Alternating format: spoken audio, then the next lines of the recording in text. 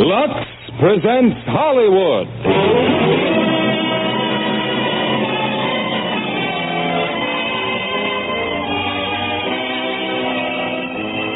Lever Brothers Company, the makers of Lux Flakes, bring you the Lux Radio Theater, starring June Allyson and Dick Powell in The Reformer and the Redhead. Ladies and gentlemen, by transcription, your producer, Mr. William Keeley.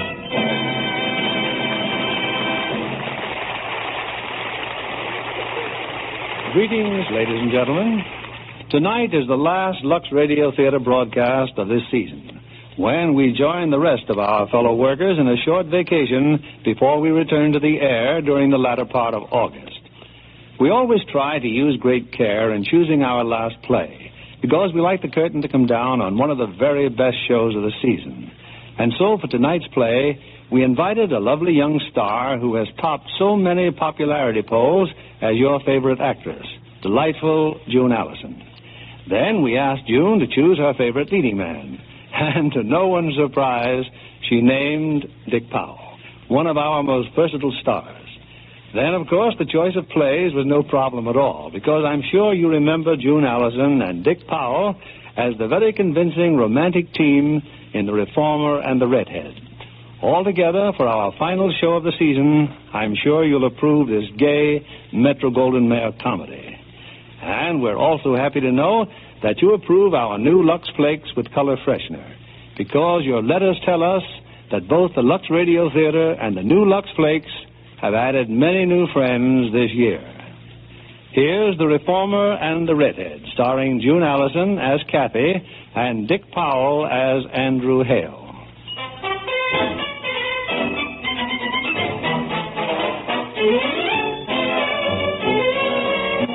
The city of Oakmont, California, is deeply concerned these days with an election for mayor. Among the candidates is a young lawyer named Andrew Hale. Andrew represents the reform ticket, and frankly, he doesn't stand a chance. Up until now, that is. Because now he's on his way to see the man who really runs Oakmont. Now, look, Andy, try to forget I'm your law partner. I'm also your campaign manager, and you better listen to me. Okay, Artie. We're calling on Commodore Parker. Now, just remember, you're strictly the Boy Scout. You don't know from nothing. Oh, relax. Parker wouldn't have sent for us if they weren't stuck for a candidate. And you're supposed to look like a reformer, too. Throw away that cigar. Anything else? Yes. Yes, be simple and clean-cut. You know, a sort of cross between Eisenhower and Little Abner. Look, Artie, I wrote the act. I think I can speak the lines. I'm not worried, pal. Just be the sort of fellow my mother would like my sister to marry. That's any fellow. And slow down. You turn left at the next corner. I don't like it. Now, just take it easy, boys. Take it easy. Frankly, this fellow Hale leaves me cold. Besides, I don't like this rush act. 5 minutes to endorse a candidate I've never even heard of. But, Commodore, you've been away for nearly a year. While you and your niece Lily were hunting elephants in Africa, the people of Oakmont were hunting for a new mayor. We've got to put a new face in City Hall. Nobody's telling me how to run Oakmont. Oh, all right. What do you know about Hale? He came from the local orphanage, grew up in town, good war record, pretty popular lawyer. You know, man of the people. Well, I still don't like the reform angle. You boys think you'll stay in line? Pardon me, Commodore. Mr. Hale and Mr. Maxwell are calling. Well, show them in. If you like him, let's move fast. We'll have to. If I like him. Well, come in, Mr. Hale, come in. How do you do, sir? You know the boys here. How are you, Maxwell? How do you do, sir? Well, Andrew, seems I've heard nothing but Hale since I came back from Africa. That's very flattering, sir. Now, no modesty. Cigar? Oh, thank you, sir. I never smoke them. Oh? If you don't mind, Andrew, there are a few questions I'd like to ask. Certainly, sir. How does it happen that you have this benign preoccupation for the welfare of your fellow man? Well, you see, Commodore, when Andrew was a very little boy... I'd rather hear it from the candidate, if you don't mind. Oh. Well, I think I can tell you, sir. Down the road from the orphanage was an old cemetery. One day, when life was almost too much to bear, I ran away to the cemetery and threw myself on the ground, sobbing.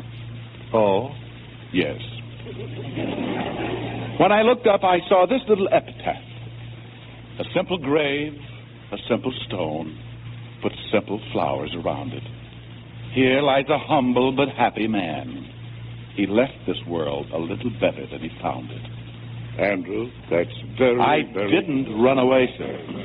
I went back to the orphanage, firmly dedicating myself to leaving this world a little better than I found it. And he will, sir. If Andrew Hale says he'll leave this world... From the candidate, please. Yes, sir. Andrew, what would you consider your prime responsibility if you were elected mayor? Well, I believe public office is a sacred trust. It demands sincerity, integrity, and a high regard for civic welfare. That's very noble, son. Just two words I'd like to add. Loyalty and prudence. Loyalty to the party who elected you, and the prudence to accept the advice of older and wiser heads. Do we understand each other? I believe so, sir. And accept my heartiest congratulations. Gentlemen, shake hands with the next mayor of Oakmont.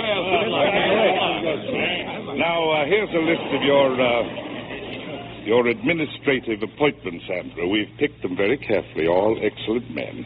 Kerry, I think you can call the newspapers now. Right away, Commodore. Just a minute, please. I believe I'd like to think it over. Think? Think what over? Well, I was under the impression a mayor makes his own appointments. Sorry, but that's it, my boy. Price is kind of high, isn't it? Well, good things come high. I'd still like a little time. Why, certainly, son. Let's say, this evening? Fine, yes. If you'll excuse us, gentlemen, Mr. Maxwell and I will get back to you later.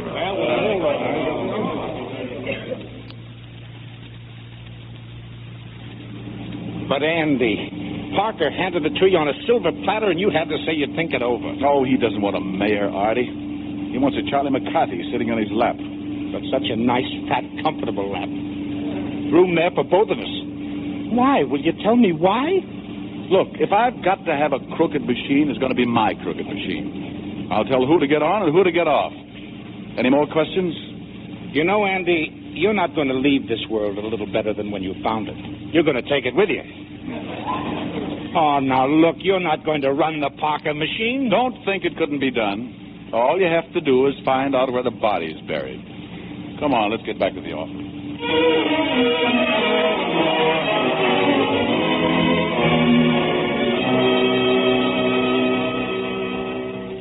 Just a second, Leon. Who's in the waiting room? Her name is Kathleen Maguire, Mr. Hale. She has red hair. What did you say she was arrested for? Assault and battery at the city zoo. Miss Lily Parker complaining. Lily Parker? The Commodore's niece. The facts would indicate that Miss Maguire knocked her silly. But why did she come to me? She saw your campaign pictures. She is under the impression that you have an honest face. Discerning girl, Leon. Send her in. And tell Mr. Maxwell to come in, too. Knocked Lily Parker silly. Wonder why. And then when I saw your picture, Mr. Hale, I knew you could do me a lot of good. Fine, Miss Maguire. And vice versa. Politically speaking, of course. Oh, yes, of course. If there ever was a miscarriage of justice, and I mean flagrant, first my father and then me. Although the two cases were not related, except indirectly, of course. Miss Maguire, I'm afraid I don't Believe me, if you champion the underdog, you've got a couple of beauties on your hands. Pedigreed beauties. And I assure you, I feel no guilt. My conscience is clear, and so is my father's. Well, fine. Now, about this misunderstanding between you and Miss Parker. Misunderstanding? Huh. She was flat on her back before she knew what hit her. You really hit her? What did you think? There they were, driving Caesar crazy. She and the Commodore. He's disturbed enough these days. The Commodore? No, Caesar. You see, Queenie just died. Who's Queenie? His wife. The Commodore? No, Caesar's. Who's Caesar? A lion, Jackie's brother. Oh! Jackie's brother. A lion. A lion, Jackie's brother? Well, what did you think? Oh, I'm sorry. I guess I left out something. Oh, I don't know. It's perfectly clear to me. Well, how could it be clear, Maxwell? I forgot to tell you that Pop is superintendent of the city zoo. That is, he was up to this morning when the park commission fired him. You haven't finished about Jackie's brother. Oh, well, Pop was sending Caesar to San Diego to be with Bertha, his sister. Your father's? No, Caesar's. You see, Caesar and Jackie are brothers, and Bertha's the sister. Where's Queenie? She's on third. Now, please, in simple terms, Miss Maguire, why did you hit Miss Parker? But I've just told you. Really, I don't think you're paying attention. Well, I'm terribly sorry. Lily Parker and her uncle, Commodore Parker, came out to the zoo. Mm-hmm. They wanted to see that exhibit they donated. Exhibit? All those miserable creatures they slaughtered in Africa. Slaughtered and stuffed, mind you. Stuffed animals in a zoo. Then they went over to the lion house. Now, in the first place, Caesar is not allowed to have visitors these days. He is a very neurotic lion. Oh, yes, you told us. But there she stood, driving them crazy, boasting and bragging how they butchered everything in Africa. Lions, leopards, elephants. I told her to cut it out. Then she told me to mind my own business. She gave me a push, and I gave her an uppercut, and it was all over in 10 seconds. Except that she had you arrested. Miss Maguire, do you know of any law which prohibits the killing of wild animals? Well, there should be. But there isn't. And there should be a law against mounting their carcasses. It's indecent. Well, it's like if I ran over Maxwell here with an automobile, would I stuff him and put him on the wall? Well, just the head and shoulders, perhaps.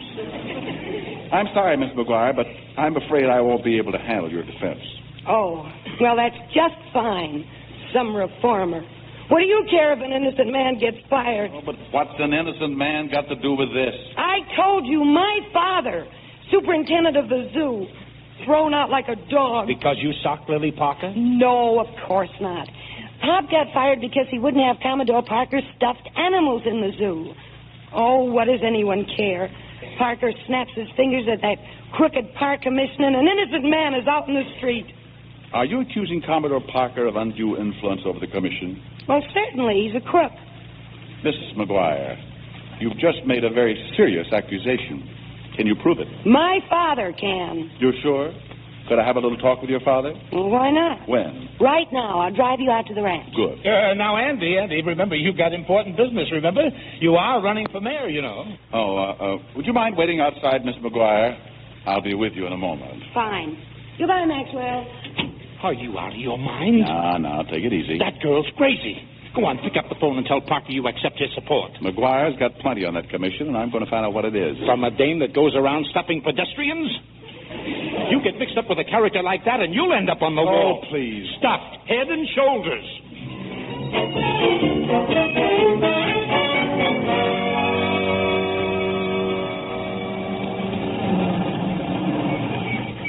Well, this is it, Mr. Hale. This is the ranch.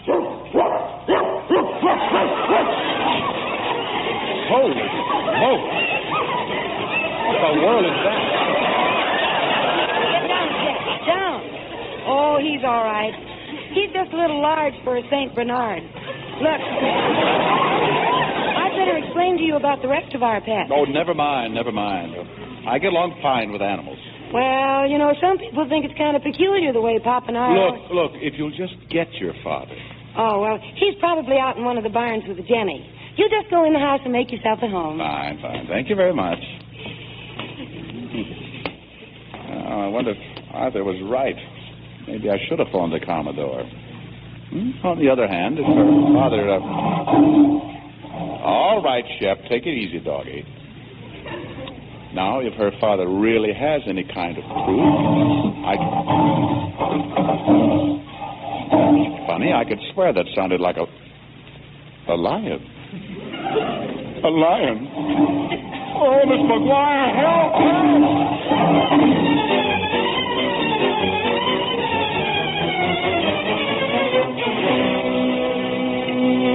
Well, for heaven's sake, Mr. Hale, what are you doing up there in the chandelier?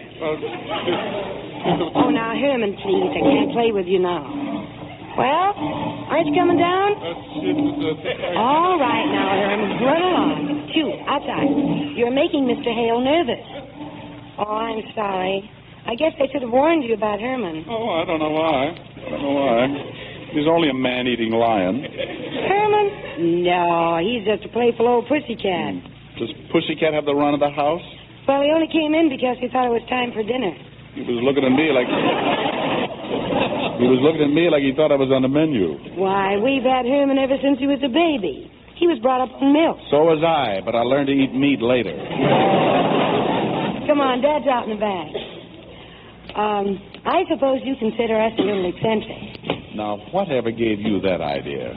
Well, we feel if animals are domesticated enough, there's no reason why they shouldn't have the run of the place. Oh. There's nothing peculiar in that, is there? Not as long as you've got enough cages for the people. That's silly. If you spent enough time around lions, you'd know they're just as reliable and trustworthy Miss Maguire. Yes? Pussycat's back. I think he likes you. Well, I'm flattered, but would you mind putting him away? Now, you go on, Herman, you go on. I told you Mr. Hale is a very nervous fellow. I'm not at all nervous. And if you don't take me to your father, I'll find him myself. Not that way, Hale. Pop's over in the barn. I hate to disturb your siesta, Dr. Maguire, but I'm... Oh, no. So long, Miss Maguire. Back to my office. There's a gorilla in your hammock with a hat on his head and a cigar in his mouth. It certainly is not a gorilla. Well, it's not your father. Charlie is a chimpanzee. I'm still going back to the office. It's a very unusual place. No lions, camels, or gorillas, just lawyers. But you haven't even met Pop. Kathy, hurry. Jenny's starting to deliver. Oh, I'm afraid you're going to have to help. Oh, who's Jenny? A mountain goat. A mountain goat. With horns? Small ones. But horns. Oh, little teeny ones. Good day, Miss Maguire. Oh, come on, Hale. Be right there, Pop, and I'd like to see you.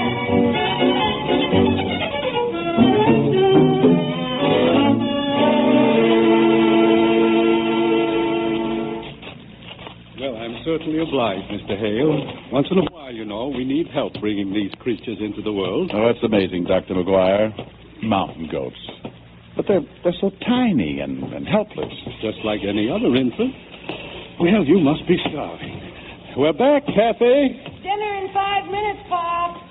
Now then, Mr. Hale, you were talking about Commodore Parker. Oh, yes, I was hoping you'd remember something that could explain this oldest club he holds over the Park Commission. Oh, I suppose they've just acted out of obligation. After all, if the Commodore hadn't given the land for the zoo, there probably wouldn't... The Commodore gave them the land? Why, yes, for the zoo, the park, and the aquarium. When was all this? Oh, about 1928. Why has it been kept a secret? Has it? Of course it has. Everything else Parker's ever done has his name splattered all over it. Doesn't like him to let the city forget who gave him the zoo. Now tell me, who gave out the contracts for those buildings? The park commissioners, Walsh, Thompson, and Everly. Same board we have today. Yes, all good Parker men. Dr. Maguire, I strongly suspect political coercion in your dismissal. If my investigation bears me out, I'll be very happy to plead your case. Oh, that's wonderful, Hale. Just a minute. That's only if, well, as I say, if my investigation bears me out. I'm sure it will. Well, I hope so. Well, if dinner's ready, dear. I certainly hope so, too. Well, I sure hope so. I certainly hope so, too. While we're hoping, could we hope for a little dinner? Oh, the window. Look. Oh, that's Herman again. He must have heard the word dinner. Why does he keep looking at me? I've never fed him. Well, maybe you will one of these days. Oh, yeah.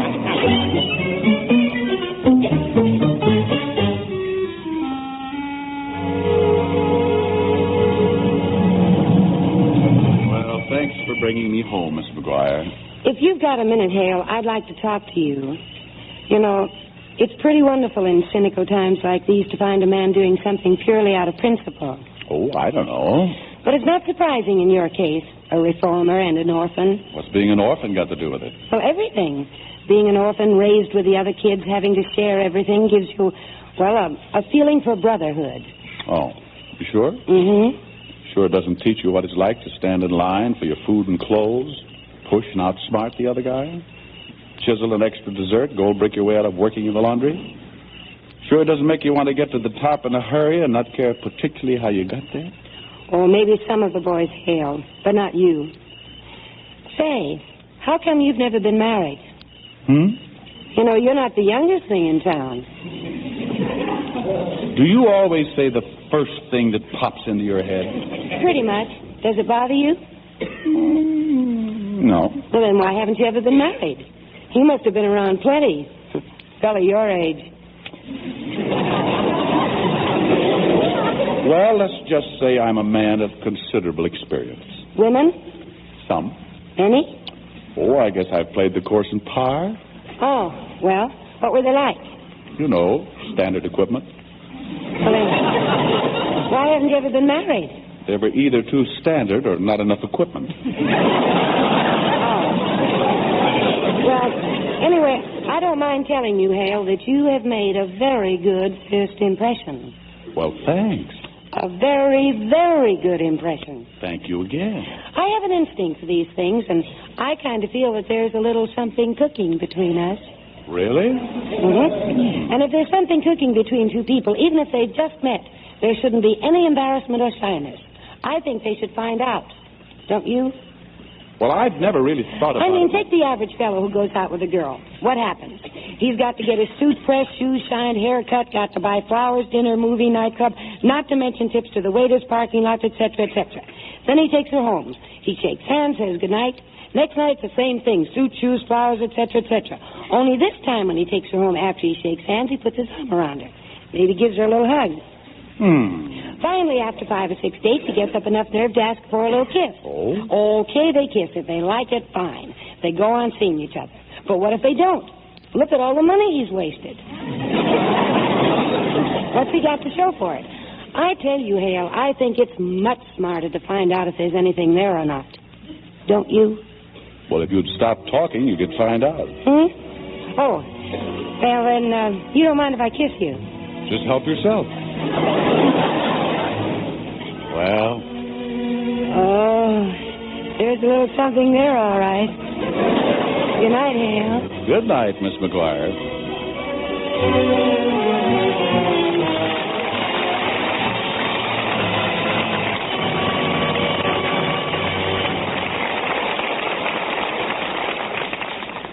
In a moment, we'll return with Act Two of The Reformer and the Redhead.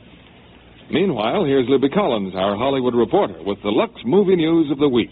John, I'm especially excited about Ezio Pinza's screen debut with Janet Leigh in Metro-Goldwyn-Mayer's comedy with music, Strictly Dishonorable. In which Ezio Pinza sings everything from opera to popular songs.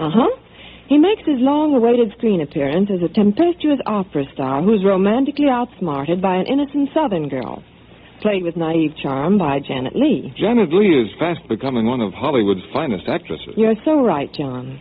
Her scenes with Ezio Pinza are a combination of comedy and romance, set to a background of New York in the glittering 20s. Janet Leigh's fresh youthfulness must be a perfect compliment to Ezio Pinza's magnetic personality. Oh, yes. In the picture, he thinks she's been sent by a former sweetheart to compromise him. But her innocence is so refreshing that he's charmed by her. It sounds as if Strictly Dishonorable is strictly fine entertainment. Well, indeed it is. And Janet's costumes are an extra treat for the ladies, especially a chiffon negligee over blue satin that would delight any June bride. And it's not extravagant to have pretty lingerie for every day, because you can keep it lovely as new so long with Lux Flakes. New Lux with color freshener is simply marvelous at keeping colors fresher and dreamier than you ever thought possible. Famous Hollywood stars like Janet Leigh insist on it for all their personal things. And no wonder. Dainty lingerie prints, delicate pastel slips and nighties sparkle as never before. And New Lux is a positive miracle for white silks and rayons and nylons. They stay dazzling white, washing after washing. Why don't you try New Lux with color freshener for your lingerie? No other way of washing leaves colors fresher or brighter. And New Lux with color freshener is mild and safe as ever. Get a big box tomorrow. Give your washables that fresh as new Lux look. Act Two of The Reformer and the Redhead, starring June Allyson as Kathy and Dick Powell as Andrew.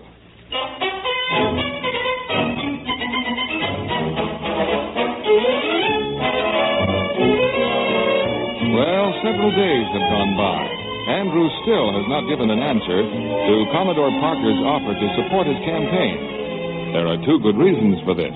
One is a redhead named Kathleen Maguire, and the other is that Andrew has gone up to the state capitol to check the musty files of corporation charters. Well, the musty files have proved very revealing. And now, back in Oakmont, Arthur Maxwell is on the telephone. And he asked me to call you right away, Commodore. You see, Mr. Hale is still up in Sacramento, but he's come to a decision. While he is flattered by your offer of support, sir, he feels that in all good conscience he cannot accept. Sorry, Commodore. Thank you, and goodbye. Oh, I knew it. I knew Andrew would tell that crook where to get off. All right, Miss Maguire. Come on in. You know the worst. Our boy's just given up his chance to be mayor. Oh, this is a fine thing he's done. A fine and courageous thing he's done. Greatness doesn't care who wears its mantle, Miss Maguire. How true. He places honor and duty above dollars and cents. That I can vouch for. But what about his campaign? Let's not talk about the dead. Oh, but he can't just give up. I couldn't have that on my conscience. We'll discuss it when he gets back. But it may be too late then. We've got to do something now. Get his story to the people. Got any ideas? Nope, but I will have. Maxwell, we've got to fight. Yes, ma'am. And if Andrew phones again, tell him he can count on me. I'll back him to the limit. I was afraid of that. So long, Miss Maguire.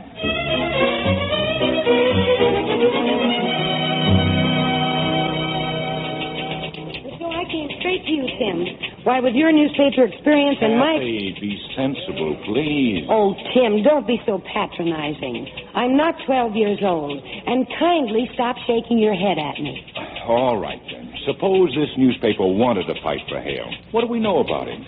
He comes from the local orphanage. He has a few doubtful groups behind him, and he says he's 100% for the underdog. Well, he is. I'm suspicious of anybody who says he's 100% anything. That is not the point. No.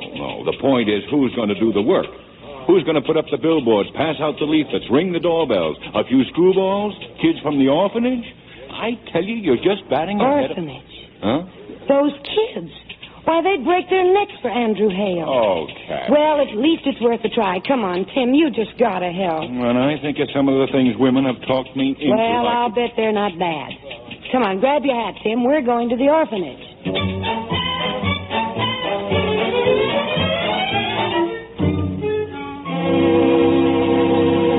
That was Western Union, Mr. Maxwell. A telegram from Mr. Hale. Well, Leon?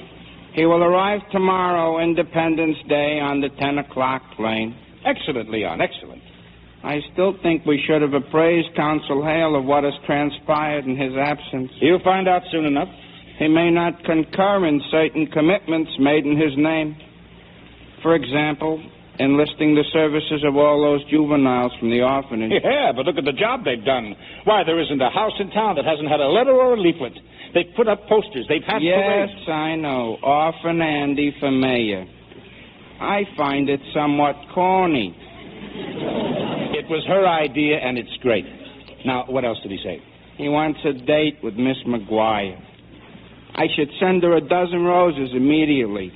And he has some wonderful news for her father. Well, go ahead. Send the roses. The long red ones? The short, cheap ones. Yes, sir. And get that lady lion tamer on the telephone. If Andy's coming back tomorrow, we're going to put him right to work.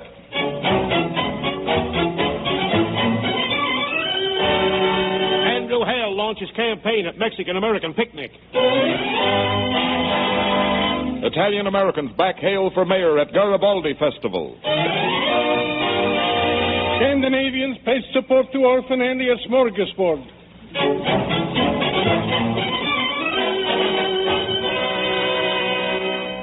Well, here they are, Artie. The facts and figures I dug up from Sacramento. Oh, beautiful, beautiful. Have you shown these to Kathy's father? When did I have a chance? But I'm going out to the ranch tonight. Why, this stuff could send Parker and company up for 20 years. I'm afraid I do not comprehend. Oldest racket in the world, Leon. Phony corporation. Parker's the treasurer under another name, cashing checks. All the other officers are names off tombstones. Dead and buried years before the charter was ever granted. The zoo and the aquarium was only their first job. Well, what are we waiting for? Go on, pick up the phone. Spoil the Commodore's day. I don't know that I want to pick up the phone. How's that? I've been doing some thinking, Artie.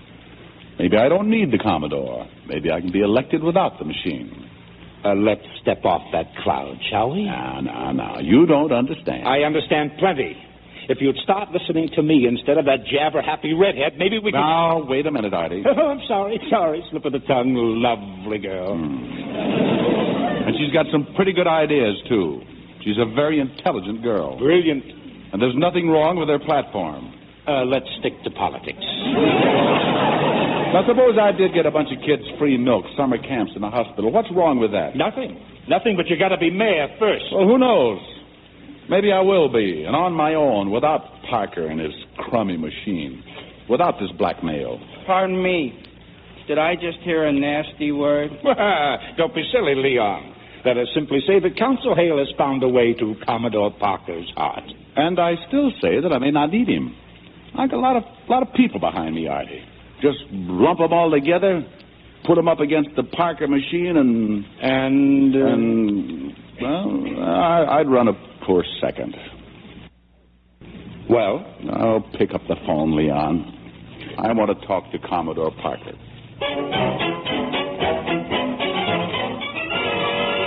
Parker machine to back Hale. Political leader will support Orfanandi. Reform candidate wins Parker blessing.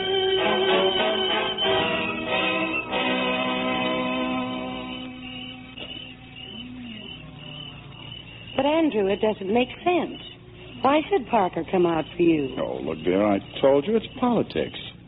He figures he's licked and he wants to jump on the bandwagon. But you know what kind of a man he is. Sure, a practical politician. But the people, the voters, the kids from the orphanage, they believe in you, Andrew, and so do I. And what else matters? Oh, you mean there's a little something still cooking? Boiling. Come here. Thank you, Andrew. Now, getting back to the Parker machine. Oh, must we? Well, it's just that he doesn't give anything away unless he gets something in return. Andrew, you haven't made any promises. You're not getting involved. Forget it, Kathy. Oh, incidentally, Parker told me the Park Commission has reconsidered your father's case. He's getting a letter of apology, his job back, and a raise in salary. Andrew. Oh, but what about the stuffed animals? The ones Parker murdered? Out. The Oakmont Zoo is for live exhibits exclusively. And, Kathy, I'm boiling again. Me too, Andrew.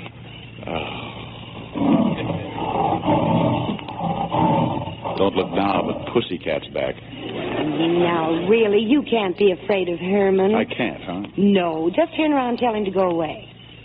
Go away. Show your authority. Let him know who's master. He seems to know. Just be firm. Go on, slap his nose. You mean with my bare hand? Why, sure. Well, go away. Go on. Beat it. Shoot. There, you see? Hey, how about that? Herman's afraid of me. He's gone, Andrew. We're alone again. Mm-hmm. As you were, darling.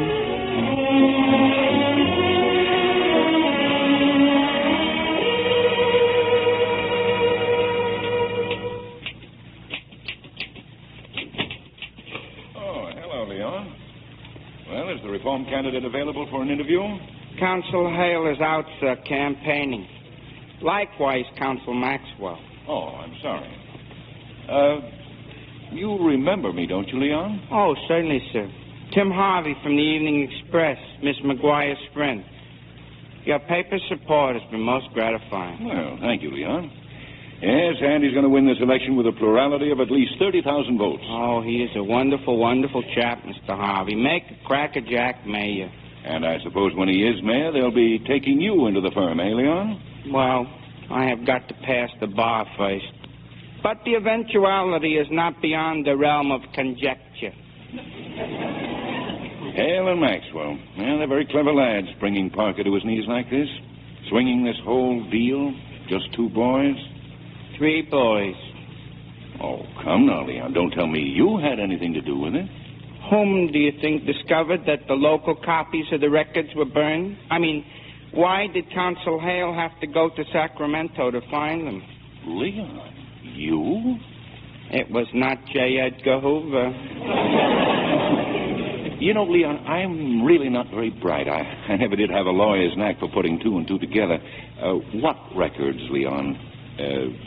What was Hale looking for? Oh, it's so simple. It is a phony corporation, see? Commodore Parker is really the treasurer. Yes? I mean, Mr. Harvey, maybe you better wait and speak to Counsel Hale. I'm not really very bright either. Don't worry, Leon. It won't be printed. Oh, gosh, well, thank you, Mr. Harvey. But as you said, I'm a friend of the Maguires. And you will not tell Mr. Hale that No. But you've given me a rotten job to do, Leon. She's a great gal, and I've got to break her heart.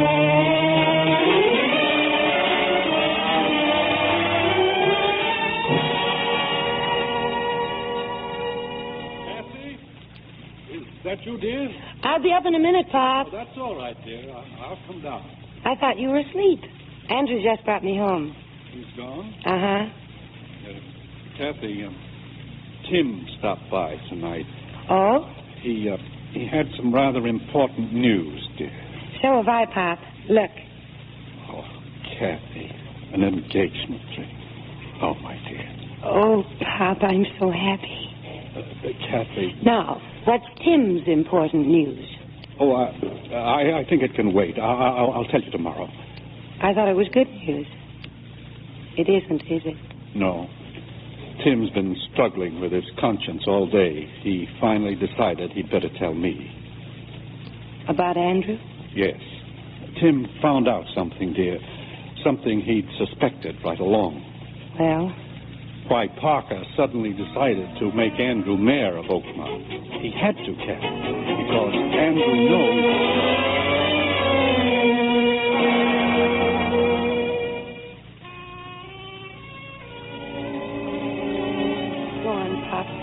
What else did Tim tell you? That's the whole story, Kathy. Parker is backing Andrew because he has to. It's not much better than blackmail. Oh, Kathy, please, dear. Don't let it hurt you. He isn't worth it. But I believed in him, Pop. I talked to all those people and made all those promises. You mustn't blame yourself. Just try to forget it. I can't forget it. I won't forget it. And neither will Andrew Hale as long as he lives. Oh, Kathy, wait. Where are you going? Well, I have a few things to say to Mr. Hale. But don't worry, Pop. I just want to see his face when I ask him what it's like, being the reform candidate.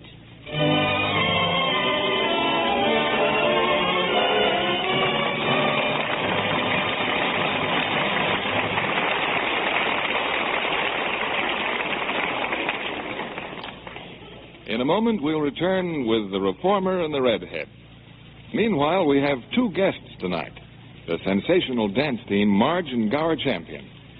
They're featured in the Metro-Goldwyn-Mayer Technicolor production of Showboat. Yes, here comes the Showboat, Mr. Kennedy, with such wonderful singing stars as Katherine Grayson, Ava Gardner, and Howard Keel. Plus a big cast including Joey Brown as Captain Andy. The press reviews raved about the picture and your comedy dance routines. Oh, we think it has everything. Wait until you hear Katherine Grayson and Howard Keel singing the romantic duets of Jerome Kern and Oscar Hammerstein. And as the tragic Julie, Ava Gardner gives a really unforgettable performance. Producer Arthur Freed and director George Sidney are certainly to be congratulated on such a brilliant production. Well, we're very grateful to them for our first acting opportunity. Yes, we loved playing the happy-go-lucky dance team. And when it opens in July, the entire country will be singing and dancing to the haunting melodies of Showboat. And a new generation will fall in love all over again with the romantic costumes Ava Gardner, Katherine Grayson, and you wear. Well, many of them are actually gorgeous cottons, Mr. Kennedy. And I noticed that the studio freshened them with that favorite of Broadway and Hollywood, Lux Flakes. Right, Marge. New Lux with color freshener is the standby of leading Hollywood studios. It keeps gay prints and bright plaids sharp and clear as new. And it's a real beauty bath for all colors. Wonderful for white things, too. They stay dazzling white. Famous screen stars like Ava Gardner, Katherine Grayson, and Marge Champion insist on new Lux for their personal wardrobes, too. Thank you for coming tonight, Marge and Gower Champion. We'll look forward to seeing you on the screen in July. And ladies, if you'd like your washables to look as glamorous as those of your favorite screen stars this summer, get a box of new Lux with color freshener tomorrow. It will give your washables that fresh as new Lux look. We pause now for station identification. This is CBS, the Columbia Broadcasting System.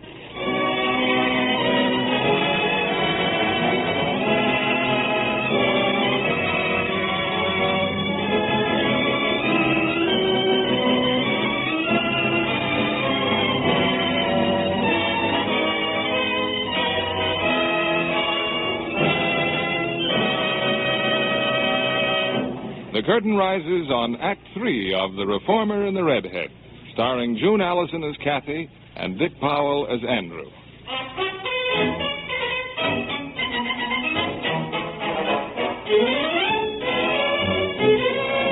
It's 40 minutes later. At Andrew's apartment, the buzzer is ringing wildly. Half asleep, the candidate for mayor staggers to the door. Oh, hello, Kathy. Kathy. Here's your ring. Thanks for getting Papa's job back, and I hope I never see you again. Kathy. Kathy, wait, what is it? What's wrong? Nothing. It all worked out beautifully, especially for your pal, Commodore Parker. Kathy, would you please... Leon told him the whole story, and don't bother to deny it. You blackmailed Parker by suppressing criminal evidence. Oh, dear, you don't understand. I understand this much.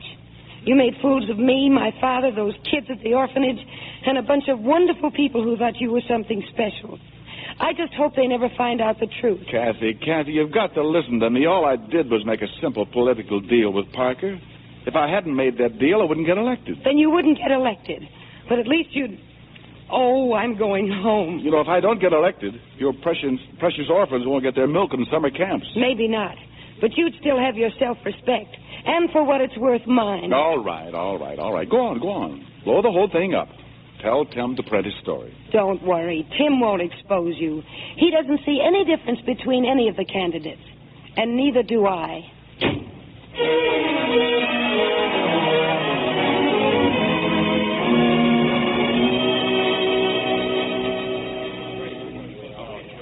Well, if that's all for now, Commodore, I'm going back to my office. Mighty fine speech you just made, Andrew. Mighty fine. Just what our businessmen want to hear. This cleans up everything except for the broadcast tonight, right? Right. Oh, about the broadcast, my boy, I suggest you play up the harmony angle. If you don't mind, Commodore, I'll write my own speech. Oh, of course, Andrew, of course. Oh, Artie, what about it? Did you reach Kathy? She's not answering the telephone. What about the flowers? Send them back. Oh, Andy, please, why don't you Where's the phone booth?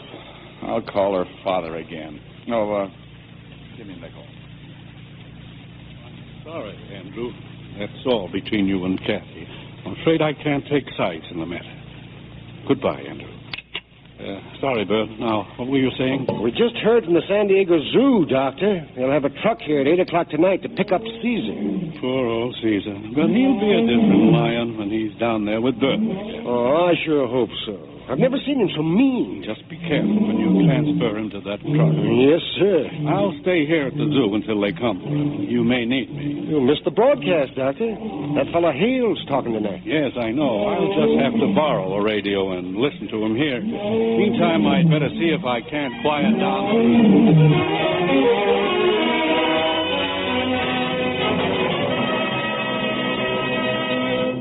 Citizens of Oakmont, ladies and gentlemen of the radio audience, in a few minutes you're going to hear from the reform candidate for mayor, an orphan lad of humble origin who today embodies the highest and most noble principles of pure America. Well, the Commodore started, Andy. You'll be on in a couple of minutes. Now, remember, nothing controversial. I know. Stick to the hospitals, the free milk, the orphans, and lay it on thick. The whole town's listening. Hey, what's the matter with you? Nothing. Oh, come on, don't give me that. Something tells me Who wants to be a knight on a white horse? Who asked you to put me up on a pedestal? Yeah. If you're going to be in politics, you got to be practical. Respect, faith. Well, it works both ways. Look, stick to the script, will you? You're on in 60 seconds, Mr. Hale. If a girl's in love with you, she believes in you. Yes, sir. It's just across the hall, She sir. trusts you. Yes, sir. Right down the line. You better get going, Mr. Hale. Well, all right. Yes, sir. And so, fellow citizens, in the name of better government, I present my choice and yours, our next mayor, Andrew Hale. Ladies and gentlemen, I have a prepared speech for this broadcast. I don't think I'm going to use it. I'm going to make another speech. When I finish, you may not want me as mayor, but at least I'll be able to live with my conscience. When I entered this campaign and assumed the guise of a reformer, I did so not out of conviction, but as a mere political expedient. I had discovered that in order to win, I'd have to have the support of the Parker machine. In order to secure this support, I needed bargaining power, a threat, a weapon of intimidation. Fortunately, I uncovered some information about the Parker machine of an incriminating and, shall we say, highly embarrassing nature. It concerns a fraudulent corporation charter involving the Parker gang. Pop, the radio, Andrew. He's telling the truth about... Yes, dear, I know, and I'd like to hear what else he has to say. Oh, me too, Pop. Oh, I knew he wouldn't let us down. Isn't he wonderful? Quick! It's Caesar. He's loose. Yes, dear, he's wonderful. I'll call you back later. Bert, what did you say? Oh, Caesar. He broke out of his cage. He's loose. Where? I don't know. He jumped the wall and ran across the park. Hello. Get me the police.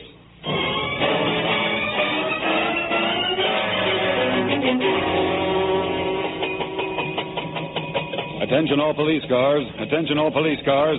Head for Stillwater Park District. A lion has escaped from the zoo. Extreme caution. Shoot on sight. This lion is dangerous.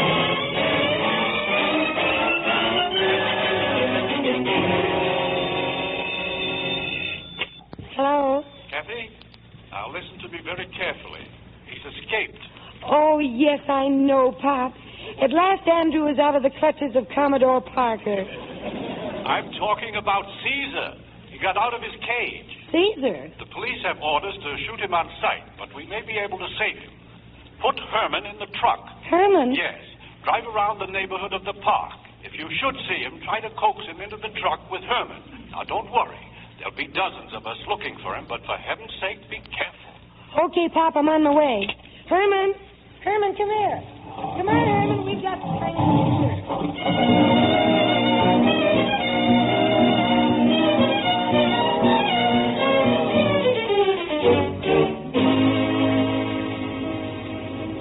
Well, it was a nice campaign while it lasted, Andy. One more day and you would have been mayor. Sorry, Artie, but I had to do it. The Commodore fainted in the control room. How do you feel? Like I just took a nice clean bath. Well, where do we go now? To Kathy's? No. But I thought you phoned her. I did. She wasn't home. The maid said her lion ran away. Let's give her a hand, Artie. Okay, sure. Her lion? Oh, you know Herman, just a big house pet. Why couldn't they keep canaries? Would you mind telling me how you go about looking for a lion? Well, chances are he's lonesome for his brothers and sisters. Yeah, I think if I were Herman, I'd head for the zoo. The zoo, huh? Well, then you'd better turn on Grant Street. Yeah, Grant Street. Takes us right to the park. Attention all police cars. Escaped lion last seen in the vicinity of Grant Street. Advise all residents to keep off the streets. I will repeat. Escaped lion last seen in vicinity of Grant Street. Shoot to kill.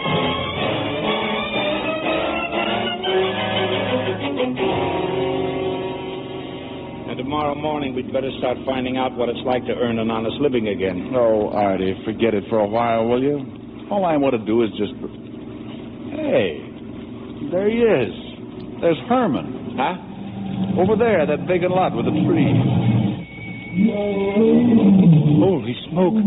Some house pet. Just a big pussycat. Eats out of your hand. Yeah, right up to the elbow. What do you think you're going to do? Get him to come in the car, of course. Look, let's get out of here, Andy. Maybe if we phone... Oh, he's scared of his own shadow. I'm scared of it, too. Oh, I may as well get him. Now, calm down, will you, Herman? Look, I got news for you. If he's getting in this car, I'm getting out. Here he comes. All right, Herman, all right. Now, come on. Come on, get the car. Now, you heard me. Get in there. Now, look, let's not make a federal case out of this. I told you to get in the car. Now, that's more like it. Now, if you'll just get... Artie. Hey, Artie, where are you? Shut up, will you? I'm trying to climb a tree. What's the matter? You yellow or something? Yellow? If I had wheels, I'd be a taxi cab. Meantime, I'm going to start looking for one. Okay, go ahead. I'll see you out at the ranch. Imagine being afraid of you. Oh, quiet. You're not so tough. Well, you may as well head for the ranch, Herman. And take it easy on those seat covers. I've only got $50 deductible. And for Pete's sake, shut up.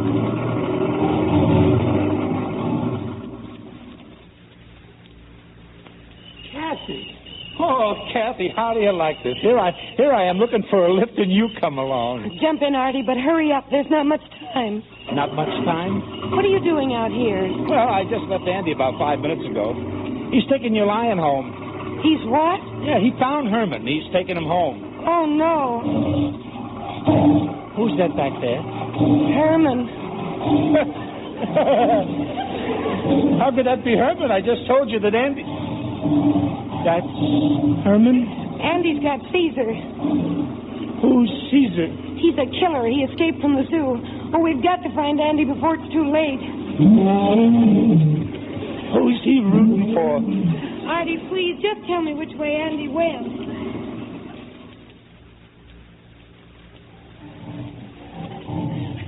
Oh, now look, Herman. I told you a dozen times he's not going to go another inch until you start showing a little more cooperation. Oh, cut that out.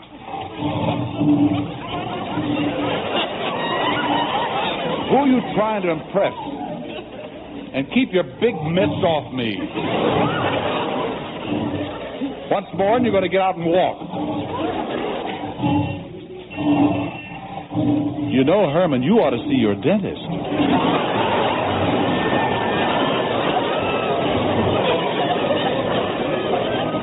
Andy! Well, hi, Kathy, Artie. Hey, I got Herman. Don't move, Andrew. Don't make a move. Andy, boy. Andy, you got the wrong lion. What did you... Andrew, oh, darling, I've got Herman. He's in the back of the truck. Well, if that's Herman, who's this? That's Caesar. He just escaped from the zoo. Oh, they'll be here any second. Pop in the police. The police? What for? Andy, you're sitting next to a killer, pal. Killer? Oh, yes, he's very vicious. Oh, but that's silly. I just whacked his nose to show him who... Oh, Kathy. Ooh, what am I going to do? All right, darling. Please, just stay where you are. They're coming now. No, don't shoot. I think I can handle him. Now, nobody say a word. Don't anyone move. Come on, Caesar, come on. No trouble at all. Come on, down. Good. Open the back of the truck. We'll put him in with Herman. Come on, Caesar. Steady now. Steady. That's a good boy. Yes, Herman, see? You like Herman. Go on in and keep Herman. Come. That's it. Into the truck. All right, boys, he's in. Thanks a lot. I'll take it from here. Better let me drive the truck, Taffy. You go on to the ranch with Andrew. Do you mind, Andrew? We can drive out to the ranch and... Well, Kathy, Oh. Andrew. Oh, Artie, look, he fainted. Yeah, I wonder why.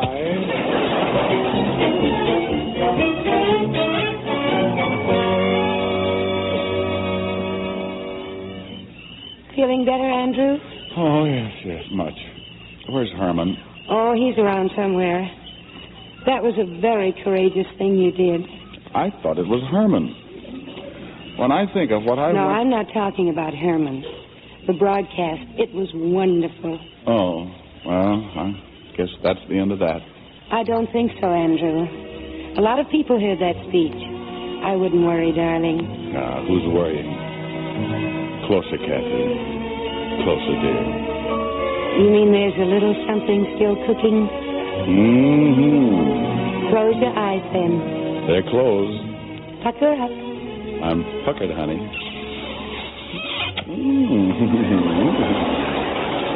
Andrew, look. He kissed you. Herman kissed you. Oh, for heaven's sake.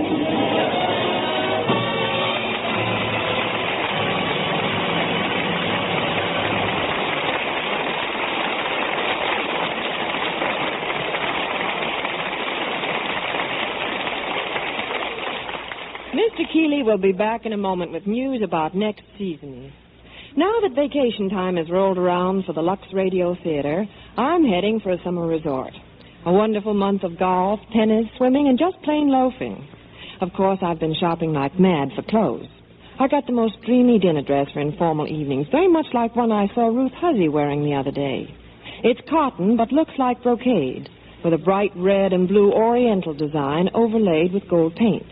And it washes beautifully in New Lux. New Lux with color freshener is the care Ruth Huzzy insists on for hers, too. It makes colors fairly sing, keeps prints sharp and clear. White stay dazzling white each time you wash them. And it's mild and safe as ever. Why not get a big box of New Lux with color freshener tomorrow and give your washables that nice as new Lux look all summer long? And now, here's John Kennedy with our stars. And here they are, coming forward for the last curtain call of the season after a wonderful performance. June Allyson and Dick Powell.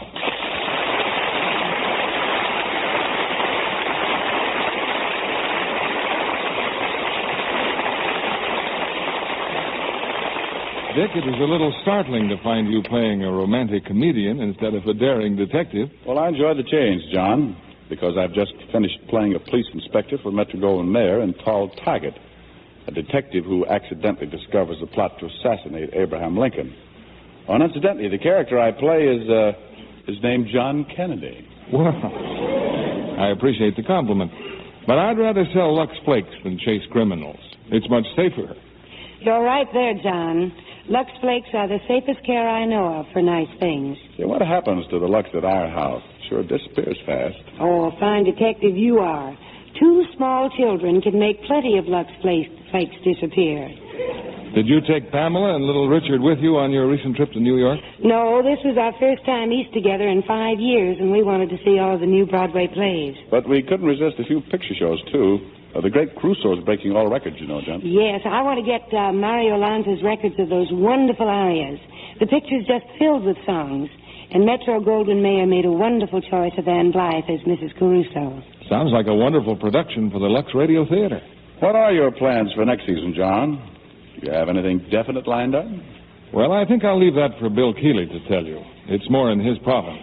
Well, we'll certainly look forward to your next season. We're devoted fans of Lux Radio Theater. Good night. Good night. Good night. We'll see you all next fall.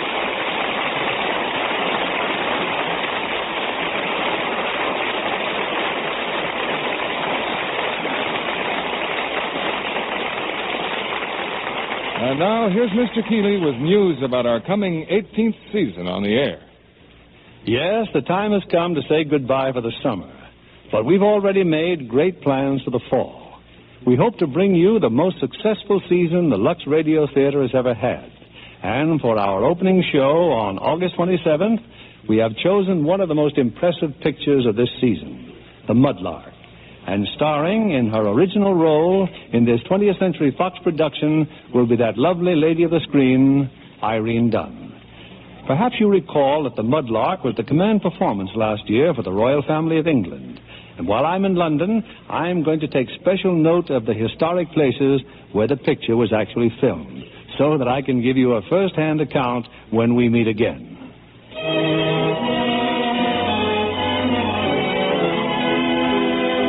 Lever Brothers Company, the makers of Lux Flakes, join me in inviting you to be with us again on August 27th, when the Lux Radio Theater will begin its 18th season on the air by presenting Irene Dunne in The Mudlark. This is William Keeley bidding you good night.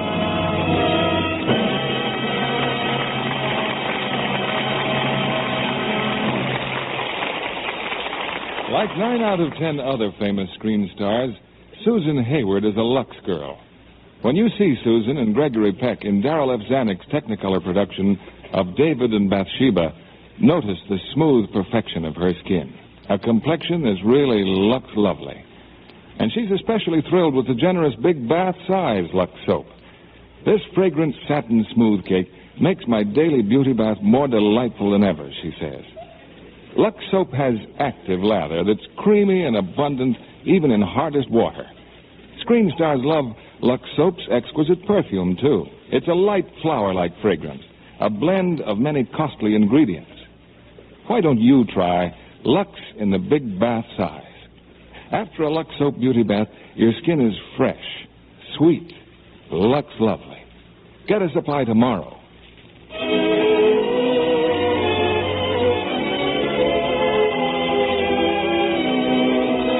We wish to congratulate one of our very best neighbors on a memorable occasion. On July 1st, Canada will celebrate its 84th national birthday. Canada and the United States have lived in peace and friendship for many years, and so we're especially happy to congratulate her. Heard in our cast tonight were Wally Mayer as Arthur, Alan Reed as Parker, Herbert Butterfield as Maguire, Jack Crucian as Leon, and Bill Johnstone, Dan Riss, Howard McNear, Norman Field, George Neese, and Eddie Marr. Our play was adapted by S.H. Barnett, and our music was directed by Rudy Schrager. This is your announcer, John Milton Kennedy, reminding you to join us again next August 27th, when the Lux Radio Theater will open its 18th season on the air, starring Irene Dunn in The Mudlark. Mr. Keeley is now in London, and due to circumstances beyond our control, his portion of tonight's broadcast came to you by recording. Stay tuned for My Friend Irma, which follows over these same stations.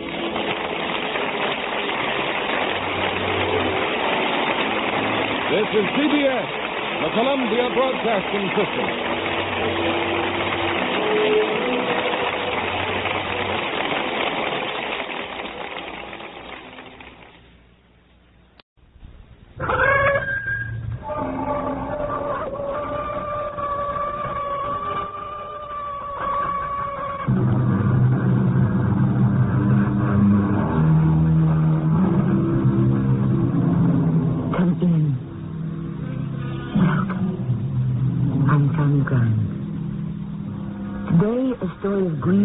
Driving ambition, betrayal, and murder. Sound interesting? Philosophers and psychologists have told us that the one desire that remains with us after everything else is burned to ashes is the need for recognition. It is the compulsion to make the world recognize our work. Socrates, Galileo, Einstein have left their imprint on the pages of our history, and the world is better for their having been here. On the negative side of the ledger, in blood-red ink, we find the same driving ambition in the names of Attila the Hun, Jack the Ripper, Adolf Hitler. This is a tale of ambition. It is for you to judge on what side of the ledger it is to be recorded. Huh? What's this? Buying your drink. You mind? Hey, look, mister. I came in here for a nice, quiet afternoon. Harry Blass is my name. Blass? That's right. You know me? Yeah. Hey, take your free drink and split, mister. Hey, get your grubby paws off me, copper. I only thought you could use a little money. Hey, beat it, punk. You'll be coming to me, Bert, begging for my help. Maybe then I won't want to listen.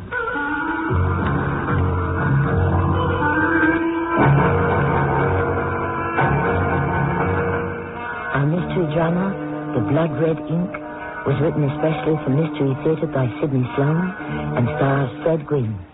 It is sponsored in part by Cat's Paw, Heels and Soles. I'll be back shortly with Act One.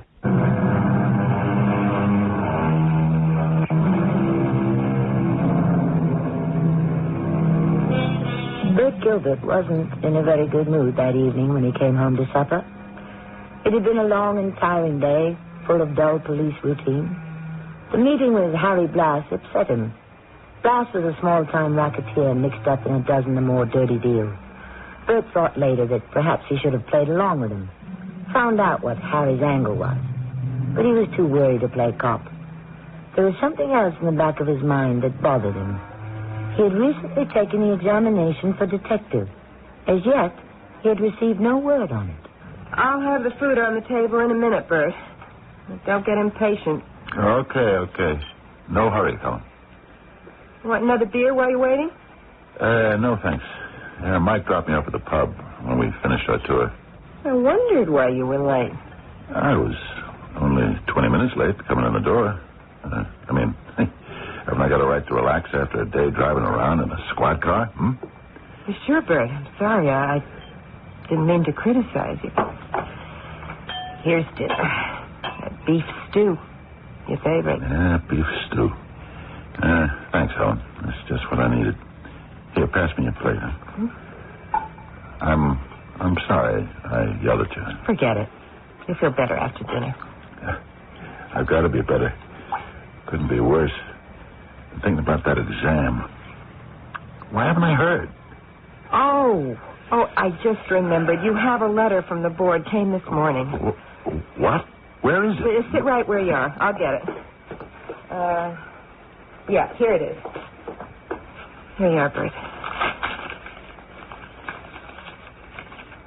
So, what does it say? Yeah. You read it. Oh, Bert.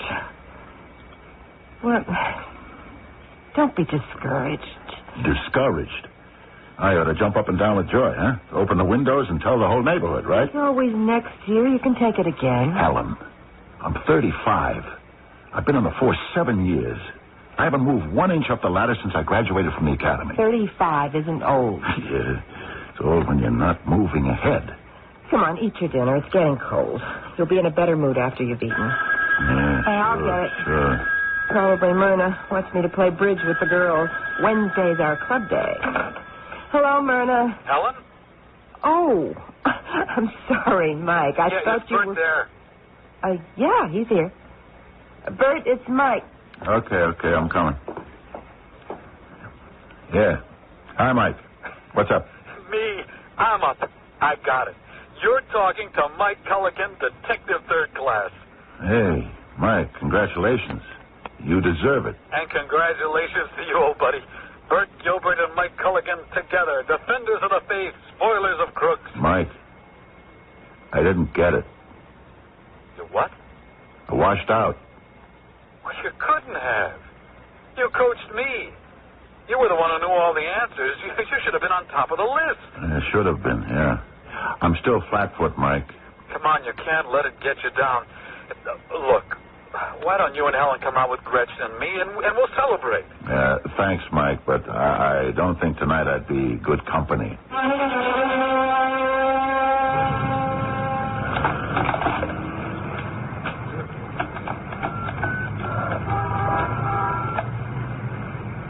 Hello? Yeah, this is Patrolman 342987, Bert Gilbert. I'm calling Captain Sullivan. Yeah. Right, I'll hold. What? No, it's a personal matter. No, I'd like to tell it to Captain Sullivan himself. Okay, I'll put it in writing to him. Thanks. He talked to you? No, Mike. His secretary says for me to put it in writing to him. Yeah, well, sure, he's a busy man. Yeah, right, busy man, Mike, right. Put it in writing. Yeah, well, why not? I'll tell you why not. Because I want to see him face to face and ask him why I got passed over. 7 years, Mike. 7 years out of my life, and I can't get in to see the boss and ask a simple question. Come on, you're making too much out of this, Bert. You're a fine one to talk. In 7-8 days, you'll be out of this dull rat race. No more riding around the squad car for you. No more dull routine. You'll be wearing plain clothes, getting detectives. Look, come on, get back in the car. You're making a scene out here on the street. So, what do I care? You get back in the car and leave me alone, huh? I can't leave you here. I mean, we haven't completed our tour of duty. Tour of duty? Do I hate that cop lingo? Listen, old buddy. You complete our tour of duty, huh? I need a drink.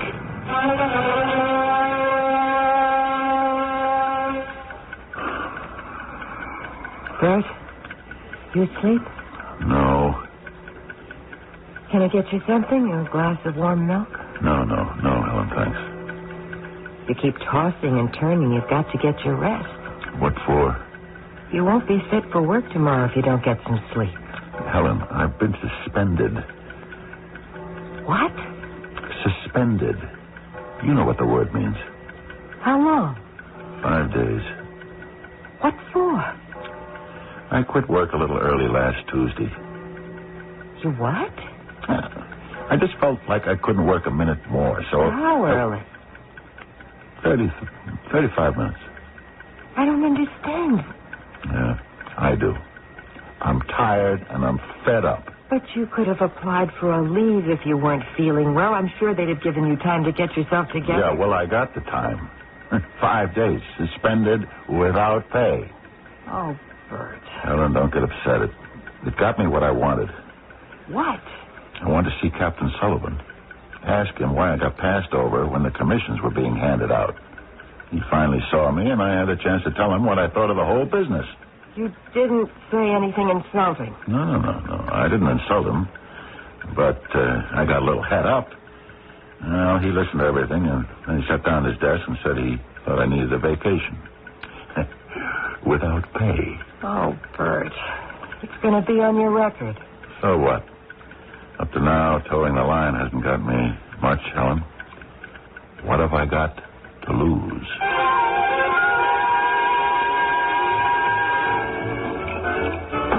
Huh?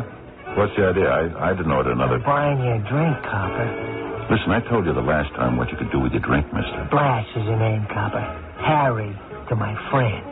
Why do I always find you crawling up my back? Look, Blash? Copper, I'm not gonna... And stop calling me Copper. But you are a cop, ain't you? You ashamed of it? Get lost. I know a lot about you. I had my eyes on you for a long time. I'm beginning to lose my patience Now, here. wait a minute. I can help you. And you want something from me in return? Huh? Listen, you come to the wrong guy. I have just been... Suspended. I know. How do you know that? I got friends in the right places. I'm getting you back to work, and the suspension wiped off your record. Ah, big-time operator, huh? Yeah. I just, like to do you a favor. What? One hand washes the other. Oh. Who writes your material, huh? What? Writes my what? Forget it. Look, I'm serious. You want to shake on it? Look, Harry, if I shake hands with you, I count my fingers afterwards. You got a sense of humor. I like that. Oh, we're going to get along. I'm going to make you glad I'm your friend. I got great plans for you.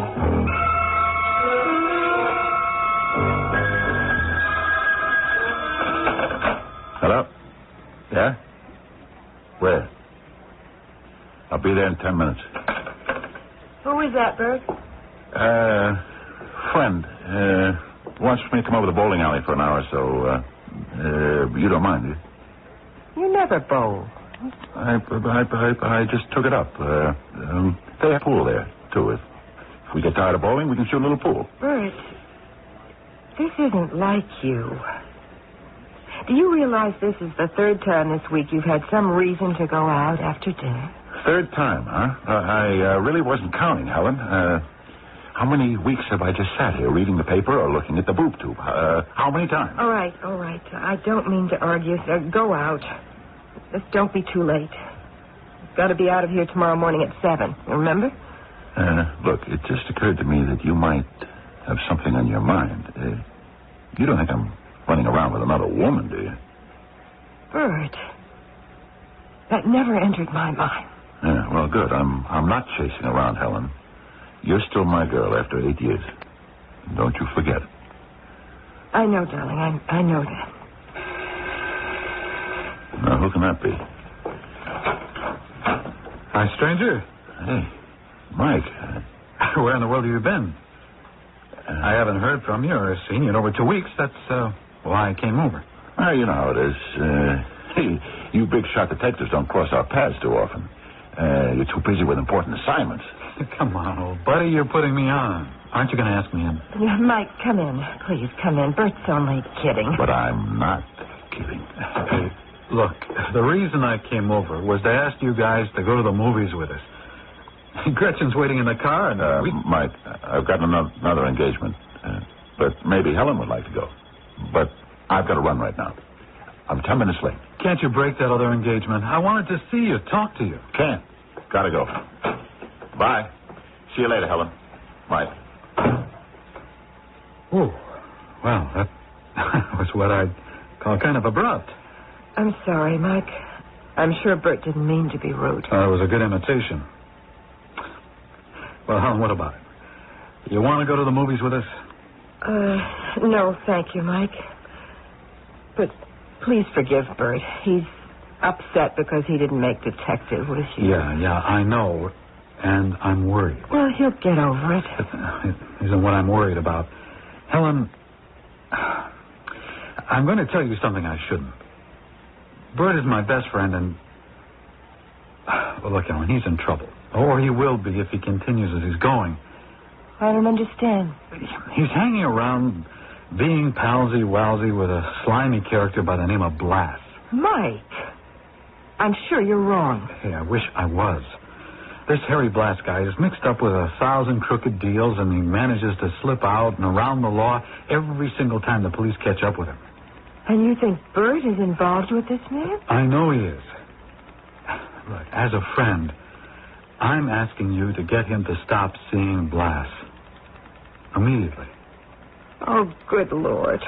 Please, remember, I never said a word to you. He mustn't know that I talked to you. Okay, Mike. You're a friend. A real friend. Bert Gilbert has taken a dangerous step. His association with Harry Blass can only lead to dishonor and prison. He seems to believe that he can beat the law by jumping in, getting what he wants, and then quickly getting out. In his frustration and disappointment, he is forgetting the irreparable damage he will be doing to himself and his wife.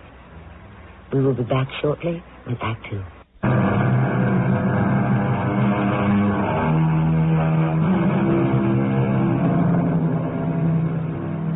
When Helen Gilbert heard that her husband was associating with underworld characters, she couldn't believe it.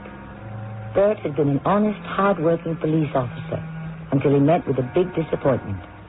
He had flunked his examination for detective, despite the fact that he had worked hard and knew all the answers well enough to coach his friend and fellow officer, Mike Culligan, who passed. He felt cheated, angry, and reckless.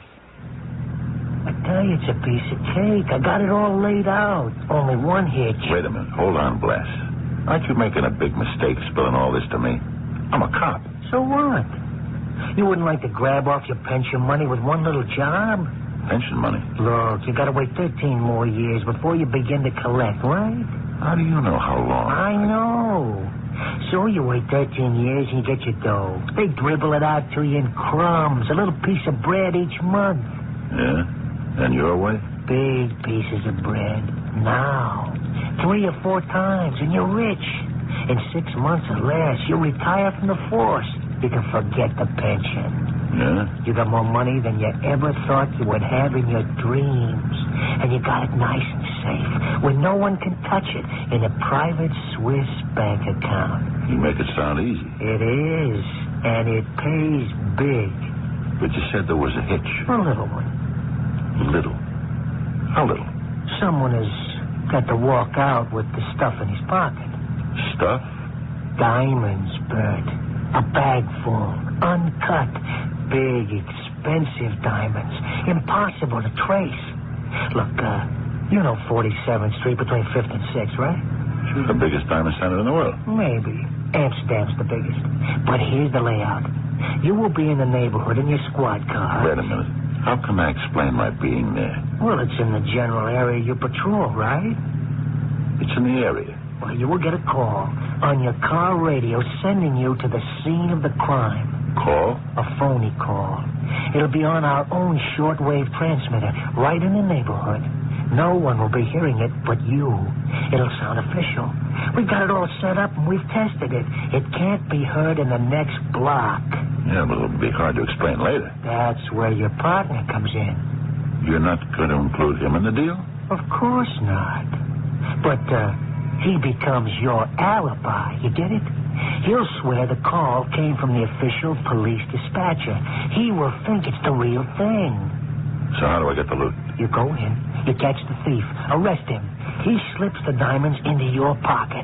You get him outside and push him into the police car and call in and tell him you made an arrest. What about the thief? He's clean as the snow. They got nothing on him. Can't be identified. Fake wig, eyeglasses. He won't have the loot on him. No evidence. The wig and glasses get dumped into the garbage before you hit the street with him in cuffs. He's got no record. He spends the night in a slammer. Next day, his lawyer springs him, and you turn the diamonds over to me. How? There'll be a hot dog stand in front of the precinct station. You slip it to him as you pass. We'll take care of your cut as soon as we dispose of the diamonds. Wait a minute. How do I know that I won't be the fall guy? Do all the dirty work and then get the blunt end of the stick. Bert, you gotta trust me. We're a big organization. We do business in a legitimate way. We got help in the right place in case of trouble. Okay. But, listen, Blas. Yeah? Don't try to pull a fast one on me.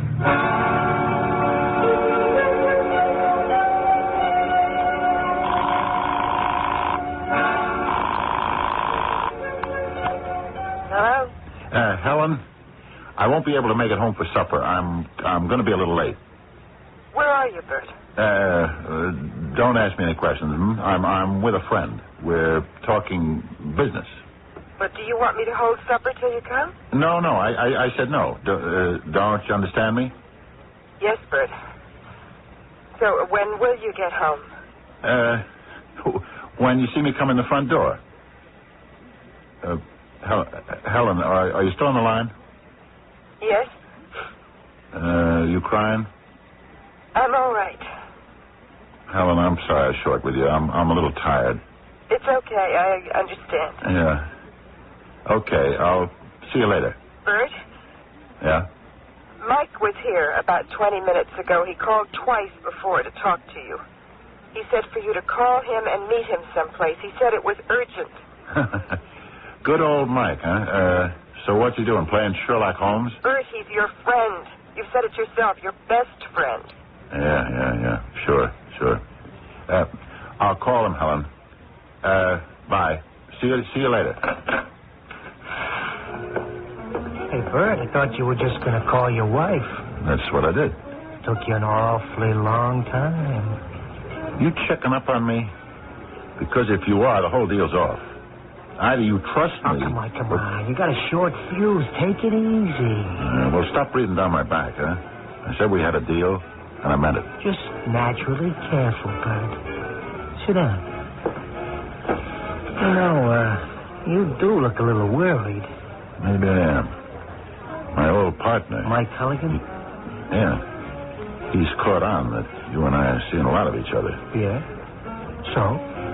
Well, he's a new detective. So he wants to look like one. You talk to him? Why not? Oh, nothing about our business. You sure? Because if you did, he wouldn't like it. He? Who is he? Never mind. Look, Blas, if you want me in on this thing, don't hold out on me, huh? I got to know who's involved. I thought I was working with you. Now you let me know you got a boss. I can't tell you that, Bert.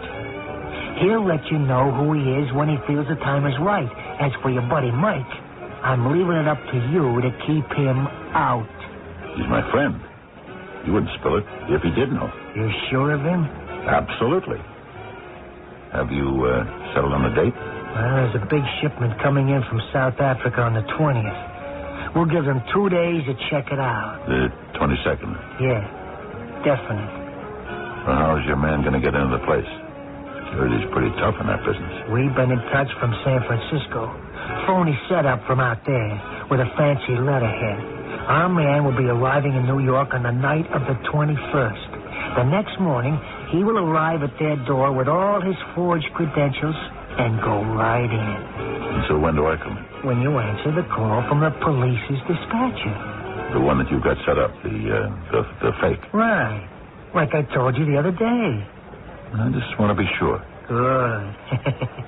Keep checking and, hey, keep an eye on your old buddy, Mike.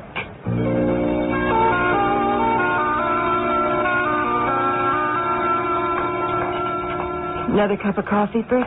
No, Helen. I've had all the coffee I want. I got to run.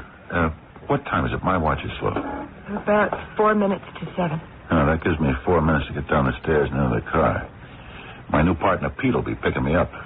Goodbye, darling. Have a good day and try to come home early. Okay, darling, if you say so.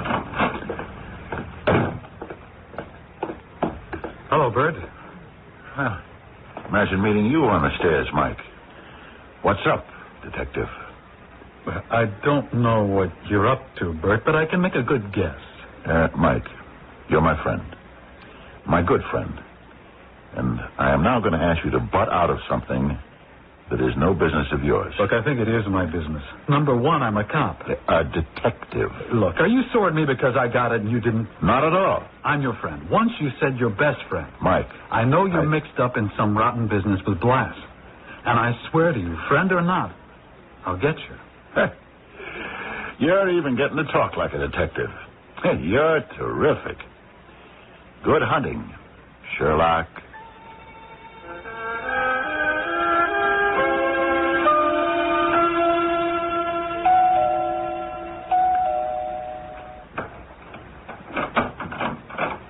Bert, I told you never to come here. You left a telephone message with my wife. But I didn't want to meet you here. At the bowling alley, I told her. Yeah, I know. But I wanted to see your place. See how the better class lives. Hey, some joint you got here, Blass. A little flashy, but quite elegant. All in great taste. Okay, you've seen it. Now get out. I'll meet you in 5 minutes. I'll let you out through the cellar door in the back. What's all this cloak and dagger stuff? Hey, you jumpy? Yeah, I'm jumpy. And you want to know why? Your buddy, Mike Culligan, has got a tap on my phone and yours. A tap? You must be kidding. It's hard to get permission for a tap. How do you know? Never mind. I know. Oh, that's right. You have connections. Still, it's hard to believe. It's real. I got it from a source I can trust. Who? Don't ask questions, and you'll live a lot longer. Punk, are you threatening me? No, Bert. I ain't threatening you. You're important. The scam won't work without you. But don't ask me to tell you things that I can't give out. I told you that before. When it's the right time, you'll meet the key man. Okay. Is that all you got to say? That you think our phones have been tapped? No, think. It's for sure. Now, there is one other little thing we cover. What? Detective Culligan. Okay. I'll handle it. You sure you want to take care of it? Wait a minute.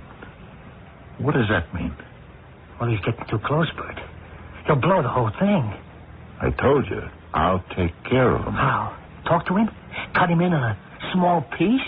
It won't work. He's straight. He won't play. He's my friend. He won't do anything to hurt me. Yeah? He's got a bug on your phone. I tell you, there's no other way but to... Now listen, Blass. Bert, we don't take chances. I'll get to him. Talk to him. No good. There's only one way to stop him. Okay, that's it. I'm through. You're asking me to be party to a murder. The murder of a man I have known Bert, since... let me tell... That wasn't what I agreed to, and I don't want it. Find somebody else. All right. Now, look, personally, I ain't so hard about that kind of business either. It could be trouble. The boss wanted it. I didn't. He don't like we should take chances. Look, I respect your feelings, Bert. It's something that's, kind of hard to live with after. You know what I mean? You talk about murder as though you were planning a little fix on a horse race. I tell you, it's out. Or I am. Okay. It's out, Bert. You sure? My word. I give you my word. Your word. I've been on the up and up with you. You know it. Harry, I'm going to take your word. And I'm going to hold you to it. You and your boss both. You know what I mean? Sure. No problem. All I got to do is tell the boss. Tell him how you feel. He'll go along. Hey, Bert, he needs you.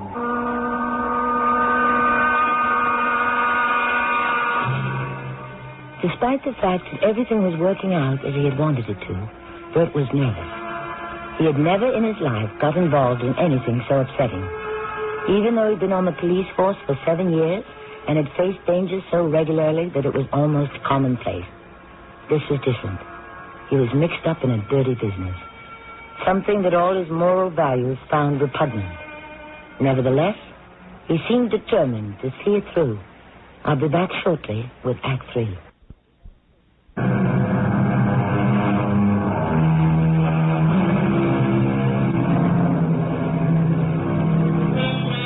It is the night before the day set for the robbery. Bert met Harry Blass on the street corner, and he hailed a cab. Since Harry knew that his phone and Bert's were tapped, he varied his meeting place with Bert to make it impossible to set up any kind of trap. They ride in silence for some minutes, and then Harry begins to give Bert his final instructions. Now, Bert, at 18 minutes before 11 tomorrow morning, you will be turning off 5th into 47th Street. I understand. You will get the call on your radio at exactly 16 minutes before 11, the one we're setting up. The phony one? Yeah. It will come in maybe 5 minutes before the official call will come in. 5 minutes? That's not much time. With traffic, before we answer it, get up the elevator, it might take 10 minutes or more. It's got to be 5 minutes, no more. Or the rest of the police will be right in there with us. Okay, I'll try to move. I want to warn you. You'll have a different partner in your car tomorrow. Wait a minute. What about Pete? He's been Mike's replacement. He's off on another assignment. I see. You manage that. What for? I thought it might be better if you got a temporary new partner. Just out of the academy. Just got a badge and a revolver. We could go Friday. Her? Well, you don't mind, do you? Oh, good-looking dame. 27, 28.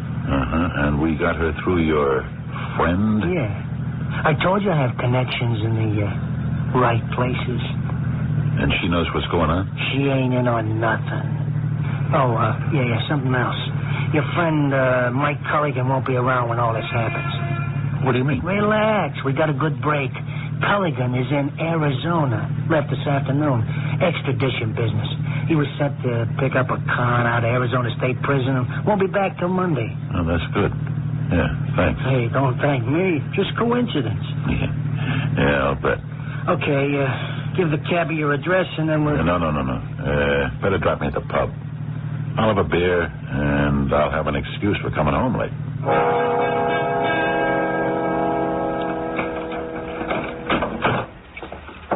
Oh, Bert. Oh, Helen, sorry for being so late, dear. That's all right, Bert. I'm getting used to it. Helen, don't take that kind of tone. I waited dinner for you. Then Mike arrived. Mike? He came here? But he couldn't have. He left for Arizona. There's a change of plans, Bert. Hey, Mike. I called the warden in Arizona and told him I was delayed. I hope my change of plans hasn't disturbed you too much. Change of plans? What plans? Drop it, Bert. You knew I was scheduled to go to Arizona, and you know why I was being sent out of town. No, why?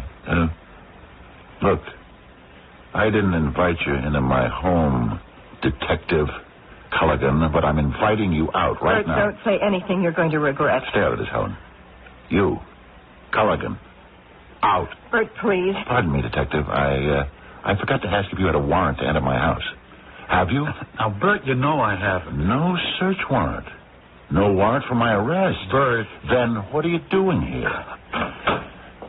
The door is open, Mr. Culligan. Good night, Helen. Bert, you know, you once said to me, nothing worse than a dirty cop. Well, you were right, friend.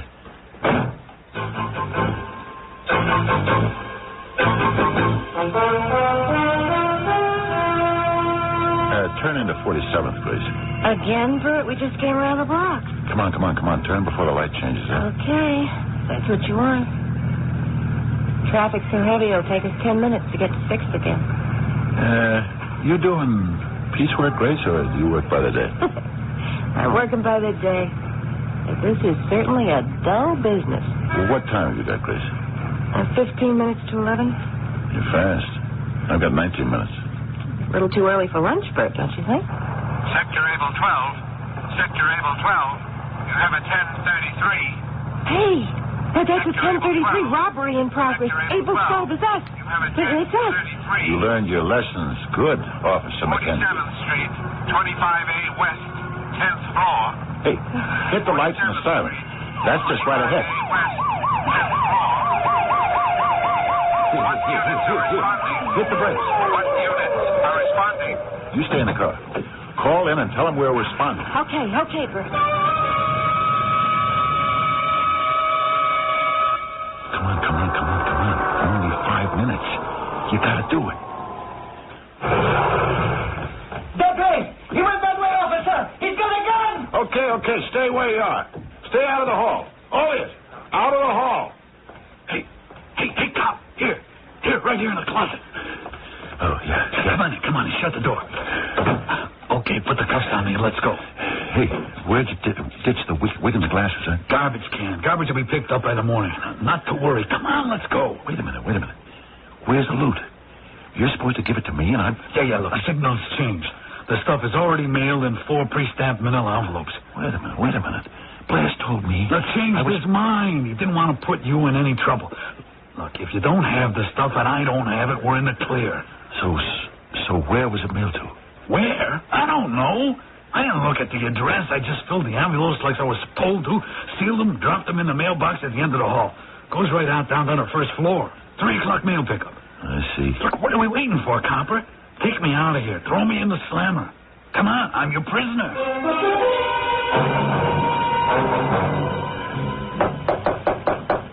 Come in. Oh, come in, Bert. Yeah, come on in. I'm on long distance to San Francisco. I'll be with you in a minute.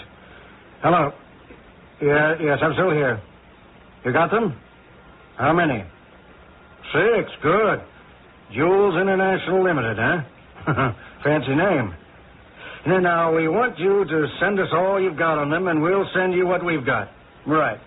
Bye, Inspector. Sit down. Sit down, Bert. Thank you, Captain. I want to tell you, I think you've done a superb job. Thank you. Best kept secret in all the years I've been on the force. Had to let Lieutenant McInerney in on it at the last minute.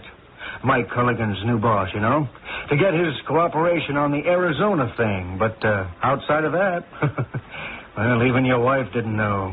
Thought you were in trouble. She was about to divorce me. When I spoke to her just 10 minutes ago, she sort of broke down. Well, then she laughed and came immediately to your defense and said she never believed you were anything but good and decent. It sounds like her. I did give her a bad time, though. Well, I think we have the whole case wrapped up. You heard my conversation with San Francisco. Your thief is going to get a little surprise when his lawyer gets here. We found the wig and glasses, and there'll be no trouble getting absolute identification. Postal authorities cooperated and found the envelopes containing the diamonds, all $750,000 worth. Well, I hope you're proud of your efforts. Yes, sir, but I still have one worry, sir. No? Maybe we jumped too quick, and the big shot, Blass's boss, will be warned and take off. No. Your idea to flush him out worked. Sending out word that Mike was going to Arizona trapped him. He immediately got that information back to Blass. What he didn't know is that we had suspicions he might be the leak and put the arm on him right after he got the word out. Who was it? A man by the name of Reach. Works for the company who handles our electronic maintenance here at headquarters. He had access to all our information, and he yielded to temptation. Then he wasn't the big boss. No. I'd say a small but important cog in Blass's operations. Blass is the big man, and we'll have him within the hour. He doesn't know that he's in any trouble? Not an inkling. Everything was done so swiftly and without fuss that Blass couldn't possibly know. Lieutenant McInerney sent Mike Culligan to make the pinch. Mike? Any backup? Mac didn't think he needed any. Blass would be taken by surprise and... No. He's dangerous, Captain. He'd just as soon kill someone as talk to them.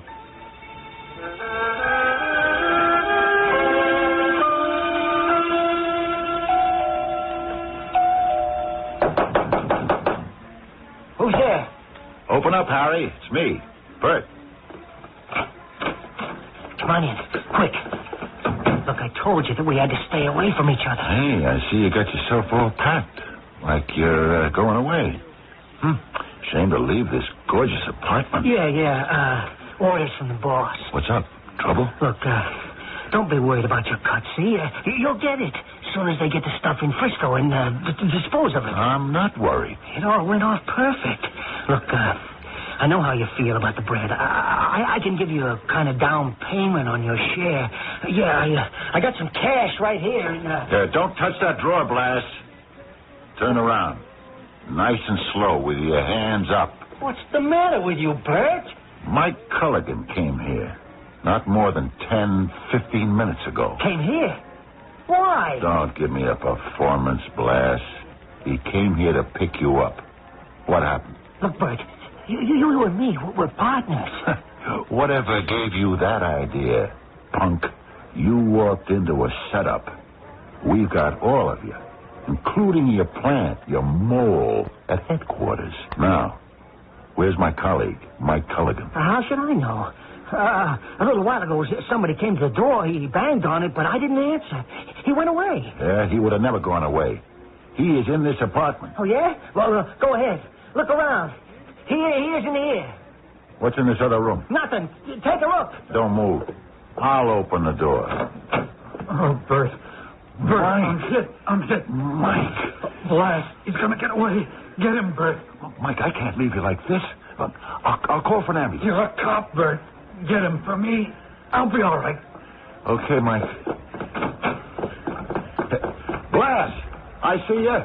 Down the stairwell. Stop or I'll shoot. Stop.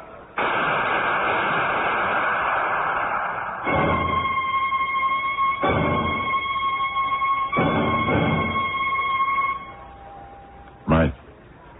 Come on in, Bert. I'm awake. Doctor says I can only stay a few minutes. Oh, boy, I owe you a big apology. Man, was I wrong. Captain Sullivan, well, he was in this morning. He told me you made detective. Yeah, the slow way. You got a big citation, too. Mayor's going to present it in front of City Hall with everyone watching. Yeah, that's something I tried to get out of, but Helen said I got to. You know what the mayor's going to say to you? Nothing's worse than a dirty cop.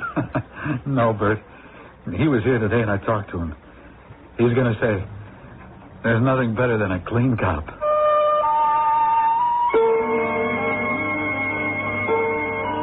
Detective Third Class Bert Gilbert stood on the steps of City Hall with his head slightly bowed while the mayor read the citation.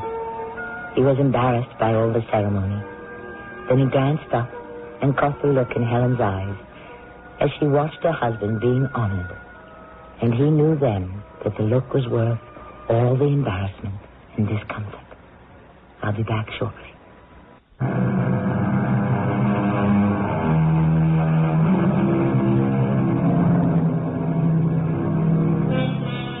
So ends our tale, The Blood Red Ink.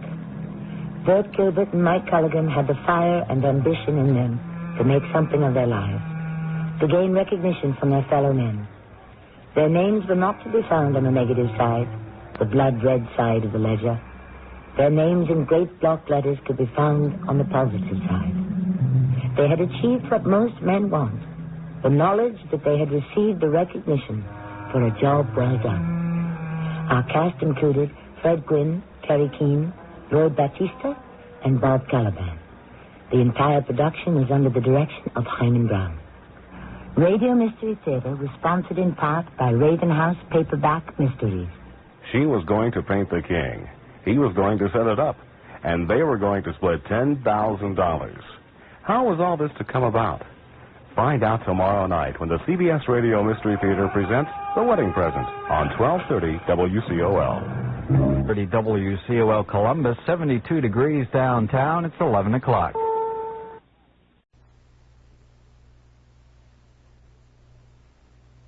The Mutual Broadcasting System, in cooperation with Family Theater Incorporated, presents God and a Red Scooter, starring Jane Wyman and James Craig, and the music of Meredith Wilson. Gary Cooper is your host.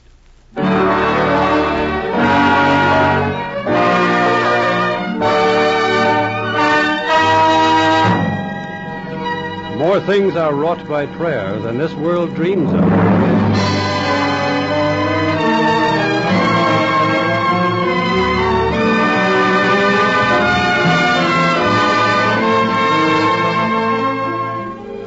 Good evening.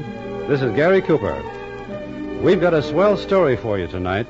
But you know something? I think the best story is the one about the reason for this program being on the air right now.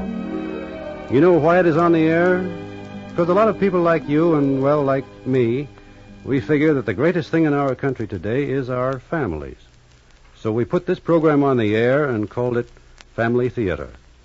And we wanted to remind everybody just how important our families are and just how important it is that our families be kept together. And more than that, so many of you have wanted radio to express a conviction for you. A conviction that prayer, simple family prayer, can keep our families together and happy. Well, that's the story behind Family Theater briefly.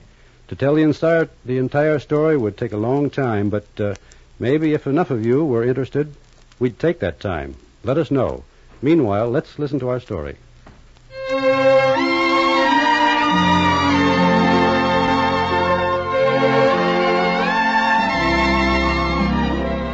Sleep is beautiful.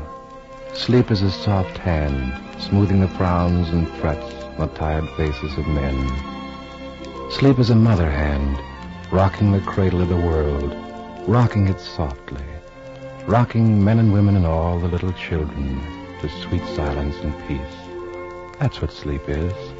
And do you want to know something? I pity the man who does not know how to sleep. Consider little Eddie, 5 years old. I love little children like Eddie. Eddie knows how to sleep. Before he went to bed tonight, he was having a talk all by himself down there in the garden. This is the way he spoke this afternoon as he sat dropping petals into a milk bottle. And you know what I said, God? You know what I said to Daddy? I said God did hear me. That's what I said. And God, remember when I said, please give me a red scooter like Stevie and Tony's got? Remember when I said that about the scooter? Didn't you hear me, God? Huh, didn't you? Look, God, I got lots of pebbles. A whole million. See what I mean? See why I love little children like Eddie? He wanted a red scooter. He went to sleep dreaming of a red scooter. And did he get the scooter? Well, I shall tell the whole story. In a manner of speaking, the story begins with grapes. Oh, Jeannie, come here. From this hill, you get a pretty good idea of how it looks. Oh, the vines are beautiful, Ed. Nice dark green. Oh, here, let me hold little Eddie for you. Oh, now be careful of his back, Ed. He's asleep. I got him. Is that our land all the way to the road? Straight clean to Route 99. That's 26 acres of good grapewood, Jeannie. Don't it make you feel kind of glad just to look at it? Oh, yes. It almost makes you want to laugh and cry in the same breath. Standing here like this and looking down on our own land. Our very own vineyard. It's nice to own something, Ed. Yeah. Cost me plenty of jack, too. But it's worth it. When will the grapes be growing, Ed? Oh, 3 years. It takes at least 3 years. Seems so long to wait. I mean, you'd think they'd just pop out. Oh, not grapes, Jeannie. You got to build them up. You got to work a vineyard. Then after 3 years, you know what it's going to be like down there? What? They're going to be out there on the wire trellises. They're going to be hanging thick and heavy near the redwood stakes. And when the harvest comes, we're going to pack them in. Over 200 ton of the best red emperor grapes in California. Gosh, 200 tons for only 26 acres. Yeah. Oh, it's almost like a miracle, Ed. And just think, Eddie will be 3 years old when we start picking our grapes. Yeah? He'll be walking. Yep. It takes time for kids and grapes to grow.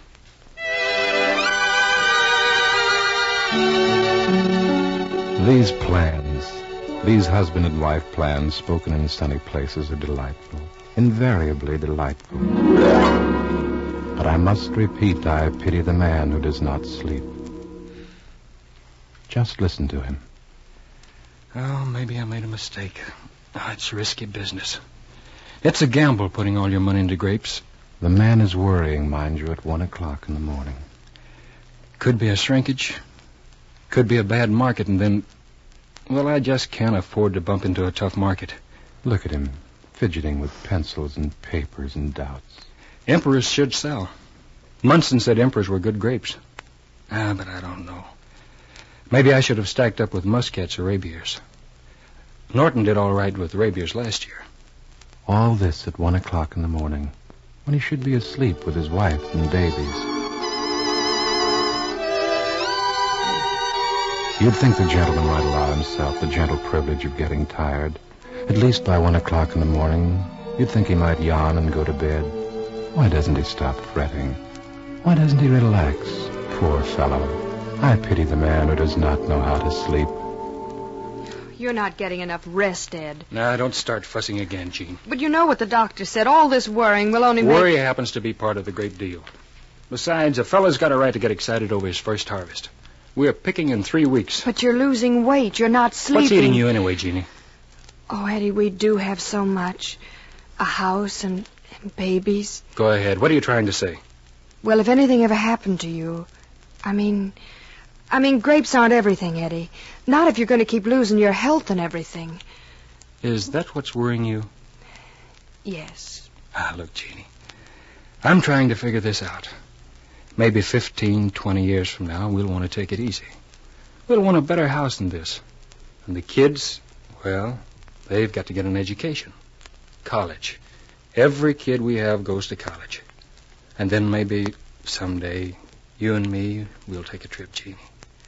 All the way to Holland, maybe. You always said you'd like to see the kids in wooden shoes. It's nice to hear you talk like that, Ed. All right. That's a picture. Now, do you know what's painting that picture? What? Grapes.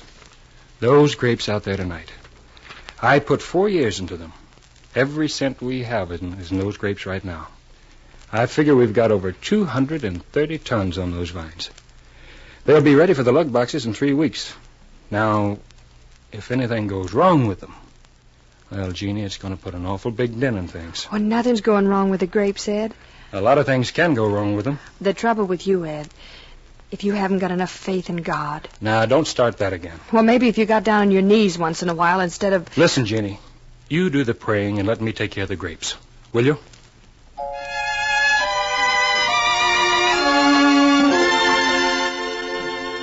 Well, that's the way it is with some people. Their heads are forever spinning plans and projects. Their heads go whirling with tremendous worries about tomorrow and the next day and the next day. They're forever building barns and castles at 1 o'clock in the morning when they should be asleep.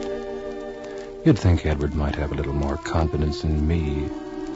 You'd think he'd stop worrying for the space of a quiet sleep and let me look after the grapes.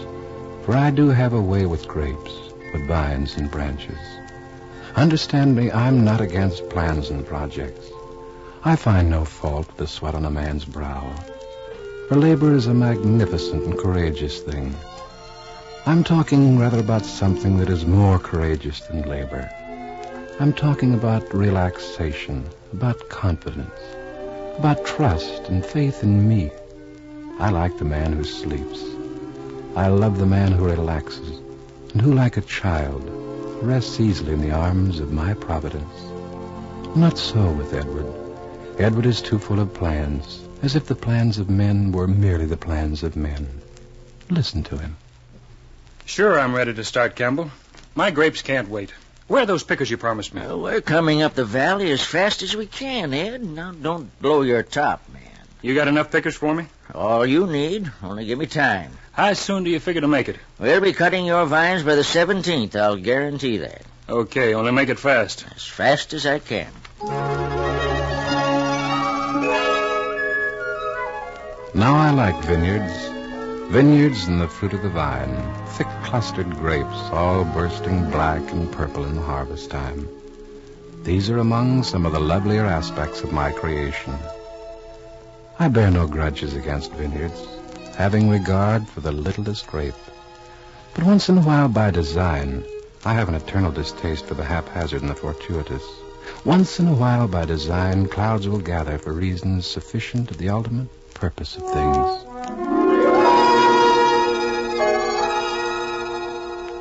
I gather a breeze at Burbank and scoop a cool breath off the high Sierras.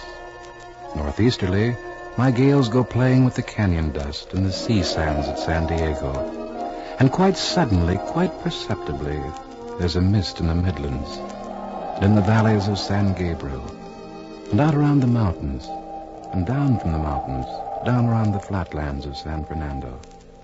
Nor is it any surprise that there's a mist also in the eyes of a woman in Fresno. It won't rain, Ed. Don't keep staring out of that window. You heard what it said on the radio. Oh, but this is just a mist, Ed. You know how it is with mist. They come and go. It'll be dry tomorrow. The grapes will be dry. Wait and see. Listen. It's only a little flurry of rain, Ed. Listen, will you please listen? Oh, God won't spoil everything by letting it rain now. I know he won't. Oh, God, don't let it rain.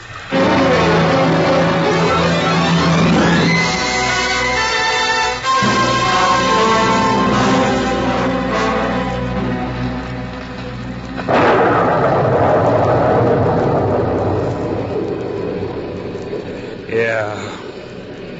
God won't let it rain. Eddie, don't let it hurt you. 3 days.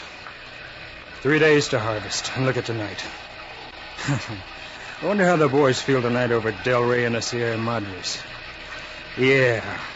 I wonder if their lug boxes are floating around in the vineyards, too. What's the matter, Daddy? Huh? What's the matter? Go inside with your sisters, Eddie. Go inside. You worked for years. Prune. Cultivate. You put every red cent you own into grapes, and what do you get? A washout. A man ain't supposed to cry. Yeah. A man ain't supposed to cry.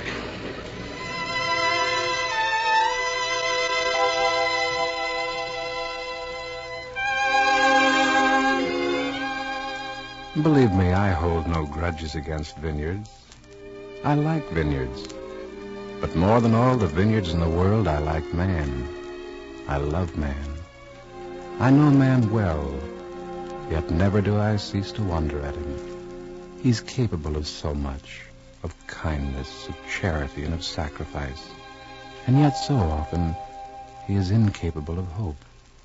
All things you can ask of him at times save this. A little faith, a little confidence. It was so with you, Edward. It was so with you those nights. Heck, what you so jittery about, Ed? You're going to do all right. You got a nice crop out there. I had a nice crop last year, too, Campbell. Oh, forget last year. That was plain freak weather. Well, I've been around vineyards for over 30 years, and I never saw any better. Okay. You got your pickers ready to start for me tomorrow? Best pickers I got. From the looks of them vines, Ed, I'm guaranteeing they'll be cutting 300 lugs a day. Okay. I'll be seeing you tomorrow, Campbell. Right. And, Ed, this is between you and me. Yeah? Why don't you go home and rest up a bit? I'll handle the pickers for you. Frankly, you don't look so hot. I'll be taking it easy once I get those grapes on the trucks. Well, have it your own way.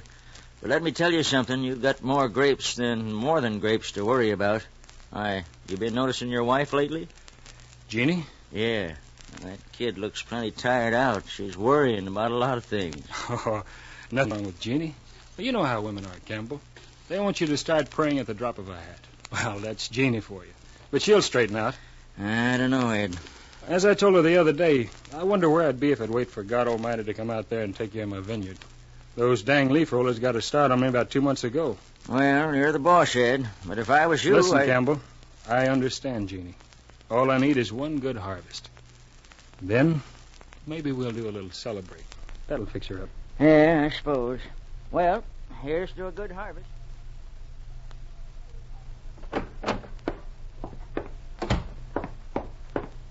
Jeannie? Oh, Jeannie, I got a surprise for you and the kids. I wonder if she's lying down. I knew I'd find you in here, lazy bones. Jeannie, I want to take... Oh, what's the matter, Jeannie? Tired, Ed. You don't look so good. You don't look good at all. Maybe I'd better get Dr. Hanley for you. Wait a minute, Ed. It's funny. Somehow I always had a feeling I'd be lying here like this. Talking like this. Telling you sooner or later that... What are you talking about, Jeannie? Ed, I'll be leaving you for a while. Now, look here. You just run down. Doc Hanley will fix you up in a jiffy. Come here, Ed. Sit on the bed. Now look at me. Do I look scared? Somehow I know exactly how it's going to be. Maybe you better start praying for me, Ed. Don't leave me alone, Eddie. Don't ever leave me alone. Just keep praying for me. And maybe we'll still take that trip someday. You and me. Ed, we'll go first class. All the way to Holland to see the tulips. And the kids with the wooden shoes.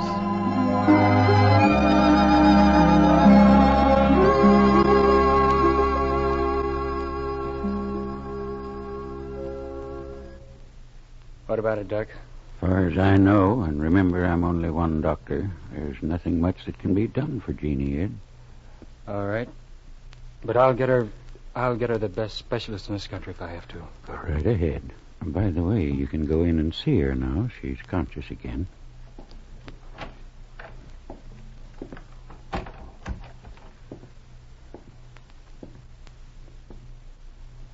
Hello, Jeannie, kid. Hello, Ed. You're looking pretty good, Jeannie. Your face is... Oh, you're still beautiful, honey. How are the kids? Good. Listen, Jeannie, I was just talking to Dr. Han. Well... I know, Ed. It's all right. I'm going to get you the best specialist in this country. Eddie? Yeah? I asked you to do something for me once. Remember? Okay, Jeannie. You asked me to pray. Look, I'll get out on my knees right now. Do you really want me to start praying? Oh, not that way, Ed. All right. Now, look. If I have to kidnap a half a dozen of the best doctors, I'll do it. But you're going to get better, Jeannie. Hear me, honey? You're going to get better. You'll be out of there before you know it.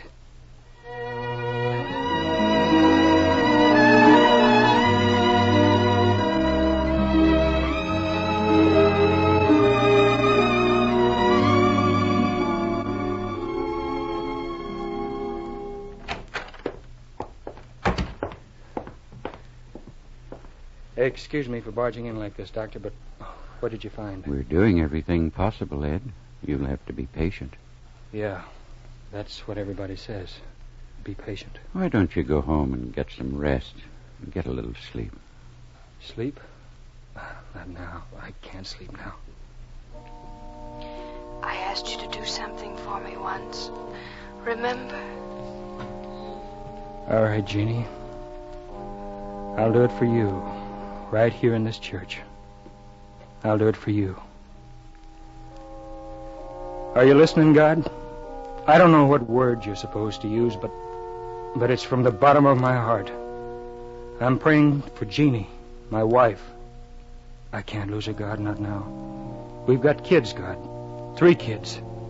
And we're trying to make a go of it with grapes. You gotta hear me, God. You gotta make Jeannie well. Please, God. Please, I'm asking you, bottom of my heart.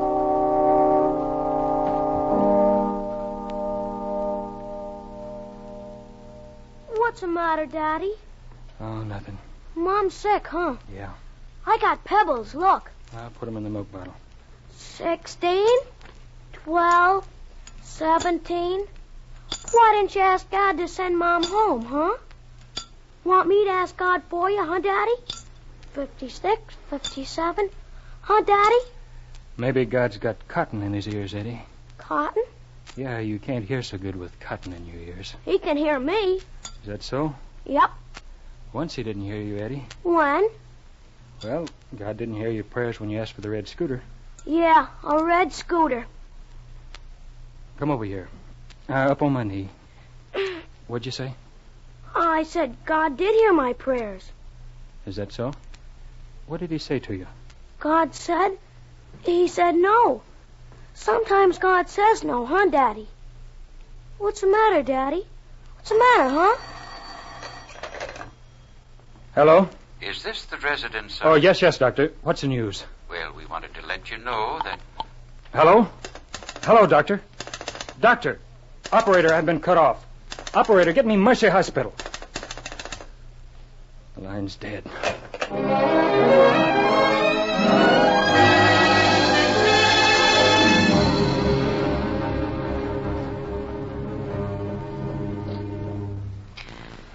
I asked you to do something for me once. Remember? I don't know, God. I don't know how to pray to you. I tried, Jean, so help me, I tried. You can't die, Jean, not alone. Not up there in that room alone. You can't die on me, Jean. Sometimes God says no, huh, Daddy? All right. All right, God. You've got me where you want me. Listen to me. Please, you've got to listen now. Sure, I want Jeannie. When you love somebody, you don't want to see them die. You want to have them, God. You want to have them close enough to put your arms around. Okay. Maybe I did want her. Maybe I did want you to say yes. Just like I wanted you to say yes to that first harvest. Sometimes God says no, huh, Daddy? All right. Sometimes you say no, too. Well, if that's the way it's going to be, well, all right. You're the boss. I'm admitting it. You're the boss. Only listen to me now. I don't want Jeannie to die all alone without me. You hear me, God? I can take it. I can take anything. Only don't let it be all alone for Jeannie. I'm asking you, God. Honest to God, I'm asking you.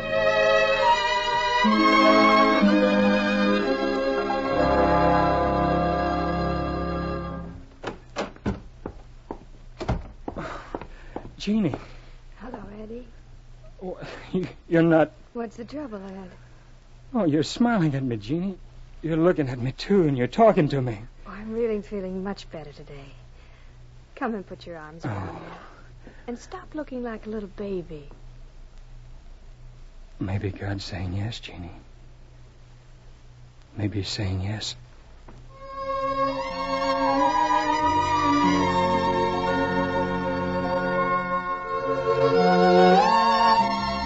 The night tonight is beautiful over California. For the first time in a long time, a tired man sleeps. Resting at last in the shadow of my hand, he sleeps. I might have said no. I have said no to some of my loveliest children, my best beloved. But know this always, Edward. There are times when my refusals are necessary to a plan you cannot understand. The little Eddie, being the wiser in his innocence, seems to understand. That storm upon your vineyard, that storm that drew your curse, was a blessing to 1,000 other Edwards in pasture lands parched by the drought, 600 miles to the north. So the tragedy today is but the pruning and the preparation of a lovelier tomorrow. Yes, there are times I've said no, as many fathers have said no to their dearest, their best beloved children. But tonight, Edward, I've said yes.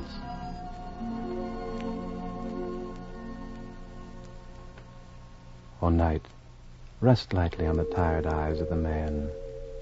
And concerning Eddie, 5-year-old, listen to him mixing his prayers tonight.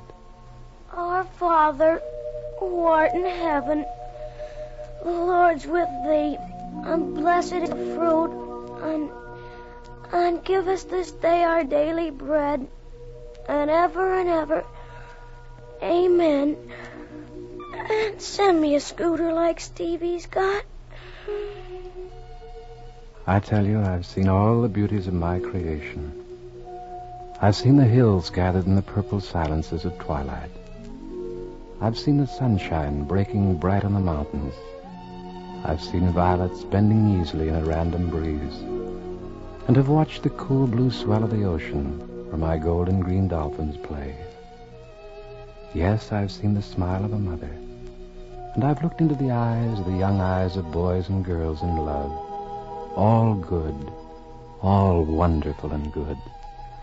But I tell you, there's nothing so beautiful as the small face of a child, the small lips of a child fumbling with a prayer, getting it mixed up, getting it tangled, and sweetly muddled with sleep.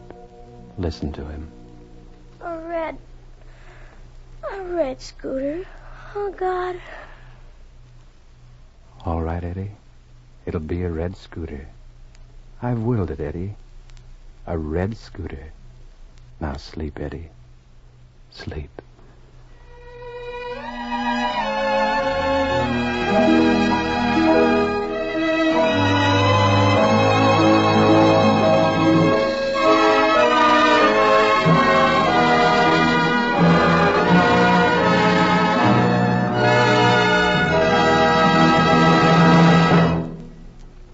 This is Gary Cooper again. And for you, as well as for myself, I want to thank Jane Wyman and James Craig for their splendid performances. You know, when we hear a story or go see a movie, it's nearly always about a boy and a girl who fall in love. And when the picture's over, we know that they're going to get married and live happily ever after. The chances are that that's when their troubles will start. Rent, trying to save enough to buy a car, kids come along. They get sick. You've got worry and doctor bills. Yep. When a man gets married, he's apt to be heading for trouble. But, and this is what's important, if you can lick that trouble, if you can take it in stride, then you've got the greatest thing on earth, a happy family. And a happy family is sure worth a lot of trouble. Nothing worth having really comes easy. But that doesn't mean that you've got to raise a family the hard way, all by yourself. Not when you can get the most powerful help ever, just by asking for it. Ask and ye shall receive. Remember? Pray for God's help. Thank God for what you have and ask Him for what you need. And don't pray alone. Why not pray together with your family? Together, ask God to help keep you together. You'll discover what some families have always known, a very simple fact. A family that prays together stays together.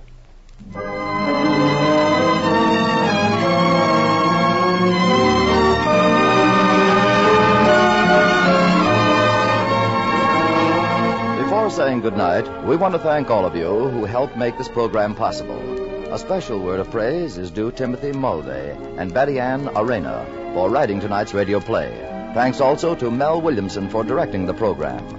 The actors who were heard tonight with James Craig and Jane Wyman were Rod O'Connor, Robert Ellis, Griff Barnett, and Fred Howard. Next week, our stars on the Family Theater will be Barry Fitzgerald and Charles Ruggles.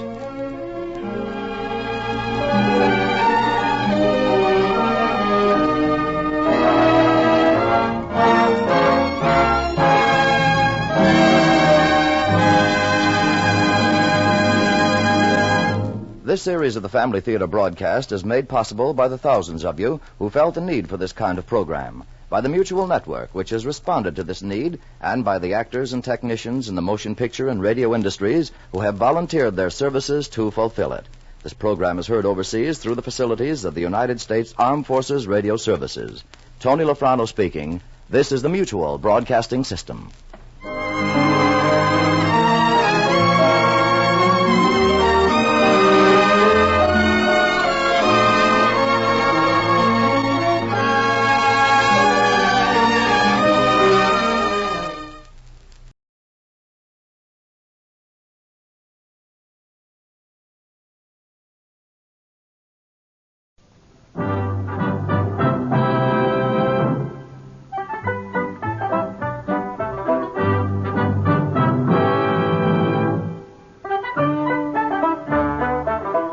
In just a moment, you'll hear James Stewart as the six-shooter, just one of the many great stars brought to you Sundays on NBC.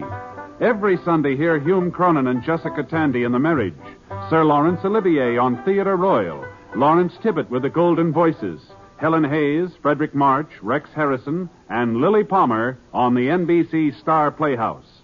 All of them heard only on NBC. James Stewart as the six-shooter.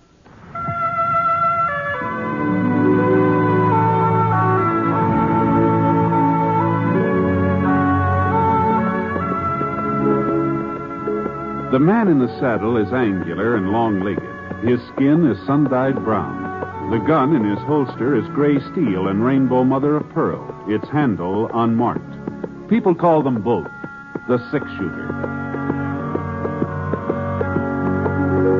The NBC Radio Network presents James Stewart as the six-shooter. a transcribed series of radio dramas based on the life of Britt Ponsett, the Texas plainsman who wandered through the Western Territories, leaving behind a trail of still remembered legends.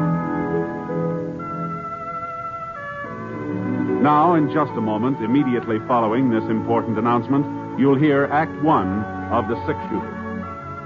Meet the safe driver. If you know what makes him stay alive on the highways, you may be able to follow his good example. He always keeps his car in A1 mechanical condition. He shows courtesy for other drivers. He knows that speed is his greatest enemy. And most important, he knows and obeys the laws. Remember, few accidents happen with safe drivers. Are you one of them? Now, Act One of The Six Shooter, starring James Stewart.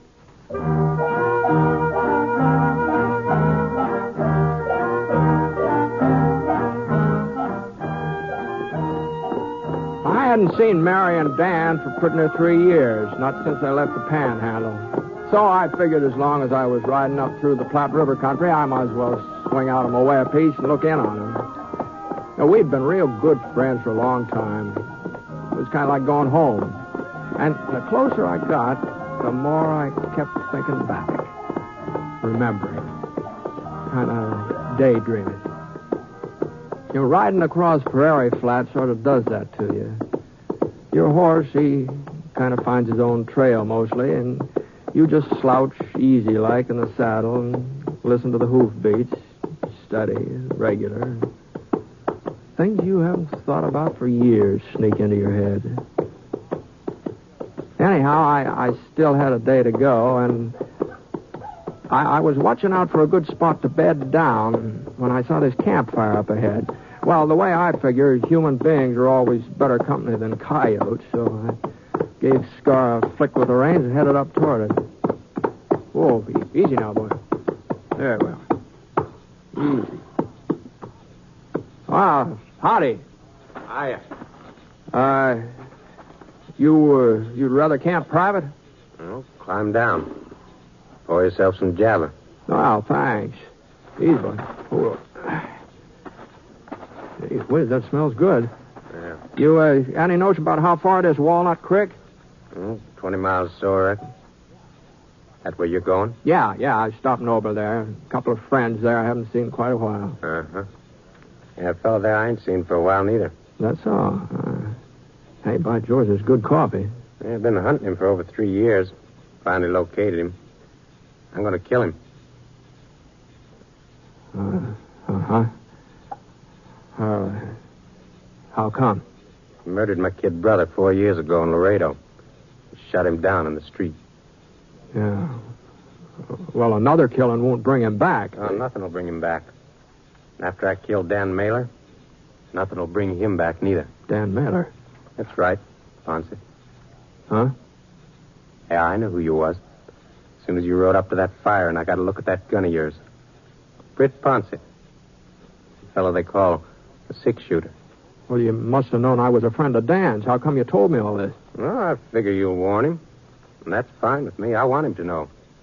Have time to get scared, maybe try to run away. I like it if he runs a while first. I'll catch up with him. You tell him that, Ponsett. You tell him Red Lawson's coming to kill him. And there's nothing he can do about it. Well, thanks for the coffee. Easy, boy. Now, Allyson, I reckon Dan won't run. I'll be seeing you. Come on, boy. Come on.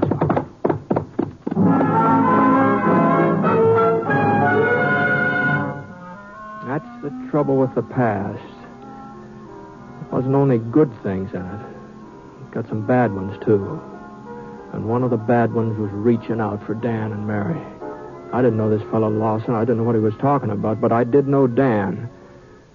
And I knew if he'd killed somebody back there in Texas, it hadn't been murder.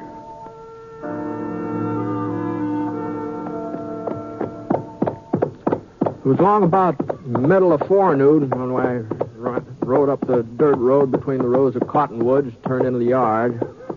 Old hound dog came charging around the side of the house, sounding a lot meaner than he looked. Whoa, boy. Whoa, Scar. Here now. Now quit it. Yeah, you don't want to bite anybody. Nice fella. Go on, tell him you got company. Go on, boy. Go on. Go on. The place had a good feel to it. Quiet, peaceful. And then I remembered Lawson. Britt Thompson. Britt. Oh, I just can't believe it. Hiya, Mary. Gee, it's been a long time, hasn't it? Dan, come on up and see who's here. Hurry. He's been working in the barn fixing up one of the plows. How are you? Hey, you haven't changed a bit, Mary, unless you're a little prettier than her. Oh, you're Hi, Dan. Son of a gun. Oh, you stayed away too long. Well, things came up, Dan. You know how it is. Yeah. You're sure looking good, both of you. Oh, feeling good, too. Settling down is what does it, Britt. Yeah, she took a good saddle man and turned him into a poor plowman. What do you think of that? That's not true, Dan. We've got the best stand of corn west of the Omaha. What's really great, though, Britt, is peace. Peace. No more gunfighting or range wars. Never knowing whether Dan would come home sitting up in his saddle or tied onto it. That's all in the past now. Why, Dan doesn't even wear a gun anymore. And that's the way I want it, Britt. It's the kind of life I want from... Oh, have we got a surprise for you? Oh, well, you know, I... Kind of hard to surprise, you know. You remember? That's what you think. Come on inside. Now, don't you tell him, Dan. Oh, no. Oh, you'll see, Britt. Let's see. What, could be one of those newfangled player pianos, is that it? Oh, no, a piano. That's the most ridiculous guess I ever heard of. Well, it sure couldn't be anything that Look. Hmm? Well, I'll be darned. I'll be doggone. It's a baby. Well, which kind is it, Mary? Not it. He. That's young Britt. He'll be a year and a half old next month. That name was Mary's idea, Britt. I sure wouldn't have wished it on him. Well, I'll be doggone. Oh, he's all upset. Hasn't had his nap out. Rich will have to look him over later. You and Dan go on outside now and let me quiet him down. Oh, sure, Mary. I can't have my namesake all upset. Are you hungry, Britt? Oh, I'm always hungry. You know that, Mary. Good. Got some buttermilk cornbread in the oven. Be ready in a minute. You know, Britt, Mary is right. This is a good life. I never thought I'd settle down and like it, but I sure have done it. Yeah, Dan. I guess Mary can't hear us out here, can she? No, she can't hear us. Why, what's the matter, Britt? I met a fellow on the trail last night, Dan. Name's Red Lawson. Lawson? Says you shot his brother in Laredo about 4 years ago. Lawson. Kurt Lawson. Yep. Yeah, I did, Britt. He was one of the Bracken gang, that bunch of rustlers that pulled an ambush on me when I was working for the Circle J ranch. Well, I guess I better dig out the shooting irons and go after him. No, wait a minute, Dan. Wait, nothing. He's probably holed up in town. The odds will be better if I go after him instead of waiting for him to come to me. Yeah, but what about Mary? Well, that's just it. If I catch him in town, it'll keep him from coming out here. What about her, Britt? What do you mean? Well, she's happy now, Dan. She figures this kind of thing is all over and done with. Well, she'll sure find out different if he comes out here gunning for me. Well, maybe he won't, though. Maybe, Dan, maybe I can do something. Britt, I've always fought my own battles. But you've got Mary now. You've got the baby. And you're a lot faster with a gun than I am. Is that what you're trying to say? No, Dan. There are just other answers besides killing, that's all. Or maybe we can find one. Anyway, we can try, can't we?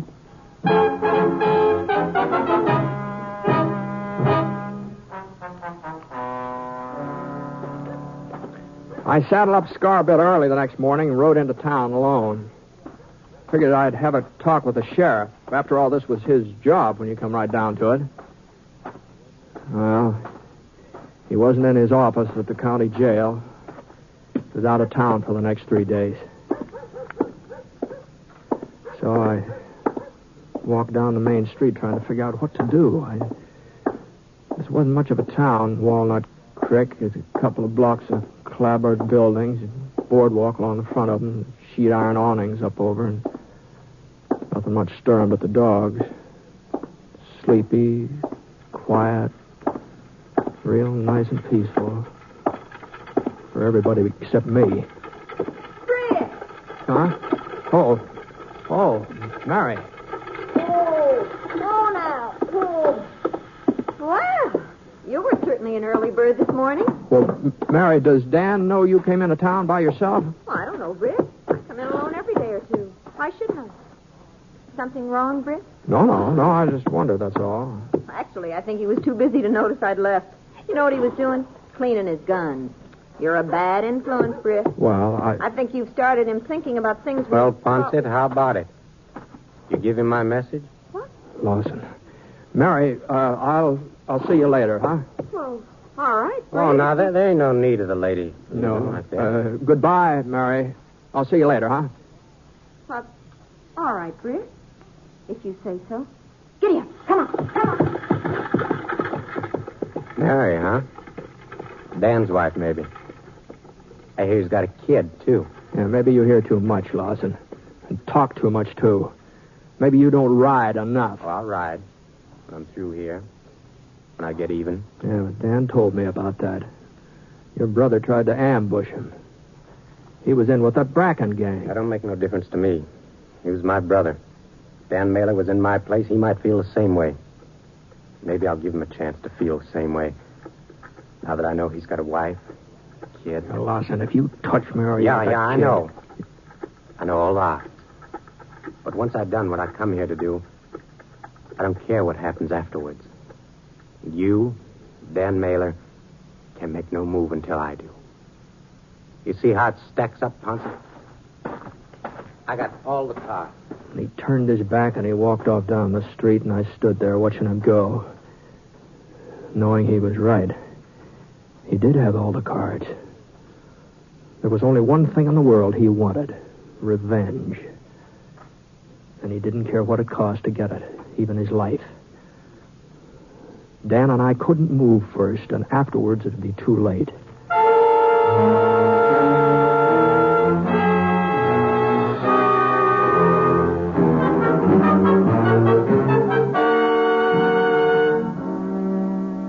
We'll return to James Stewart as the six-shooter in just a moment.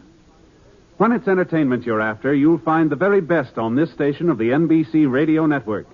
Thursday night, for example, you'll hear Robert Young, Roy Rogers, Ralph Edwards, and Eddie Cantor, each with a great program for your listening pleasure. Robert Young on Father Knows Best, a program based on the assumption that the man of the family can put one over on the wife and youngsters. And Truth or Consequences with Ralph Edwards. When Ralph sends a contestant off on a consequence, it usually ends up as one of radio's funniest stunts. And if you like Western songs and adventures, you'll find none better than the ones you hear on the Roy Rogers Show. Then, to top it all off, hear the little-known stories of show business that Eddie Cantor tells on Show Business Show each Thursday on the NBC Radio Network.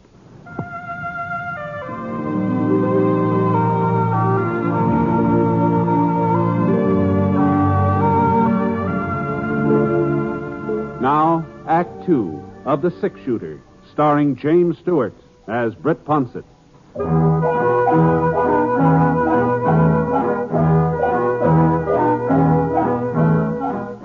I found Mary finally at the general store, and I stayed with her while she bought some things, and we headed back for the farm. Just like a woman, she was curious about the fellow I'd stopped to talk with, wondered why I hadn't introduced her. I had a real hard time stalling her off, but I managed to. With Dan, it was different.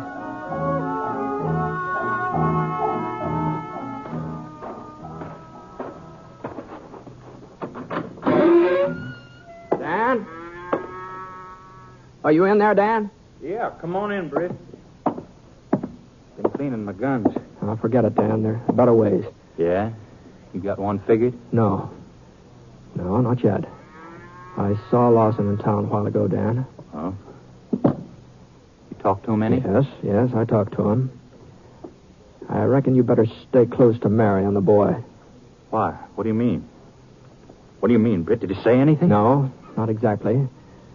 He saw Mary in town. Was it dirty? No, I didn't let him talk to her, Dan. She wondered about it, though. She'll probably ask you later. That settles it, then. I hadn't even thought of that side of it. Britt, I'm going after him. You wouldn't have a chance, Dan. Selling me kind of short, ain't you? No, I don't mean it that way. Lawson wouldn't draw even if you called him. That's not what he's after, don't you see? You'd have to kill him in cold blood, and I don't think you could do that, Dan. No, I couldn't. Not even Lawson. What are we going to do, Britt?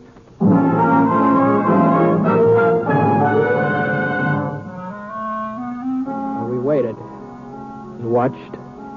The day passed, no sign of Lawson. Nothing happened. But instead of feeling easier, we just got more keyed up. Mary didn't seem to catch on anything was wrong. And then supper was over and the night started to come on, and we just sat around talking while Mary got the baby off to sleep, singing to him and rocking him. The katydid start chirping close.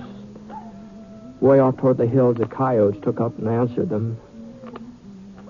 Inside was sort of quiet and gentle.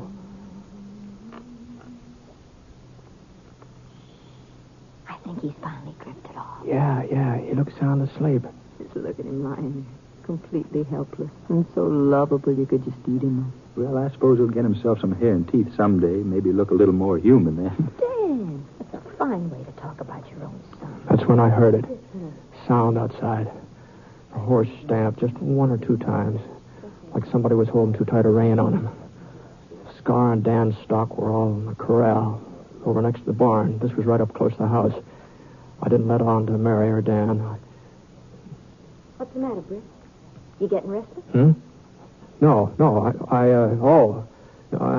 it's too many years on the trail, I guess. I think maybe I'll amble outside. I get a little fresh air. Well, watch out for the coyotes, Britt. They're growing big around here. Dangerous, too. Yeah, I'll keep an eye on it. Coming out of the light that way, I was blind as a bat. I stopped on the porch. I waited a minute so I could get used to the dark. And I stood there listening to the sounds coming out of the night. The katydid, the coyotes. Then I heard it again. I moved around the corner of the house. It was all quiet. No sign of anybody. I drew fast and fired at the flash. Then I could hear a horse getting away. Britt, you all right? Yeah, Dan. I lost him. He got away. What in the name of heaven were you trying to do? You all right, Mary? Small thanks to you if I am. That first shot didn't miss me or the baby by more than 6 inches. Well, I'm sorry, Mary. There was a coyote out there, and I didn't realize... Didn't realize, you fool. You might have killed us both, and you didn't realize. Stop it, Mary. Britt was... No, she's right, Dan. It was my fault. I just didn't think, that's all. Britt, I think you've worn a gun so long it's beginning to affect your mind. Yeah, maybe you're right. Look, I think maybe I'll ride into town for a while, if nobody minds. I'm awful sorry, Mary. I'll see you later. I ought to go with him, Mary. Why? After a fool trick like that, he ought to be alone. Nobody should be around him. It isn't safe to be. Oh, you don't understand, Mary. You just don't... Well, let's go back in the house. Yeah. What? Let's all go back in. Dad. Lost? Why, you... Easy, Mailer. You see how it is. Gun ain't pointed at you. One crazy move and your wife will get it. All right. Let's all go inside. Go on, move.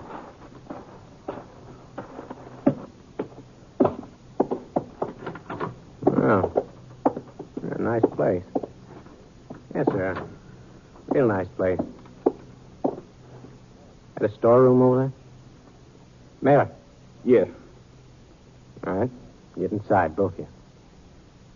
I said get inside. Come on, Mary.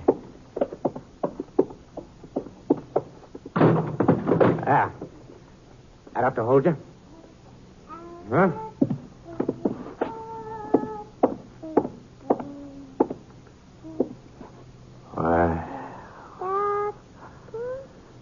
Now.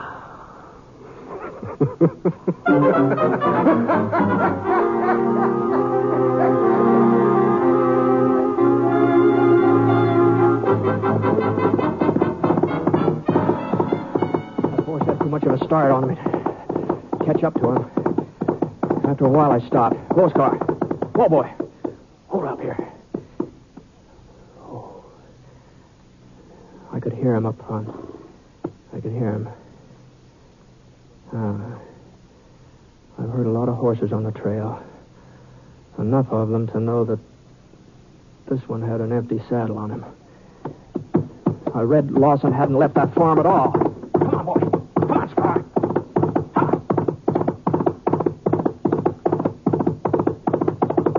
Oh, boy. Oh. Lawson could be anywhere around here. Dan? Where's this? Where's that? Dan? What? Oh, the storeroom. Oh, all right, just a second. Wait till I get this. I'll try and get this door open. Where is he? There's nobody here, Dan. The baby. What? Where's the baby? I don't know. Dan. Lawson was here, waited for you to leave, and locked us up. He kept coming over to the storeroom door, telling us what he was going to do. He said he'd burn the house, all kinds of things. He couldn't have got away. He was here just a minute ago. And he has the baby. Britt. Wait a minute. He's got to come over here to the barn to get the horse. Grab your gun. Come on, Dan. Stay here, Mary. Don't come out of the house.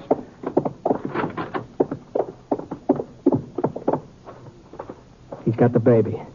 This won't be easy. I know. I can figure why he waited. He had all of us. I can't figure it. Yes, he's waited 3 years. He just wanted to enjoy it, that's all. All right, come on. We better separate. No use making it easy for him. Right, Britt. Hold it. Right where you are. The moon came out from behind the cloud. I could see him now standing right in the barn door, right in the open, like he wasn't afraid of anything. And then I saw why he wasn't afraid. He was holding a gun in his hand, not pointing it at us, though. It was aimed at a little bundle squirming in the hay behind him. I reckon you can see how things stand. One movement's all over for the kid. All right, Mailer. Drop your gun. I'm the one you're after, Lawson. All right, you got me. How about leaving Mary and the baby out of it? I killed your brother. They didn't. Hey, you'd miss him, though, wouldn't you? I guess you'd miss him real bad. Why, you... Hey. Careful, mate. Dan just stood there, helpless. His hands up in the air. The moon was out full now. I knew I could get a clear sight on Lawson, but I didn't dare to draw and fire. He'd still have time to jerk that trigger. The gun muzzle was about 3 inches from the baby's head. All right, Ponce. Move on over next to Mailer. I want you both where I can see you. Go on, move. I walked over and stood beside Dan. 4 years, Mailer. 4 years I've been dreaming about this.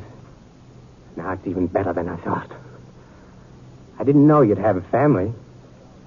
I didn't know I'd get the 6-shooter along with you. It's our fight, Lawson. Why don't you leave the rest of them out of it? I had a brother once. 4 for 1 makes a pretty fair payoff. I kept watching his gun. It was the only chance. If it swerved for 1 second, I'd make a play, but it didn't swerve. And the time was running out. And then I caught something from the corner of my eye, just the bare flicker of it. It was over at the side of the house. It was Mary. I made my draw. Lawson! Here! Why, you... You dropped him, Britt. Now, make sure, Dan. I know, we've got to make sure. Oh. Is that sure enough for you? Yeah. The baby. Is he all right? Yeah, he's all right, Mary. Oh, thank heaven. Mary, if anybody had told me that you could do what you just did, Here now. I don't Come to Mother. You mean after the way I've always felt about guns? And after you tried to keep all this from me? Well, Dan told me all about it when we were locked in the storeroom. Oh, there now, darling. It's all right now. Britt, I saw what was happening out here, and I remembered the rifle, and, well, after all, I mean, there was nothing else to do. All right now, darling. All right.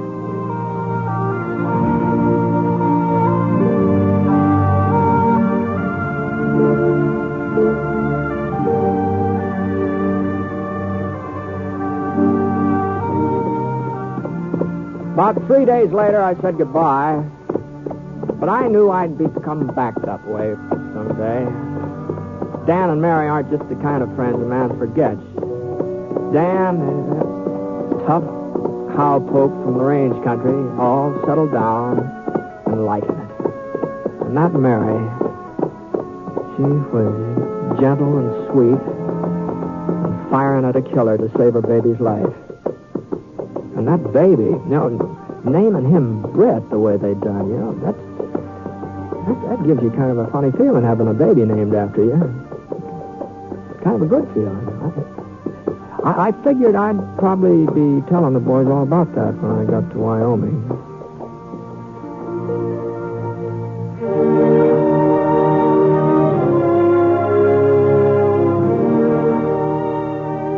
The truce in Korea doesn't mean we should stop writing letters to our men and women in service.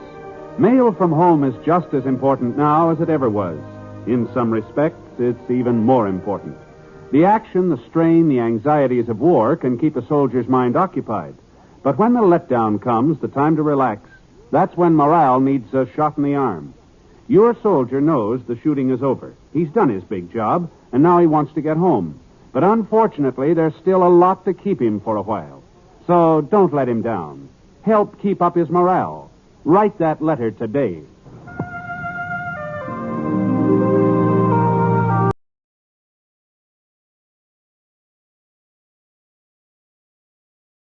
This is Red Skelton. Lucille Ball. George Tobias.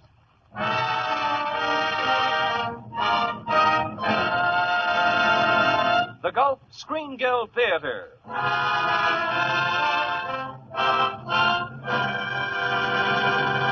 Presenting tonight Damon Runyon's comedy, Tight Shoes. And here is your host, the director of the Star's own theater, Roger Pryor.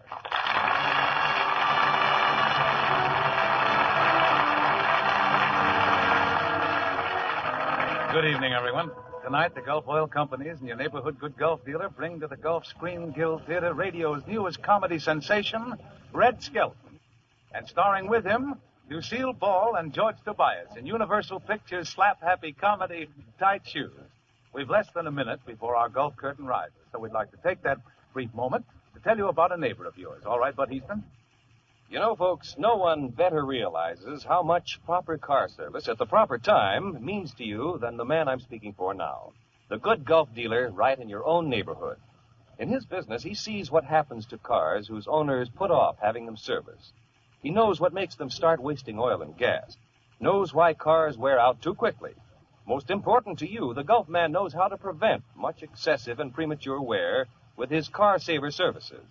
When he flushes out the dirty, worn oil from your crankcase and refills it, when he replaces your gear lubricants, when he gives your car a Gulflex registered lubrication job, his training and his knowledge pay you dividends in longer car life. And, of course, you can rely on the famous Gulf products he sells, each designed to help keep your car running better longer. So tomorrow, remember, stop at the sign of the Gulf Orange Disc. Ask your neighbor, the Gulf man, about his car saver services. Remember, to care for your car, for your country.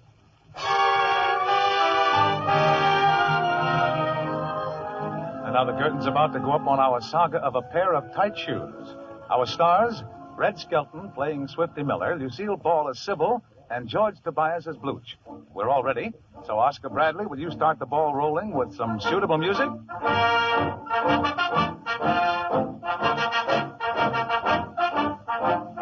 Somewhere in America, there's the sound of marching feet.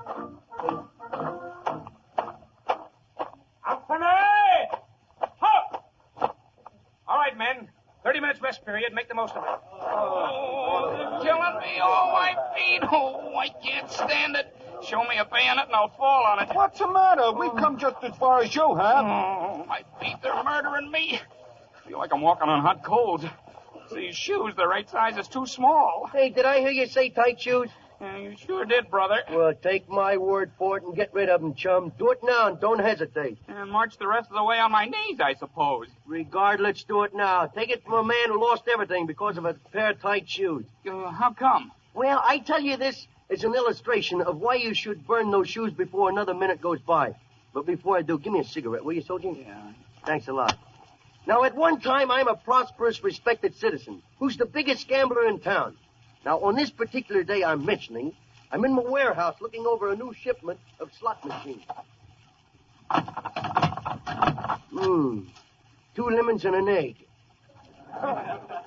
Boss, why you play the machines? You know they're crooked. Quiet, Blutch. Yeah, 2 eggs and a lemon. Well, I'll try one more.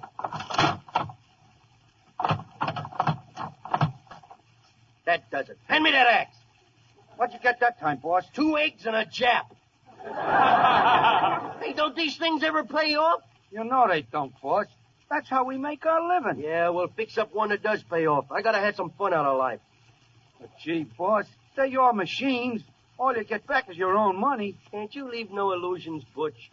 Okay, boss, okay. We'll fix it up.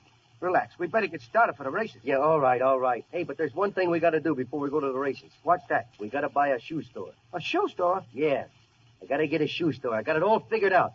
Now, the district attorney's making things hot. All the gambling dives are closed. Am I right? You're always right, boss. There's only one ward we can still operate in. Councilman Honest John Beebe's You ward. beat me to it.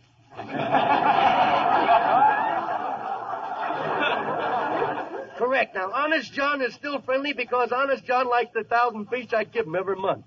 So with things being in that condition, what we got to do is concentrate on Honest John's ward. Boss, you're a wonder. Say, boss. Yeah? Why do they call him Honest John? Because he only steals retreads. Oh. Yeah, well, now, like I'm saying, we open up the new place tonight. I already got it picked out. In the front, we sell shoes, and in the back, we sell game of chance. We better get started. Yeah, wait a minute. I'm gonna try this once more. More lemons. I ain't going to no race. My luck's no good today. Look, boss, I fixed those machines myself. It's not got nothing to do with luck. Sometimes they gotta pay off. Not these machines. Nobody can win. Look, boss, I'll put in a quarter myself. Now watch. Yeah.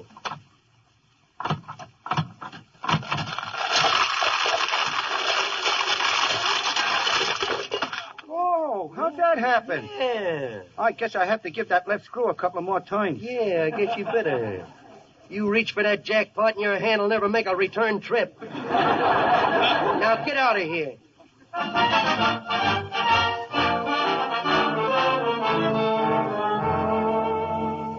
You're giving me $10,000 for my shoe store. Yeah, that's right. I give you this $10,000 bill. A $10,000 bill? Yeah. I didn't know the government was printing them. You mean they're printing them too? Well, now here's the cash. You just say the word and I'll dump it in your lap. What will happen if I want to sell?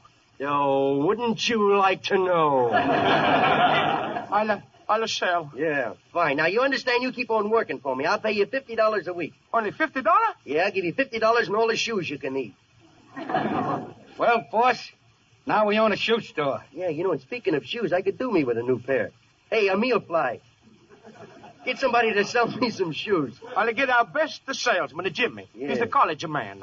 Jimmy. Yes, Mr. Malfi. Show this gentleman the best shoes in the house, sir. It's the new boss. Yes, sir. Sit right down here, sir. Okay. Hey, boss, we better get started. Sybil will tear your heart out if we keep her waiting any longer. I said I gotta buy shoes. Now, shut up. Size 10.5. Okay. What's that? Oh, I said size 10.5, sir. That's what your feet measure. Is this guy trying to insult me? I never wore over a 9 in my life. I got a dainty feet. Well, you measure 10.5, sir. I don't care. I want size 9s. They won't fit you. Oh, yes, they will. Just fold my toes under. But I just measured, sir, and... Get me some size 9s, Bob. Yes, sir. My father had big feet once. Yeah, what size did your father take? I don't know. I don't remember. They just skinned a cow and put some buttons on it.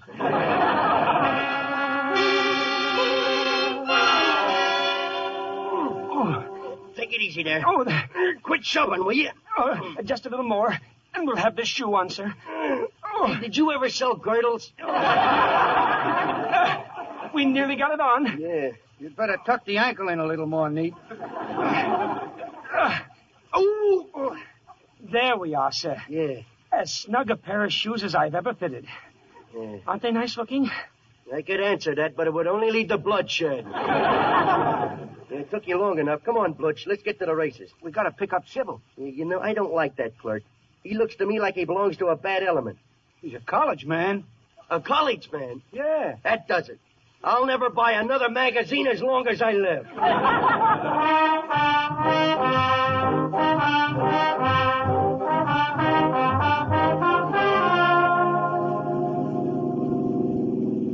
I'm sorry I was late, Sybil, but my feet are killing me. It'll be worse than that killing you if I miss the first race. Oh, now, don't talk like that, Sweet Pea.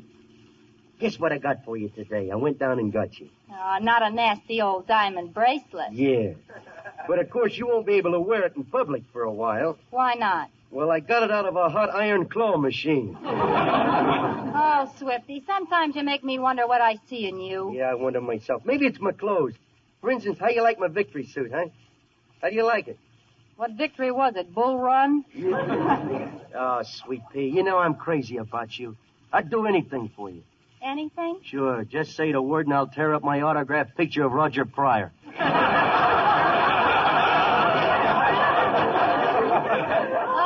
I don't know. Here I am, the biggest star on Broadway, and I run around with a slug like you. Oh, I'm off my onion for you, Sweet Pea. Or maybe it's only gas pushing up around me heart. Don't kid me. It's just my shape. Nah, don't you kid me. Shape ain't everything in life. My mama done told me. Hey, Swifty, you better drive slower. We don't want to have any trouble with the cops. No, I think they're still sore at me for throwing that body in that vacant lot. Well, they're right. You shouldn't have done it. Yeah, I shouldn't have, I know. But it was dark. I didn't see that no dumping sign. The trouble with me is I can't forget I used to be in burlesque. Yeah. I got used to guys like you, and I can't get over it. Give me a kiss, Swifty. Now, let's stop and get a hamburger. No. Come on, give me a kiss. All right. Well? Let's stop and get a hamburger.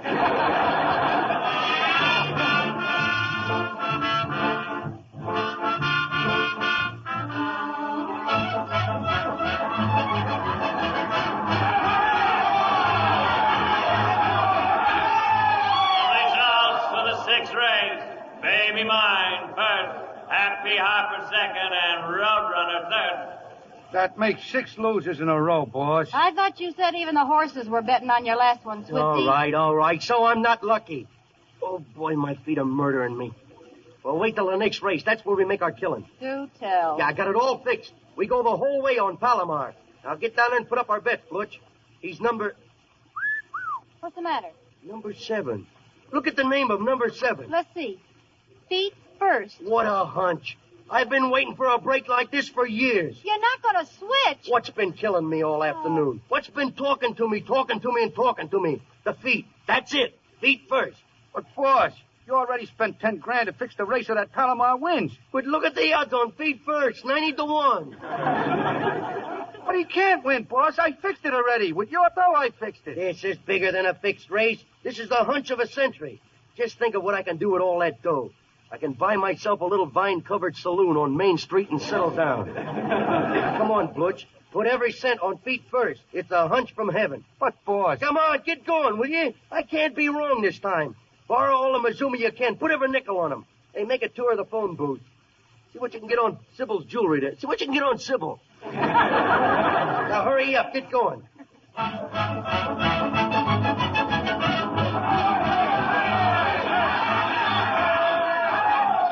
Results of the 7th race, Palomar first, Laughing Water second, and Grover third. Feet first, the horse that collapsed at the first turn had to be destroyed because of old age.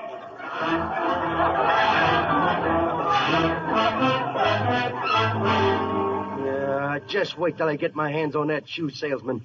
I'll pull his tongues out. We couldn't win, boss. But you had it fixed. If I hear another word out of you, I'll take you for a ride. In your car, of course. Okay, boss, okay. Wait till I get my hands on that guy. Listen, never mind about that. What about my jewelry? I can't go around on my bare wrists. I know, but, kid, you lost everything on the 7th race. I did, huh? Yeah, I'm awful. Now, don't look at me like that, Sybil. Sybil! No, not the feet, Sybil! Oh, you broke my little toe, you...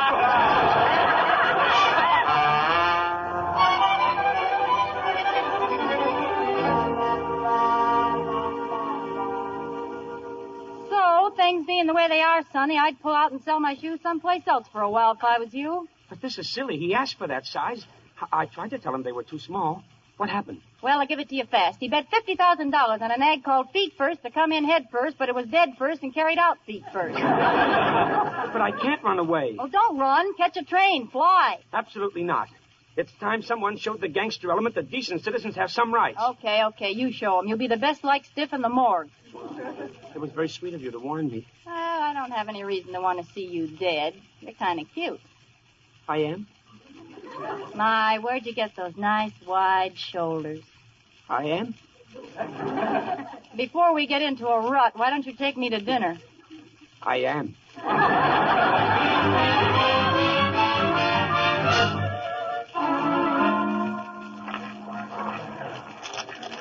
Quite an idea, Swifty. Running a gambling joint behind a shoe store. Hey, Swippy, Morgan over there wants 500 on the cuff. What'll I do? See how far you can throw him. Okay.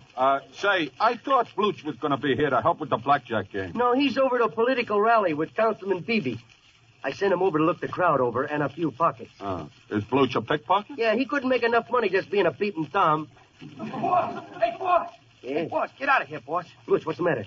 Disaster's broken loose, boss. There's a mob coming for you. That shoe salesman. Well, what happened? Well, Honest John is standing up there giving the crowd the corn about good government when up jumps this shoe salesman. He says that Honest John is a crook watching cahoots with hoodlums like you. Hoodlums like you? What do you know about that? Oh, hoodlum? How do you like that? I'm an entrepreneur. Yeah, I think he called you that, too. Listen, boss, the mob is here. Take it easy there. Don't knock that door. Hey, you see, boss? You see what I tell you?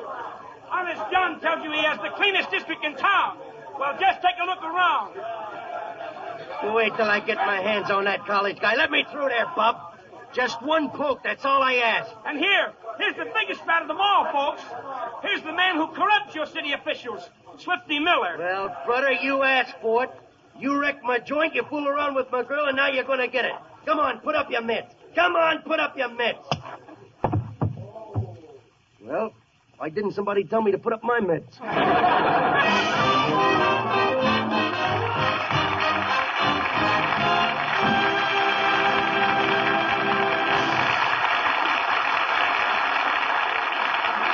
And so the Gulf Theater curtain falls on the first act of Tight Shoes.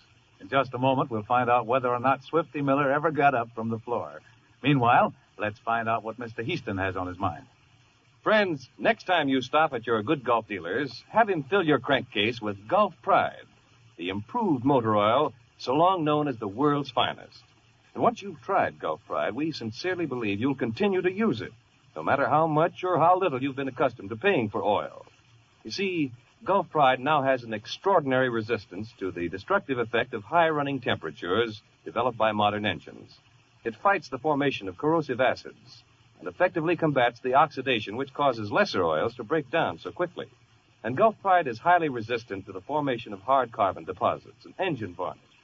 Designed to meet the exacting requirements of the latest motors, Gulf Pride assures thorough protection to any motor.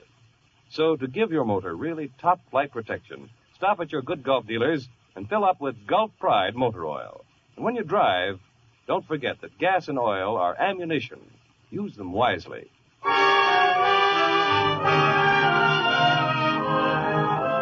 now the second act of Damon Runyon's story, Tight Shoes.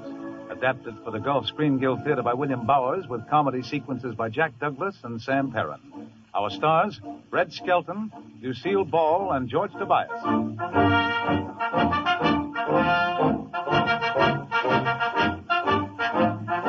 Somewhere in America, a group of soldiers resting by the side of a dusty road.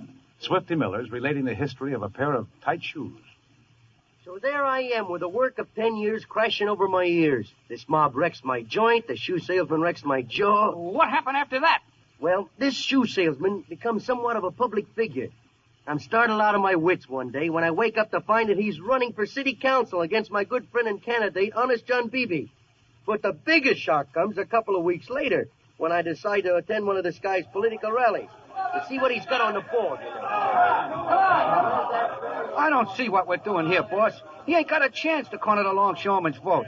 Think of all the free beer we give them at Honest John's rally. Yeah, maybe he's got something to give him, too. That's what we're here to find out. Now, shut up. I think they're going to start now. Quiet, please. Quiet, please. Now, before we actually begin tonight, we're going to have a little bit of entertainment. You fellows all remember Sybil Anderson. Well,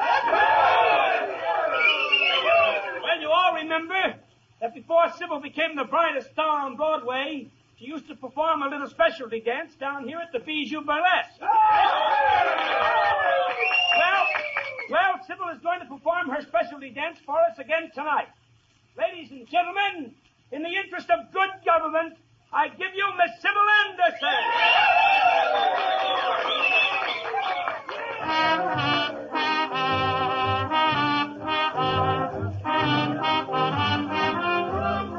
I can't believe it.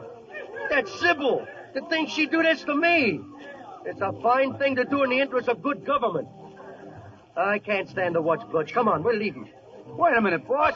I haven't seen Sybil do that specialty since she started that riot in Flaxbush. Yeah, I think I'll go out and commit suicide. You can't commit suicide, boss. Yeah, I know. It wouldn't be fair to my victory garden. Hey, what do you suppose she's doing in there? Are you kidding, boss? I can't stand it. Take a look through the door and see what's happening, will you?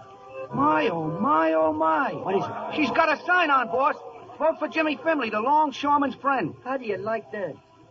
She's wearing another sign on the back of her dress. Yeah, what does that say? It says, "Goodbye, Mama, I'm off to Yokohama." Oh, boy! Yeah, what's she doing? What's she doing, huh? What's she doing? I don't know. All I can tell you, boss, is that I think she just won the election.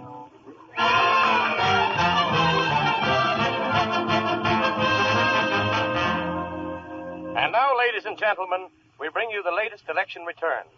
With the incomplete reports from 28 states in, Roosevelt is leading Wilkie by... Yeah, we know that. How's BB doing? Oh. In the local elections, the hottest contest is between incumbent John Beebe and the reform candidate James Finley. Half an hour ago, John Beebe conceded defeat. Shut that off, will you? How do you like that? So dear John finally gave up.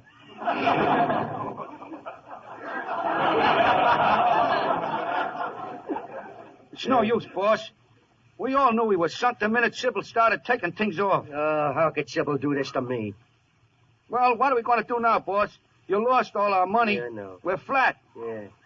I'll think of something, though. Hey, wait a minute. We still got a business. But with Honest John out, they'll toss a net over us. I ain't talking about the racket. Have you forgotten? We still own a shoe store.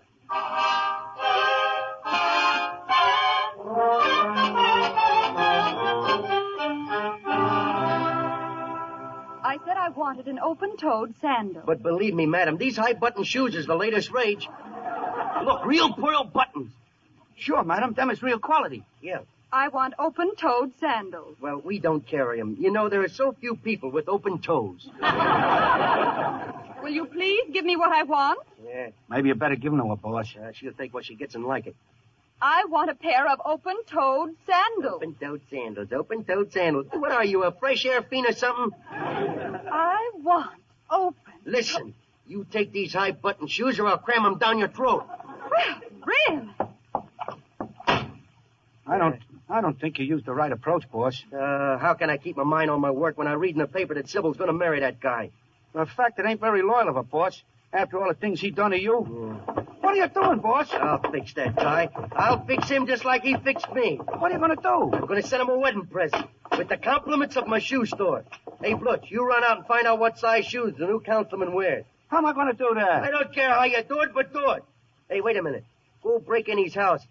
Steal every pair of shoes the guy owns. But, boss, that's dishonest. Anyway, what good will that do? Plenty. I'm going to send him a pair of shoes that's so tight he'll have to unlace them to swallow.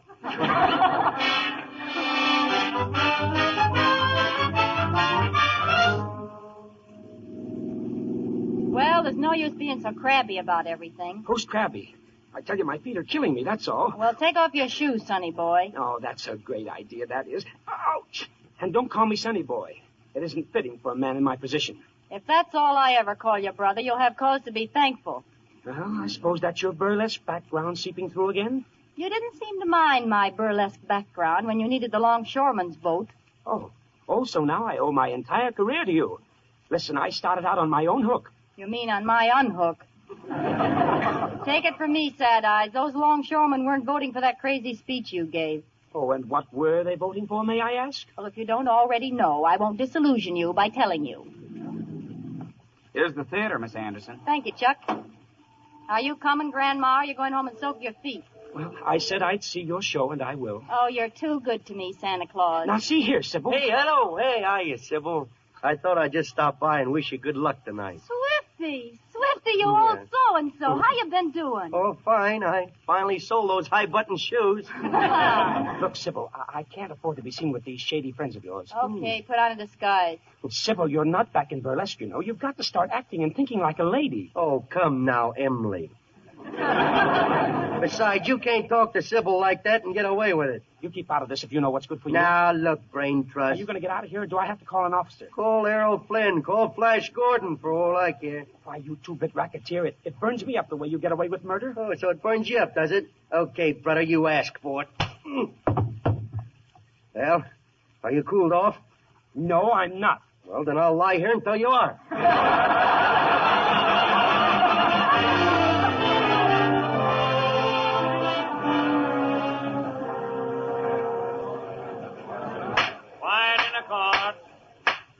Swifty Miller, this court finds you guilty of disturbing the peace and of willful assault on a public official. Just a minute, Your Honor. Order in the court. Swifty Miller, you seem to be quite fond of fighting, and our country is in need of fighting men at this time. I will suspend your sentence if you'll offer your services to some branch of the armed forces of our country. Thank you, Your Honor. I'll wait for you, Swifty. Yeah, how about that guy? I mean, that councilman, Oh, he's not for me, Swifty. Yeah. I was brought up with lugs like you, and that's the kind I belong with. Me a lug? Me, what used to be the biggest racketeer in town? Shut up, you lug. Yeah. I'll have to ask you two to show a little more respect for this court. What you're doing now might better be done in some more secluded place.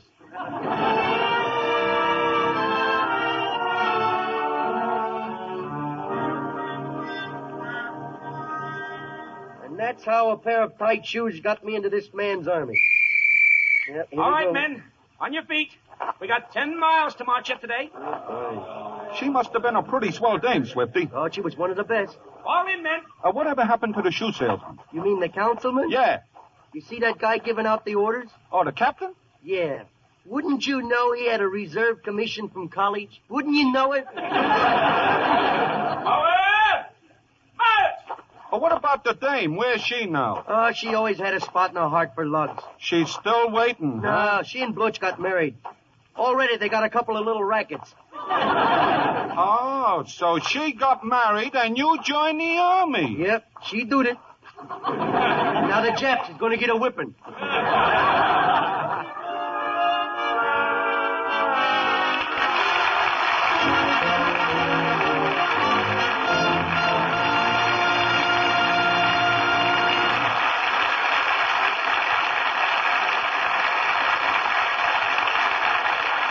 Thank you, Red Skelton, Lucille Ball, and George Tobias for 30 minutes of slap-happy fun. And thanks, Oscar Bradley, for a fine score. You know, ladies and gentlemen, the money these stars would ordinarily receive, the Gulf Oil Company donates instead to the Motion Picture Relief Fund. The fund uses this money to help the less fortunate members of the picture industry. And now, ladies and gentlemen, next week's show.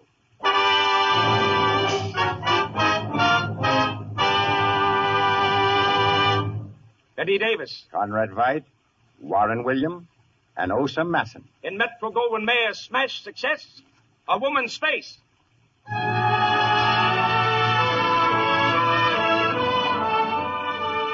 Yes, ladies and gentlemen, next week on your Gulf Screen Guild Theater, we present a superb cast in the story of a woman who committed murder to save a life. You won't want to miss Betty Davis, Osa Masson, Warren William, and Conrad White in A Woman's Face. And so until next Sunday at this same time, this is Roger Pryor saying good night, everyone.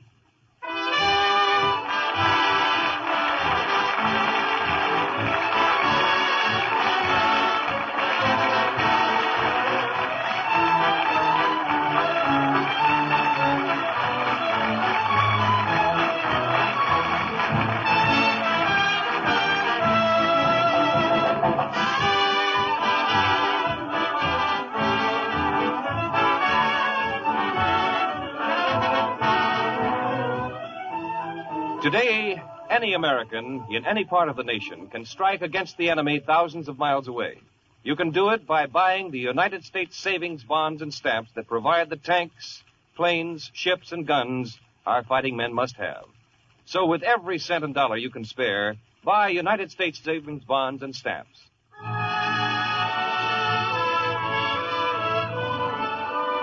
Red Skelton can soon be seen in Metro-Goldwyn-Mayer's Ship Ahoy, Lucille Ball in RKO's Little Pinks, and George Tobias in Juke Girl, a Warner Brothers picture. Don't forget to tune in next week when we present Betty Davis, Conrad Veidt, Warren William, and Osa Masson in A Woman's Face. Bud Easton speaking. This is the Columbia Broadcasting System.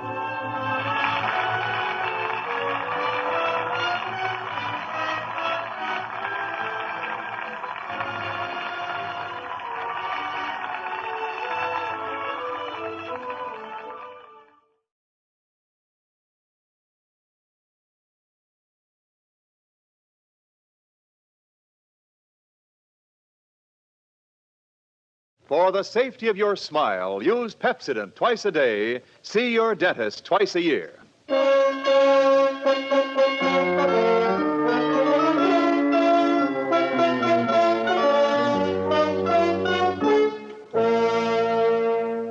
Lever Brothers Company presents the Pepsodent program, The Adventures of Philip Marlowe, starring Van Heflin.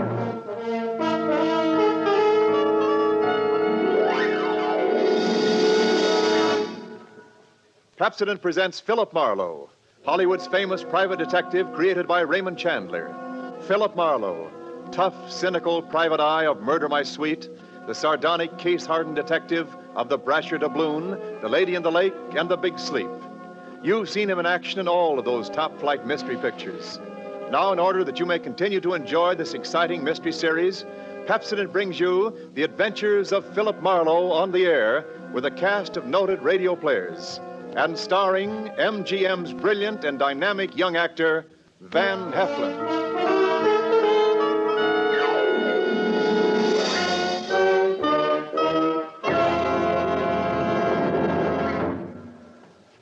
Now, families all over America have named their favorite toothpaste. New Pepsodent with Irium. New fresh-tasting Pepsodent with the new cool, minty flavor.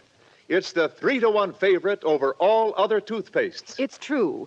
With families all over America, new Pepsodent is the favorite 3-to-1. Families from coast to coast recently compared new Pepsodent with other toothpastes at home.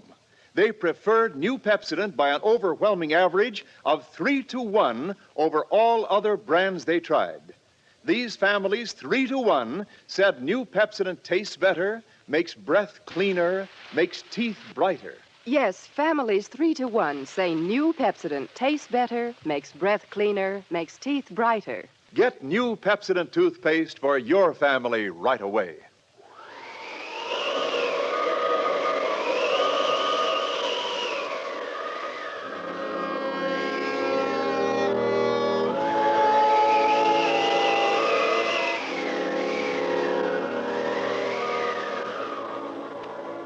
There was a rough desert wind blowing into Los Angeles that evening. It was one of those hot, dry Santa Anas that come down through the mountain passes and curl your hair, make your nerves jump and your skin itch.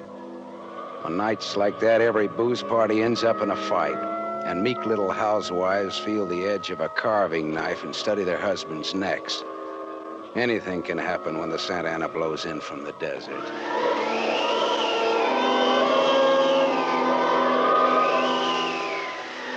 I closed up my office early. I got tired of reading Philip Marlowe, private investigator, backwards on the ground glass of my office door. So I opened the door and closed it from the outside and locked it and went out to get a beer before I went up to my apartment.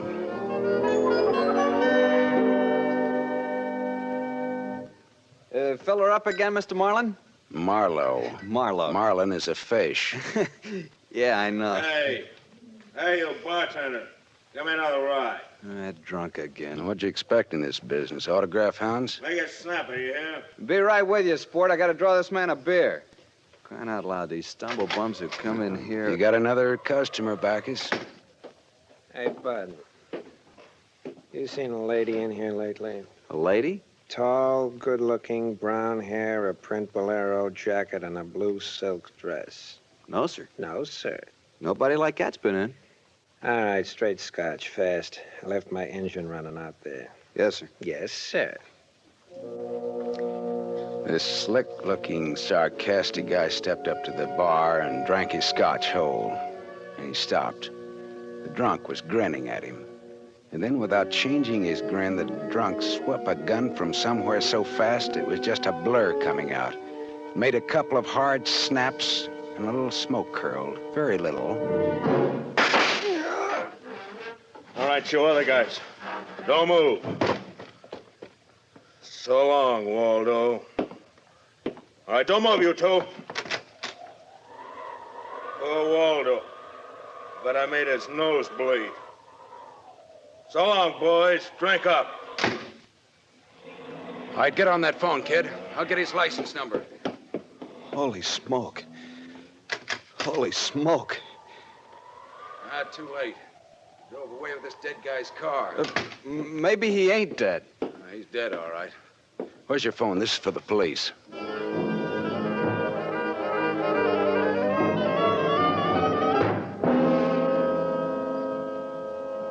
The prowl car boys were there in about 5 minutes. Waldo was out of business, all right. And nothing in his pockets told who he was, but he had about $700 on him. I told the cops what I knew, including about Waldo's tall, brown-haired, pretty girl in the bolero jacket. It was about 9 o'clock when I stepped out of the elevator in my apartment house and almost walked right into a tall, brown-haired, pretty girl in a bolero jacket, waiting for the elevator on my floor. Oh, excuse me. Just a minute, lady. I said excuse me. I'm in a hurry. Now, if you'll be good enough to Look, step you better out of... not go outside in those clothes. Just what do you mean by telling me what? This isn't a make. You're in trouble.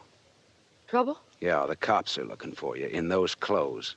But I haven't done anything that... I'm in room 41 across the hall now. I never collected an etching in my life. All right, I'll go with you. I'll go. I got to my room and rustled up some scotch and soda and brought the girl her glass. She had a small automatic in her hand. It jumped up at me, and her eyes were full of panic. I put down both glasses on the table slowly so that I wouldn't be misunderstood. Look, sister, maybe this wind has got you crazy, too. Don't move. Be careful, don't move. A man just got shot in a bar down the street. Before he got it, he'd been asking about a tall, pretty girl with a bolero jacket, like yours. What did he look like, this man? Tall, 5'11", slim, dark brown eyes with a lot of glitter, dark suit, white handkerchief in the breast pocket. And he must have seen you earlier tonight to know how you were dressed. Am I getting anywhere? He used to be my chauffeur. You had an appointment with him, didn't you?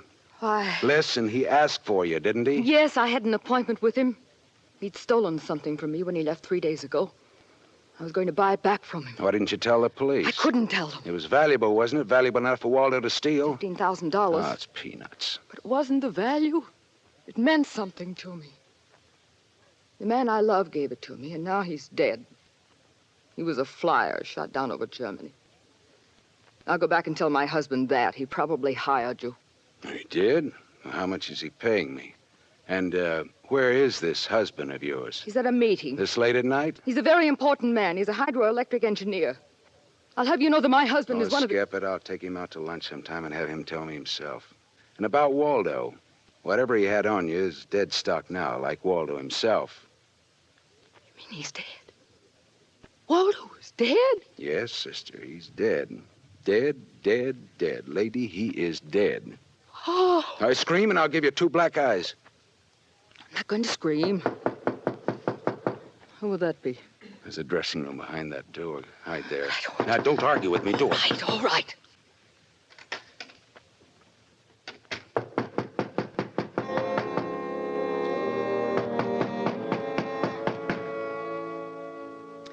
Then I went to the door, making a loud, yawning sound. The backs of my hands were wet. I opened the door. Without a gun, that was a mistake. I certainly knew the gun I was looking into, a .22 target automatic that had already killed 1 man that night. And I knew the bald head and the flat, shiny eyes and the face like a poisonous lizard. Baldy put the muzzle of his gun lightly against my throat. I backed into the room, and Baldy kicked the door shut. You alone? Look for yourself. I'm asking, not looking. I'm alone.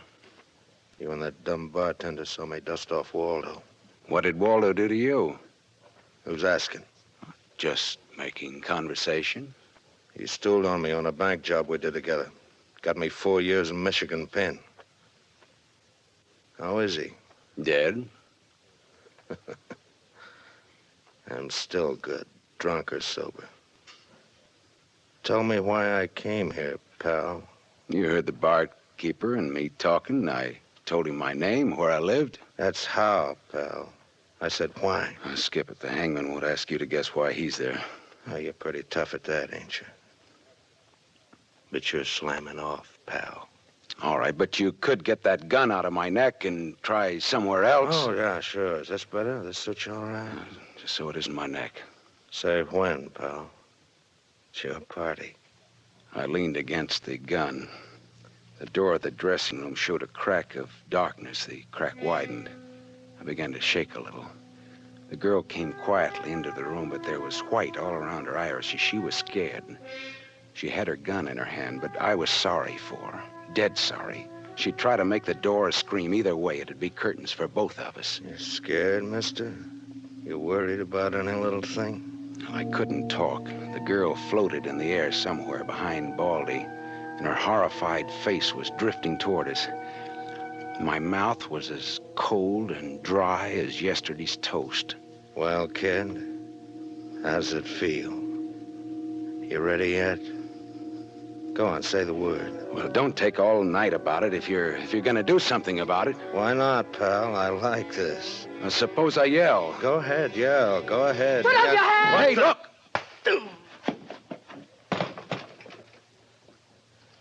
Oh. Thanks, sister. Thanks. That buys me. Everything I have is yours now and forever. Is he dead? You flatter me no end, lady. I only punched him.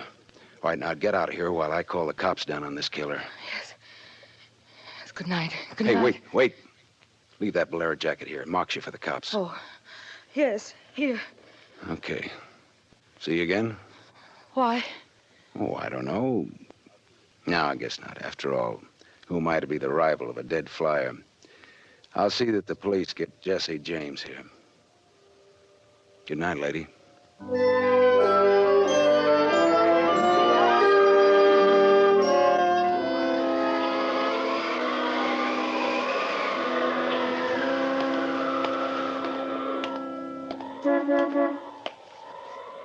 Yeah? You mean me? Yes, please. Oh, you. Again, huh? Get in. I must talk to you. You want to know what happened at headquarters, huh? Yes. Well, I went down there with the law and gave them the story. I left you out of it. Oh, thank you. You saved my life, so no one knows a thing about you. Well, incidentally, neither do I. Well, my name is Mrs. Frank Bosserly. 212 Fremont Place, Olympia 24596. Is that what you want? I guess so. Well, there it is. Now, why did you really come back?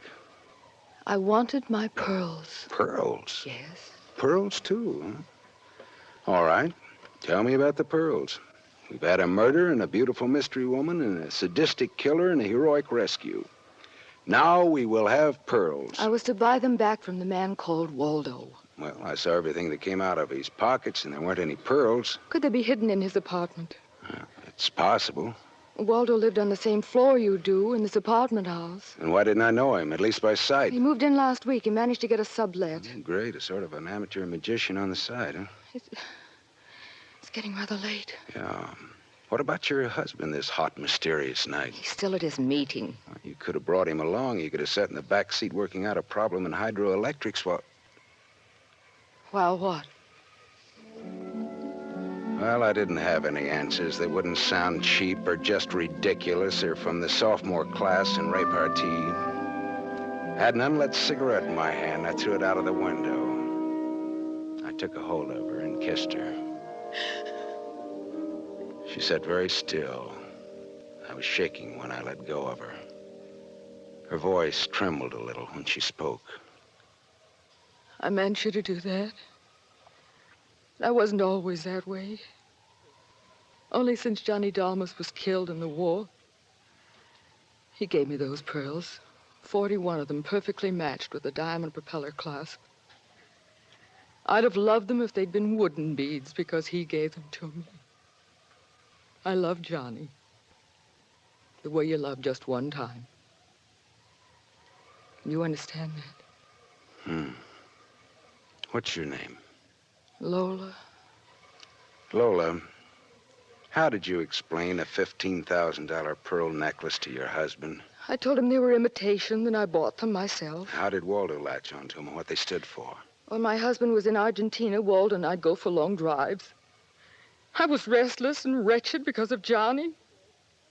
Sometimes Waldo and I had a little drink together, but that's all. But you confided in Waldo about those pearls. I was a fool. And when your husband came back, Waldo stole the pearls and offered to sell them back to you, or he'd tell Papa, huh?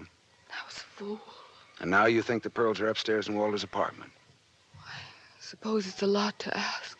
No, sweetheart, I've been paid. I'll go look. Wait here, huh?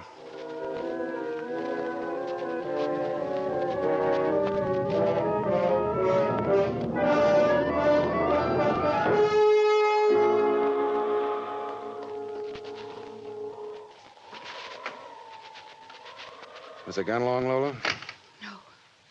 Well, No. no pearls? No pearls. Oh, There was a man in Waldo's room. a man. Who? You know a man named Leon Balsanos?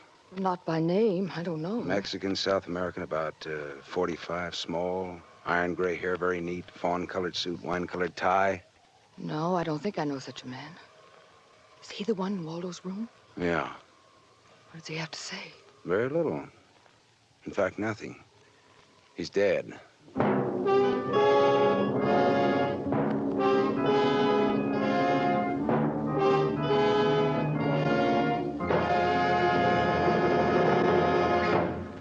You are listening to The Adventures of Philip Marlowe, starring Van Heflin, with music composed and conducted by Lynn Murray.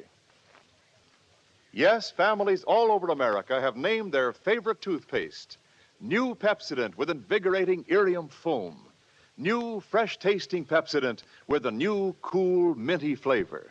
It's the 3-to-1 favorite over all other toothpastes. It's true. With families all over America, new Pepsodent is the favorite 3-to-1. The Farrell family of Evergreen Park, Illinois, preferred New Pepsodent on every single count. The Farrells say New Pepsodent tastes best of all, makes breath cleaner, makes teeth brighter. On all these counts, by an overwhelming average of 3-to-1, families prefer New Pepsodent over all other toothpaste they've tried. It's a fact. Families 3-to-1 say new Pepsodent tastes better, makes breath cleaner, and makes teeth brighter. Remember, this is not just our opinion. It's the honest conviction of the Farrells and other families who compared New Pepsodent with other toothpastes they had at home. Get New Pepsodent, the only toothpaste containing Irium. Get it for your family without delay.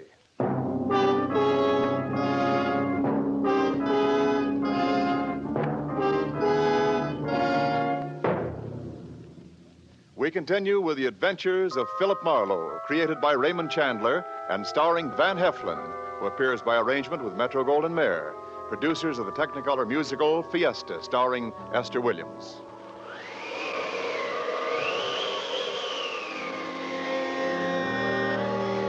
I sat with Lola Barsley in her car listening to that jittery, infuriating desert wind gallop around in the midnight streets.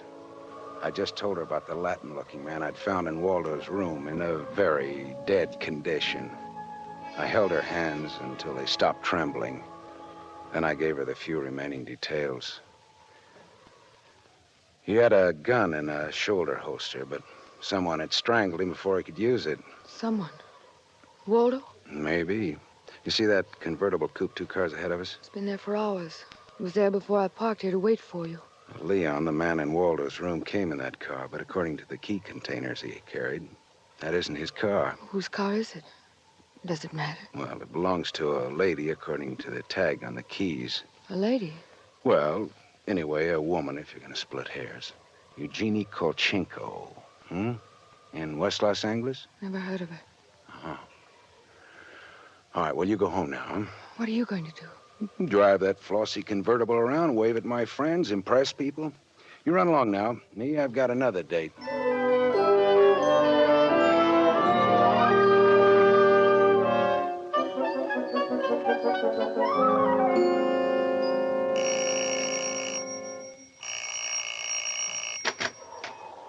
Yes? What is it, please? Miss Eugenie Kolchenko? Yes? What is it? Did you lose or misplace a pigeon gray convertible coupe? What are you saying? Now, don't be alarmed. I found it and I brought it home to you. Come in, please. It is a reward you wish. Shall we say... Snap out of it, Dragon Lady. Who was he? Who was who? The little guy, Leon. You loaned your car to. He's dead. Who was he? Oh, no, no. Oh, yes, yes. Eugenie. Darling, come here, please. What's the matter, honey? Who is this man? I came about Miss Kolchenko's car. What about her car? The gentleman who borrowed it couldn't return it on account of he isn't alive. He's dead. Darling, he's dead. Well, that's putting it more bluntly, of course. Dead, huh? Completely. Who are you? Philip Marlowe, private investigator. My card. Mm-hmm. You told the police yet? Never do at once what can be deferred pending negotiations. Aesop. I might negotiate. Oh, peachy. What do you know, Marlowe?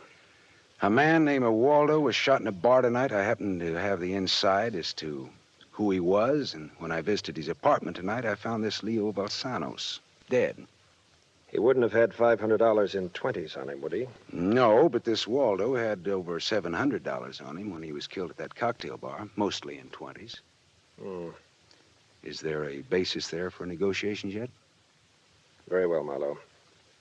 I'm a married man. There were certain unpaid bills for some stuff Miss Kolchenko here had charged to my account. But you told me I might charge to your account. All right, so I wasn't very bright. That might be the understatement of the decade, but go on. I had the unpaid bill safely in my briefcase. Somehow this Waldo had a chance to steal the briefcase. I hired Leon and gave him $500 to buy back those bills from Waldo. Instead, Waldo took Leon's dough and was forced to kill Leon in the process. And then he went out to keep another date and accidentally walked into an old pal hostile enough to blow him down. And someone still has those bills. And I'm in for a divorce suit. The man who shot Waldo got away in Waldo's car with your briefcase in it. Yeah, that could be. The cops caught him. Oh. And the police have the briefcase. Maybe. But the police are interested in solving crime, not in tossing mud for the benefit of sensation eaters. Look, I've got a friend or two at headquarters. Let me see what I can do. It's worth $500 to me. Well, then that's what it'll cost you. Well, good luck. And, thank you, Mr. Marlowe. Philip Marlowe, remember? My name is Frank Barcelay. Barcelay? Oh. What does that mean? The big hydroelectric engineer? Yeah. How did you know? My voices tell me. Who? Darling, this man is manifestly insane. It's the heat, Miss Kolchenko. It's the Santa Ana. It's the desert wind. May I use your telephone?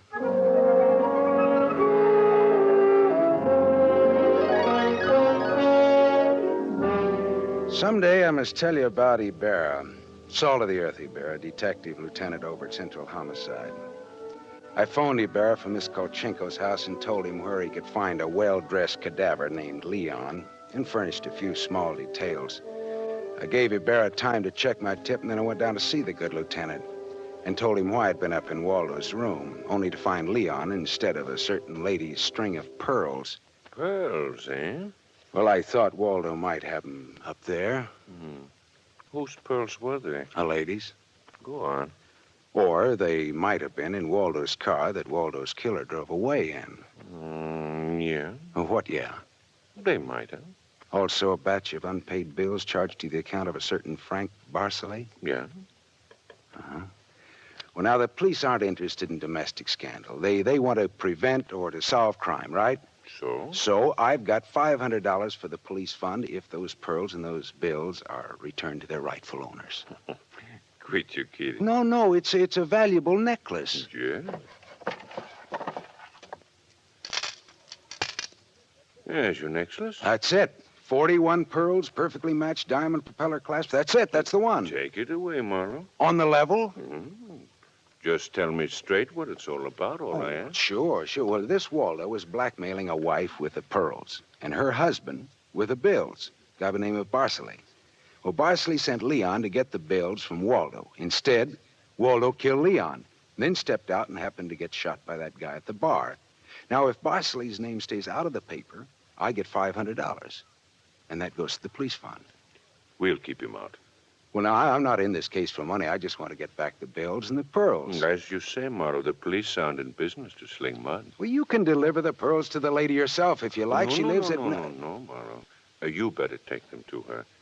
You see, except for the diamond propeller clasp on them, they're phony. Phony? But... All but the clasp, Marlowe. All but the clasp.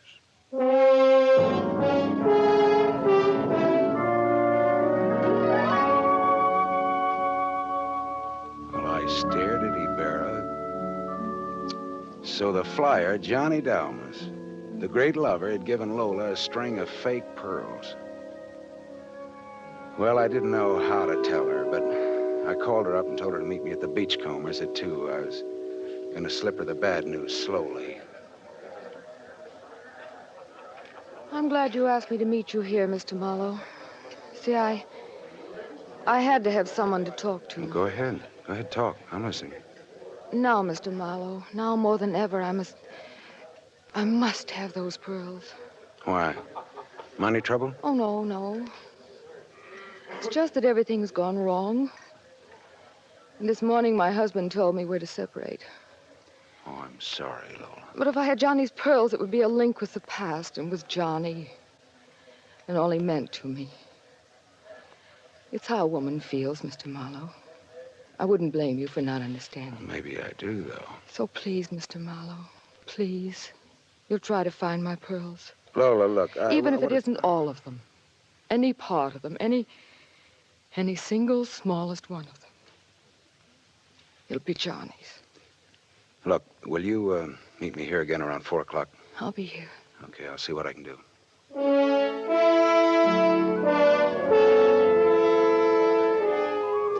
There was only one earthly decent thing I could do.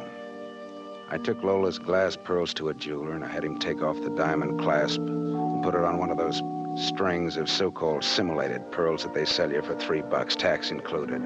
Then I went back to keep my 4 o'clock date with Lola at the Beachcombers. Well, Mr. Marlowe, anything new? Yes, the police found some pearls in Waldo's car. They found my pearls? No, not exactly. Not exactly? Well, Waldo was getting set to gyp you, Lola. He had the diamond clasp of your necklace attached to a string of cheap imitations. And then he sold the real pearls. Oh, how... Oh. These are the imitations here. Yes. But it is my clasp. The clasp is real. Is that all right? Yes, it's the clasp that Johnny Dalmas gave me. Of course it's all right. Oh, that's swell. And thank you so much, Mr. Marlowe. Forget it. I won't. Not ever. Well, is this goodbye? Yeah, I think so. You'll never get over Johnny Dalmas, Lola. If anybody ever bothers you again, though, well, let me know. Name's Philip Marlowe.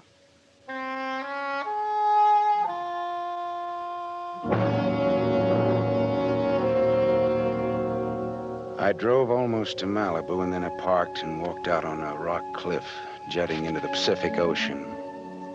Then I reached in my pocket and dug out the string of Bohemian glass pearls that Lieutenant Ibarra had found in Waldo's car. I cut the knot at one end and slipped the pearls off one by one. One by one, I flipped them into the water. The gull swooped down on them and then flapped up again, screaming indignantly.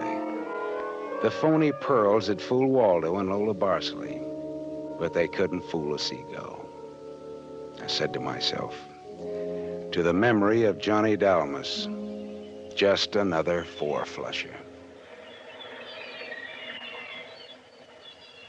I listened a while to the wheeling seagulls. All at once, I realized that the wind had died. The Santa Ana had blown itself out. The red wind was done. It was over.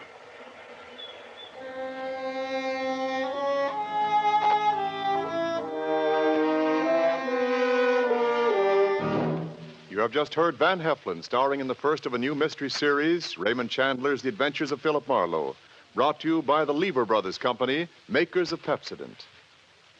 Have you tasted the new Pepsodent toothpaste? Its lingering, minty flavor is so fresh and inviting, families prefer it by an overwhelming average of 3-to-1 over all other toothpastes in a recent nationwide test. They said new Pepsodent tastes better, makes breath cleaner, and makes teeth brighter. Remember, new Pepsodent gives you more invigorating irium foam. It sweeps dulling film away. No wonder it's the 3-to-1 favorite with families all over America. Get new Pepsodent with irium for your family right away. Tonight's story on the adventure of Philip Marlowe was based on Red Wind, written by Raymond Chandler, creator of Philip Marlowe, the screen's most famous private detective. It was adapted for radio by Milton Geiger. Heard with Van Heflin was Lorene Tuttle as Lola Barceley.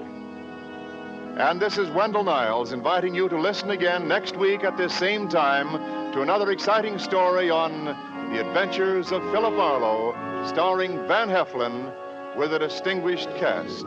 This is NBC, the National Broadcasting Company.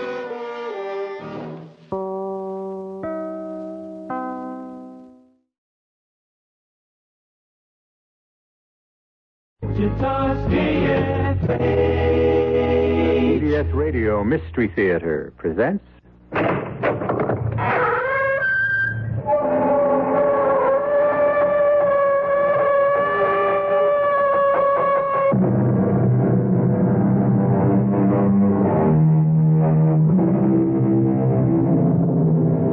Come in.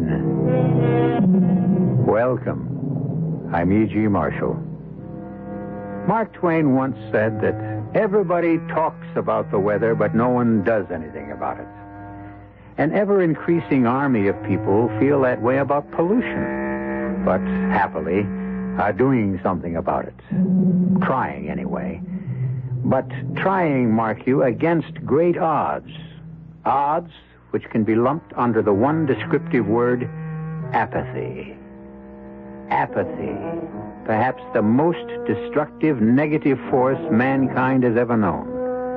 A force which could easily have led to the strange tale I bring you now. Nils, I order you. Put Magda out of the house instantly. She's my wife, Mr. Manderson. You can't ask me to... You fool! She's caught the Red Death. Brought it into my house, my sanctuary. Look at her. Beads of sweat on her face. Blood red sweat. She's caught the plague. Plague or not, I am not putting her out to die. Then I am. And one move from you to stop me and you'll go out with her. I mean what I say, Nils. Every word of it.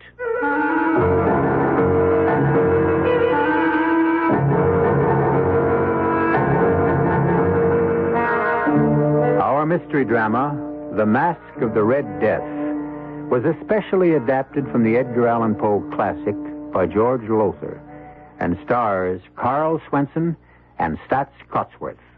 It is sponsored in part by Sign-Off, the sinus medicines, and Anheuser-Busch Incorporated, brewers of Budweiser. I'll be back shortly with Act One.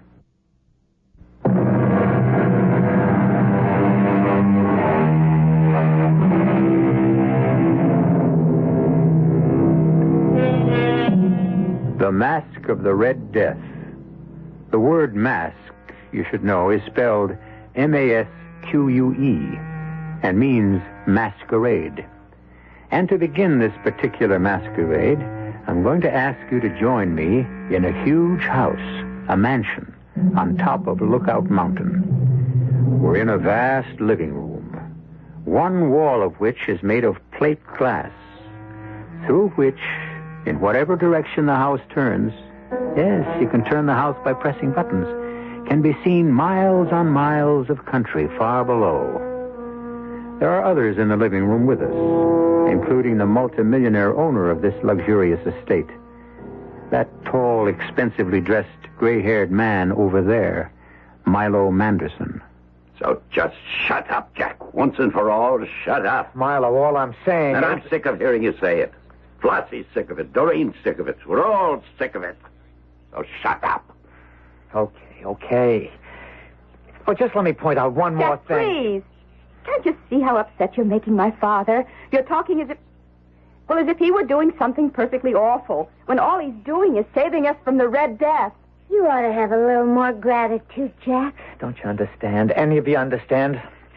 Look out that window into the valley where the village is. The farmlands, dead animals in the fields, cows, horses, pigs, chickens, everything. Doreen, shut him up.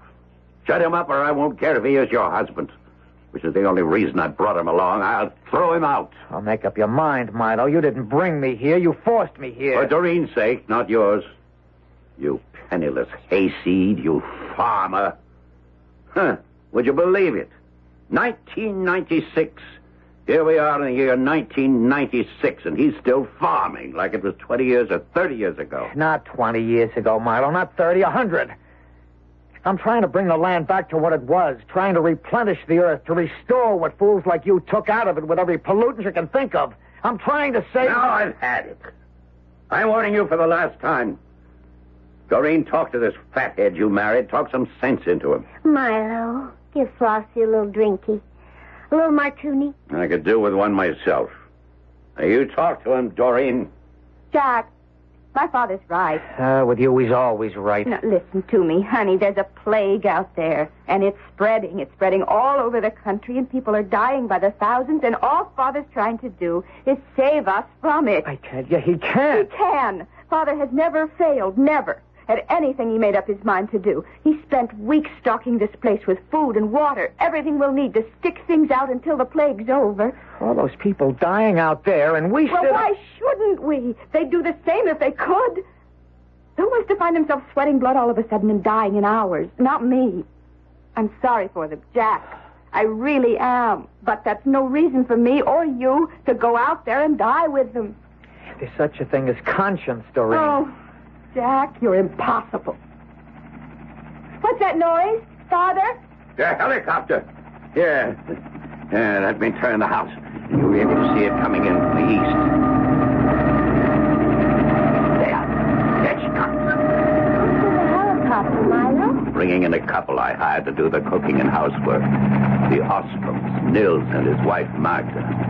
I hired them through a New York agency and had my pilot fly them out. What about the plague? Father, they could be bringing it with them. I had them checked out, complete physical, and every precaution taken to keep them from any contact with people till they got to the chopper. Nothing to worry about. Oh, look at that gorgeous hunk of man getting out of the cup. That's Nils. Ooh, 6'4" if he's an inch. Long blonde hair. Oh, wow. You keep your eyes on me, baby. I'm the guy you're going to marry, remember, not him. How could I forget?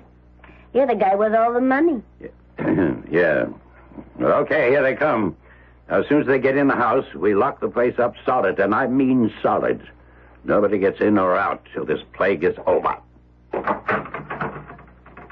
You're Nils Ostrom, that right? Yes, Mr. Manderson. And this is Magda, your wife. Yes, sir.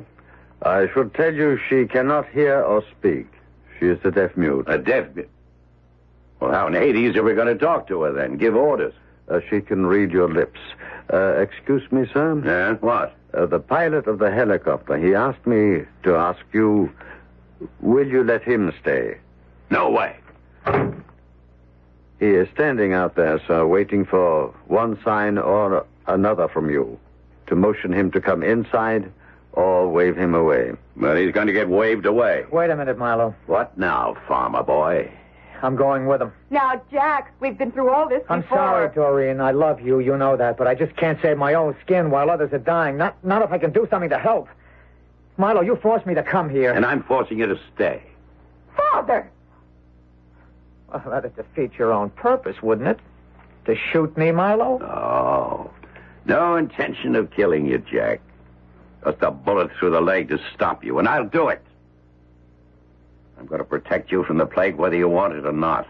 Not for your sake, but for Doreen's. She loves you. You don't ask me why, but she does. That's the only reason I'm keeping you here. Nils, you and your wife start locking the place up. Yes, sir. Come, Magda. I'll wave that pilot off. You could have let him stay, Milo. You may be sending him to his death. And if it weren't for Doreen, you'd be going along with him. Now shut up and help get this place locked up.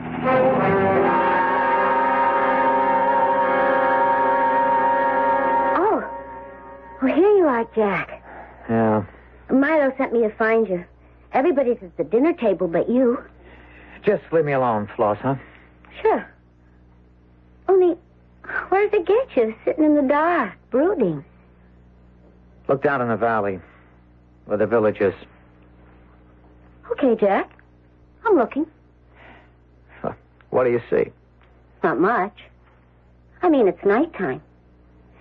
There used to be a lot of lights down there. Like, you know, people in their houses doing whatever people do in their houses. But in the week we've been here... Hey, has it been a week? Yeah, a week. Well, anyway, since we've been here, at least half the lights have gone out. They didn't go out. They burned out. People died of the Red Death, and the lights just burned out. Tough? Is that all you can say? Tough? Do you realize what's happening out there? Not only down there in the village, but all over the United States, Canada, the world. Jack, baby. There's something you've got to understand about little Flossie. Oh. Up here in the head, nothing. Down here, and here, plenty. But up here in the head, oh, forget it. And that's why, when this is all over, Milo's going to make me wife number 4. Only you know something? Know what? Well, I've been listening. All this week, I've been listening to you. And it kind of gets through to me that, well, maybe you've got something. Tell me about what you're all wrapped up in. This orgasmic farming thing. Organic. You wouldn't be interested. So why am I asking? Well, it's simple. It's like a bank account. Well, that I know about. All right. So then, if you take out more than you put in... No bank account. Overdrawn. Fini. Exactly. So... Well, it's simple. The land, the earth, where all the world's food comes from, it's a bank account. Now, unless you want to be overdrawn, you got to put back in what you take out. Well, the world has been taking out and never putting back in. The land is bankrupt. It's overdrawn. It's poor, not rich anymore. So what comes out of it is poor, not rich. So no matter how much people eat, what they eat is practically worthless. Oh, yeah. You follow me then? Like a tiger. If what we eat is worthless, well, then we get sick. We get sick. The air gets sick. The waters get sick. And then we get what we've got now, the plague of the Red Death. Oh. So him, Milo, what he's doing, trying to save us from the Red Death, well, what good is it? I mean, if the plague stops like he says it will. It will, but there'll be others, worse. They're God's way of saying, man, you're overdrawn. Lost. Uh-oh. Lost. Milo's looking for me. I'm supposed to find you and... right here, lover, right here. Now, what is this? You and the farmer boy in the dark. Talking, doll, just talking. I sent you to look for him, get him to the dinner table, and you sit here in the dark just talking. Well, I gotta talk to somebody, and you're never in the mood. Not for that. Well, what's so interesting in him? Well, he was telling me about organic farming and how it could save the earth from going bankrupt. No, not that again. Come on, dinner's getting cold. You heard me, Jack. I'll stay here, Milo. Oh, come on, Jack. You ought to eat. Keep up your strength. On that food? It's practically worthless. Well, just to keep me company, then. We can talk some more, and I like talking to you. Yeah, that's about all farmer boy can do, talk. Anybody can talk. I act. You just remember one thing, Flossie girl. I'm the one that's saving you from the Red Death. Yeah. Only answer me a question, Milo. Sure. Saving me. For what?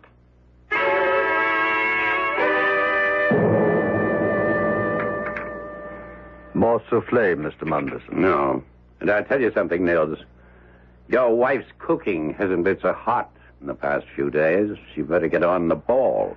I am sorry, sir, but she has not been feeling herself. I'll have more, Niels. I think it's quite good. Yes, madam. Yeah, and what about the coffee? I asked for another cup. Yeah, in a moment, sir. My wife is heating it. Anyone see the news on Global Vision today? Oh, I did, Doreen. Why? They said a plague is spreading, that it's shown up now in France, Italy, Spain, everywhere. Nothing surprising about that. I didn't say it was. I just said it was on the news. No need to take my head off, Doreen. No need for you to be sarcastic. I wasn't being. Oh, don't tell me. Look, all I said It isn't was... what you say. It's your attitude. I notice you don't take that tone with her. Me? How'd I get into this? You know how you got into it. Don't pull the innocent on me. If you're implying... Oh, skip it, Nils. Where is that coffee? Here's my wife with it now, madame. Magna, let me help you with the tray. I don't intend to skip anything. If you're implying that I've been up to anything... Look, you little... Now stop it, the two of you. The last 2 or 3 days you've been at each other like a couple of alley cats, and I'm sick of it. Well, you just tell your girlfriend... You watch your tongue. Flossie isn't my girlfriend. She's my fiancée. What's more... What the devil? Sorry, sir. I'm very sorry. My wife, the tray slipped from her... Magda! Look out, she's collapsing. Magda! Oh, my dearest. Let me give you a hand with her, Nils. No, sir, stand back. But, Nils... No, get back, sir, get back. Don't come near her. Can't you see? See what? Her face. She's sweating blood. Yes, I'm afraid she has the red plague. It's worse than that. She's brought it here.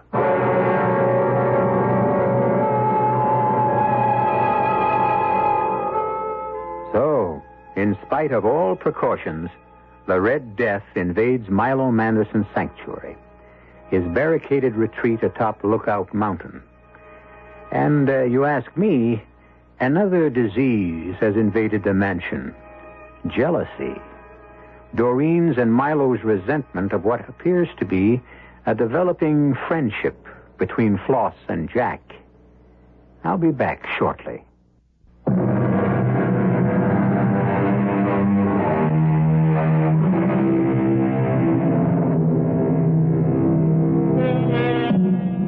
As ye sow, we are told in the Bible, so shall ye reap. It would appear that multimillionaire Milo Manderson is on the threshold of doing some reaping. He thought himself and his few chosen companions safe from the plague of the Red Death, secure in his isolated retreat atop Lookout Mountain, the world and the spreading death in it barred from his door. Not so. Magda Ostrom, wife of Nils, the couple Manderson brought to do the menial work of the household, has just collapsed. Get her out. What? Get her out. Out of this room, out of this house. Oh, now cool it, Milo. The woman's dying. And we're not dying with her. Father! Don't start breaking The things. money I spent to protect us, the precautions I took, weeks of thought and preparation. To doctors. How many doctors did I send them to examine them and check them out, make sure that they were free with a fight? Oh, Father, get hold of yourself. Now she comes down with it. In my own house. This sanctuary, I nearly killed myself to make ready so we'd all be safe. Get her out of here. You can't ask me. Get her out. I will not. No, Mr. Manderson, I will not. Magda is going to die, but she is not going to die alone. Then die with her. Milo, no. Get out of my way. Give me that gun. Father! Here. Stop it.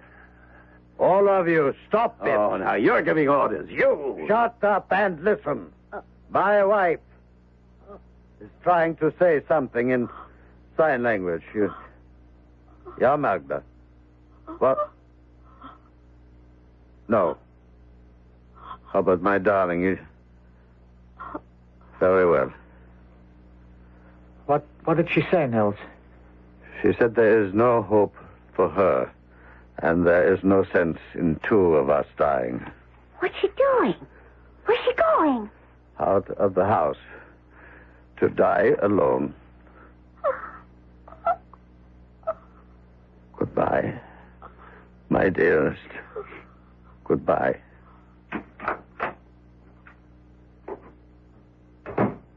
I'll see you dead for this, Manderson. Mr. Madison. And I'm not scared by threats. No threat, Mr. Manderson. A promise. Business has been brought to a virtual standstill throughout the world. Here in the United States, countless thousands who tried and are still trying to leave the congestion of the cities for what is considered the relative safety of rural areas. Shut that thing are off. blocked by military and local I said police. shut that thing Riots off. in the... Oh, look! His face. The Red Death. He's got it. His face. Red. With sweat. All right, I'll shut it off. The sight of death becoming too much for you, Mr. Manderson? Shut up. I'm sorry, sir. I thought perhaps the sight of my wife's body lying out in the patio where she collapsed and died. Niels, you'll go too far, I warn you. I'd shoot you now if we didn't need you. Need me? For what? Are you also incompetent, so helpless you can't do for yourselves? The ladies can cook? Me? I can't boil water. And I don't intend to. That's what you are paid for. You are so like your father, madame. You think everything can be bought, even life. Now, you look here. Since your wife died 2 days ago, you've been acting like... Well, like anything but the servant you are. Now, you just cut it out. You just remember your place. Remember who and what you are. Do you understand me, Nils? Totally, madame. Is there anything madame wishes before I go to make up the beds? Not at the moment, but when there is, I'll let you know. Thank you, madame.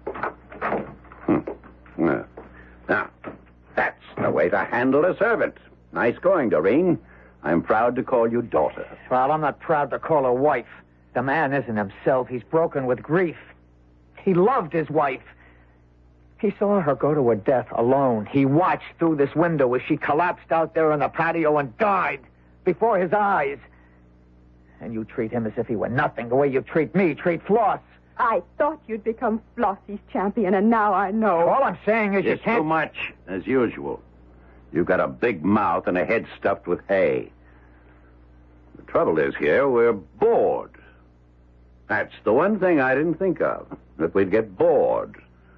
We've been cooped up here for nearly 2 weeks now. 9 days. Will you please shut up? Well, 9 days isn't 2 weeks, is all I'm saying. I can take care of that. How, Father? Well, I don't know yet. I'll think of something. Meantime, how about some bridge? Not me. Sorry, Marlo. Sick of bridge. Well, then how about... blazes with it. I'm going up to the solarium to get some sun. I'll go with you, Father. Jack? No, I'll stay here. With Flossie, of course. Yeah, we'll have the orgy I've been planning for weeks. I wouldn't be surprised.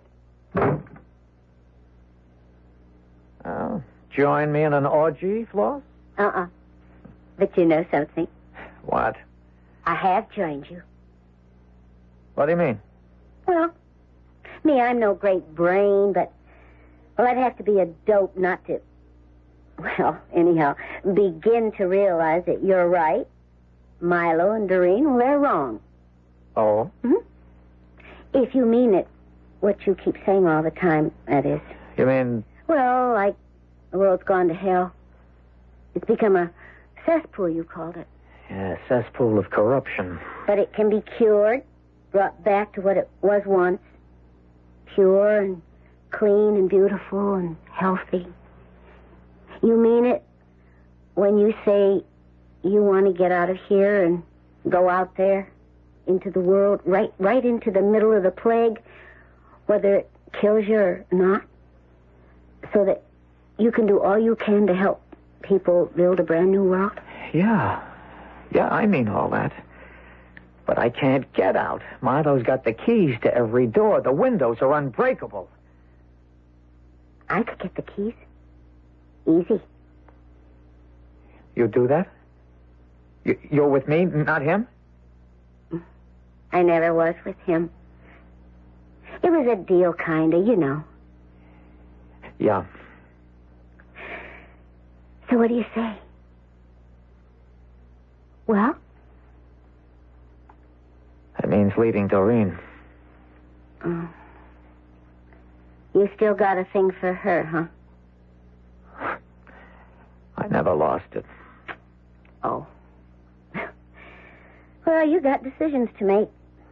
Leave Doreen and do what you believe is right. Or don't leave Doreen and don't do it. A decision I don't think you need make, Mr. Reynolds. Not yet. Nils. I apologize. I overheard something of what you've been saying. Whatever your decision, it would be foolish for you to go out into the world right now, sir. You think so, Nils? I know it, sir. The plague is reaching its height. In a few days, it will begin to break and then recede. But right now, and for the next few days, it will be at its most dangerous point. But believe me, sir, leave here now and your death will be assured. And you are among a handful the world cannot afford to lose. Not at this time. Nils, you're something else. You know that?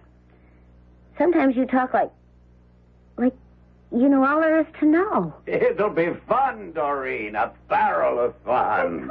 Costumes. What about costumes? That's all taken care of. Hey, now, Floss, Jack, yeah, you, Nils. I got a great idea. You say you're bored. You say life in the Milo Madison hideaway holds no variety for you, no spice at all for you. Well, I tell you what I'm going to do. I'm going to give you a party. A party? Not just a party, Jack the boy. A masquerade party. Are you crazy? What do you mean crazy? Party? A masquerade party? When out there the world is dying? Milo, it's obscene. You see, Doreen, I told you. Beat my brains out thinking of something to liven things up, to keep us from going nuts with boredom. Where do I get? Where?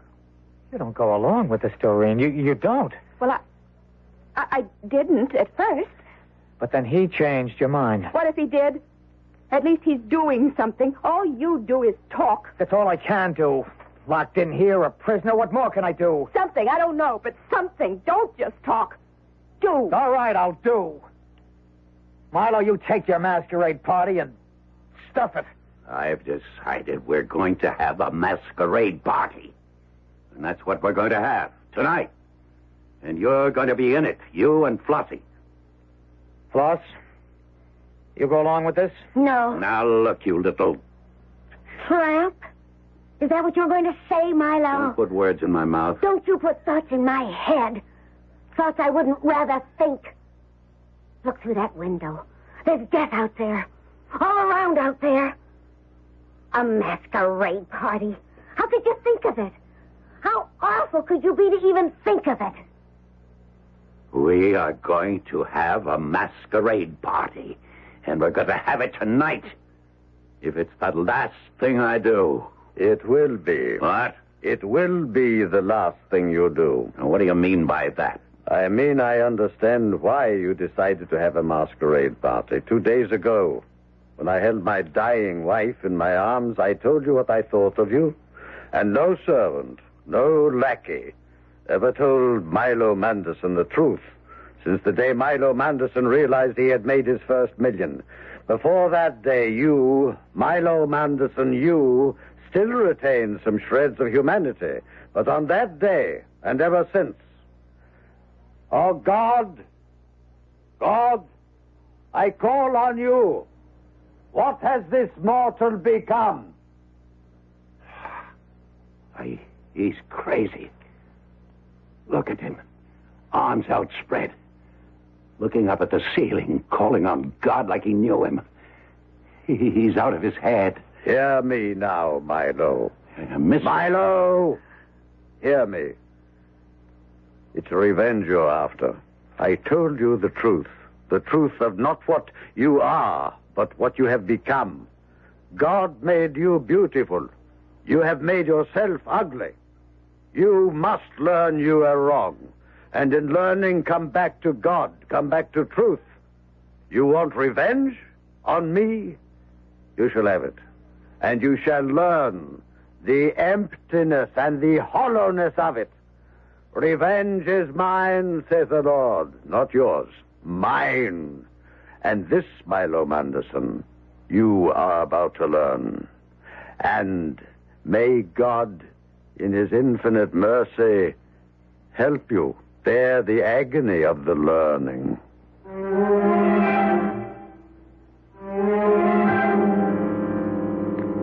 A strange speech, surely. Nils calls on God as if, as if he knew him as intimately as I know you. And we do know each other, you and I, very well indeed by this time, don't we? Ought to. Been together a long time. Pleasant time for me, anyhow. Hope for you, too. Back shortly with Act 3.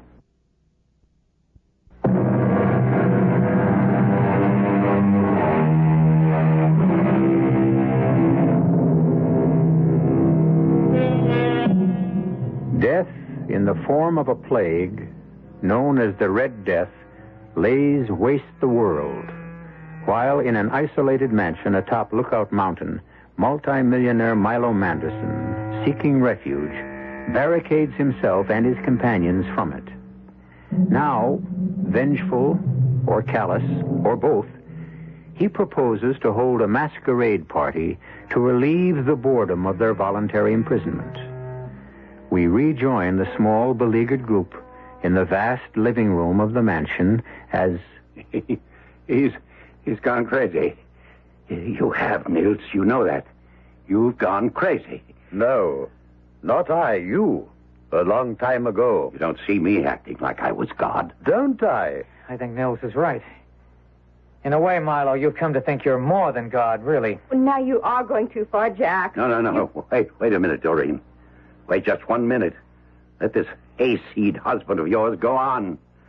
So, God sent the Red Plague to wipe us all out. That is, eh? Maybe he didn't. Maybe he didn't have to. From where I sit, you created it yourselves. You're as crazy as Nils. Wait and see, Milo. Just wait and see. Yeah. And while I'm waiting, we'll have our party. Yes, there's a big closet in the game room, and it's loaded with costumes. From the bash we had up here a couple of years ago, Doreen, you remember? Yes. So you can all get your costumes from there. Nils, you break out the Port Rocher. I've been saving that champagne for a special occasion.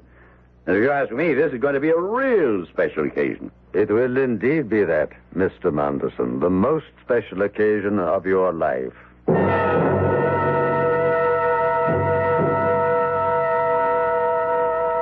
Jack. Yes, Doreen. Hook me up in back. This Marie Antoinette costume is hard to manage. Oh, okay.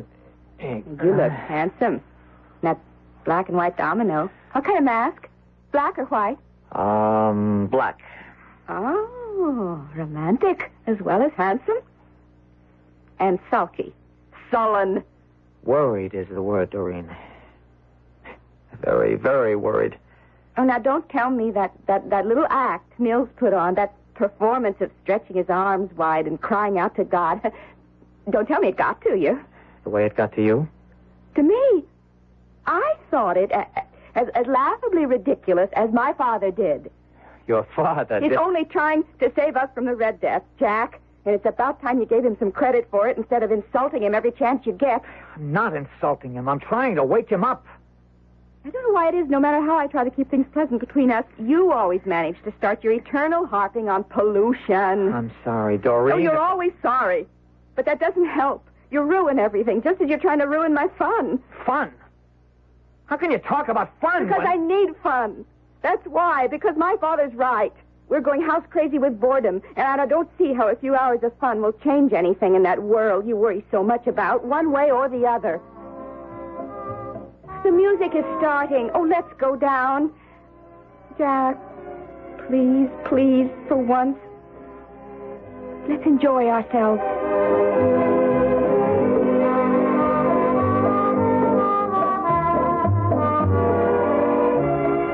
Come on, Floss, come on. The way you're dancing, put some life into it, baby. I don't feel like dancing. Well, you will. All he needs a couple more glasses of champagne. Soon take care of that. Now, say one thing for Nils. He may be batty as a bedbug, but he's a good servant.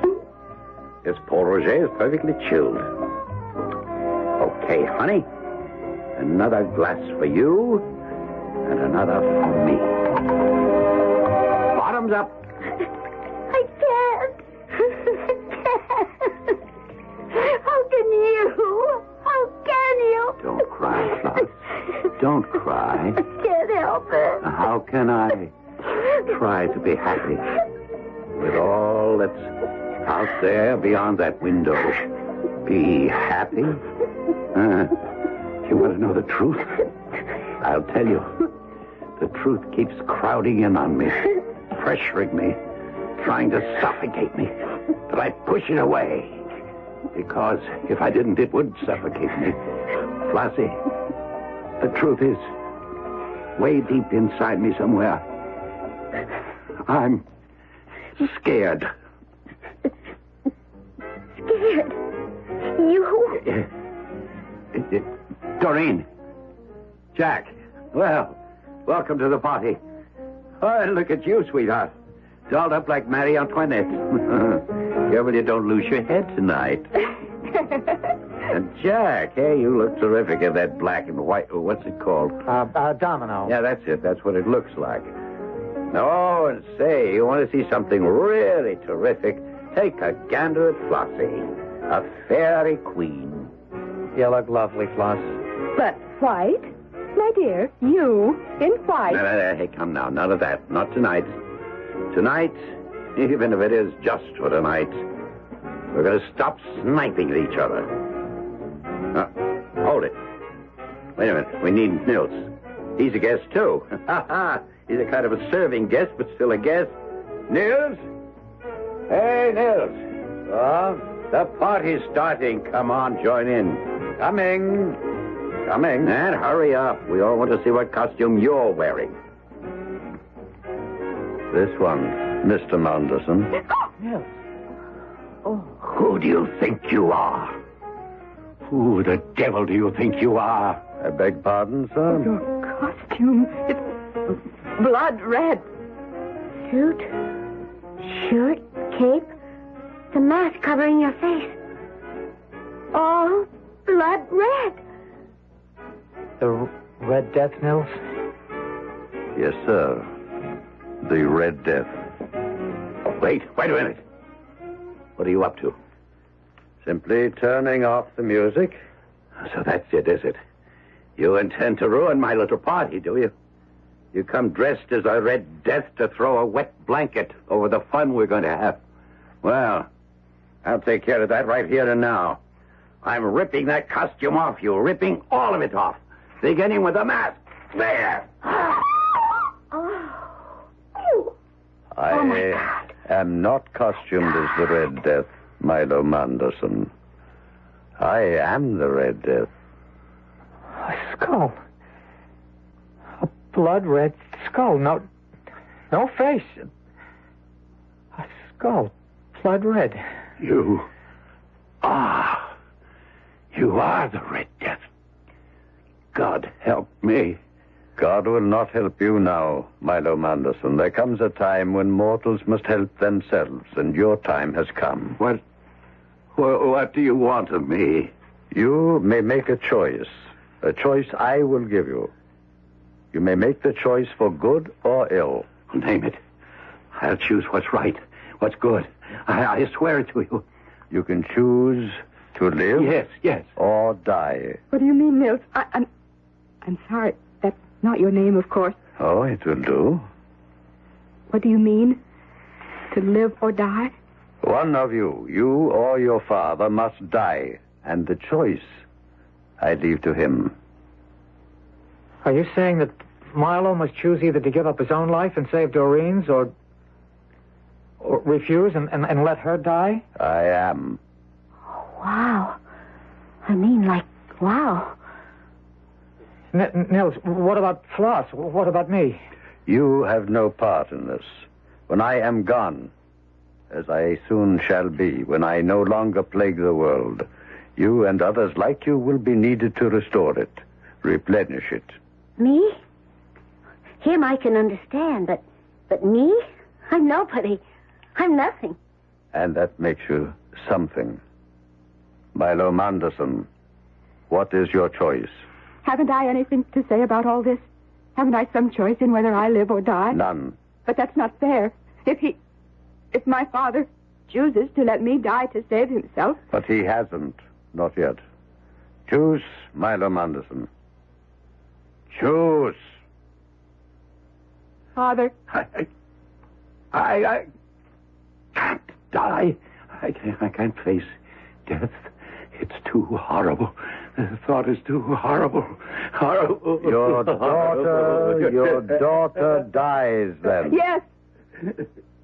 What? What was that? He can't make a choice, don't you see? He hasn't the courage to choose death for himself or for me. Scared. He said it himself. Deep down inside, scared. And I never knew in all these years. Never knew. I thought he was the strongest man on earth, but he's just a scared child. Nils, take me. He must make the choice. Choose. Choose. No. Take her. Take Doreen. She offered, didn't she? She's not afraid. But I am. Look at me. Look, I'm sweating with fear. Look again. You're not sweating with fear, but with death. Red. Remember, I sweat. Blood. Red. I... Stricken, Milo Manderson. Stricken with the Red Death. But why? Oh, why? You gave me a choice. And again, you chose the wrong one. You chose to do evil instead of good, as you always have. Always. Now die. No! Die. And may your soul go to the hell it deserves. No! He flung himself through the window. Lying out there next to Magda. Oh, Mother. Easy, Doreen. Easy. Take it easy, sweetheart. Nils, I think... Where is he? He was there a second ago. But now, just the costume laying in a pile on the floor. He's gone. Well, let's hope so. Let's hope he's gone forever. Not only from here, but from the world out there. What world? What's left of it? There are still some lights burning in the village. And everywhere else, I guess. Those that are left. Maybe God made a choice. And maybe we're part of it. Whether we are or not, the only choice we've got is to go out there and start helping. Start rebuilding, start creating another... and with God's help, a better world.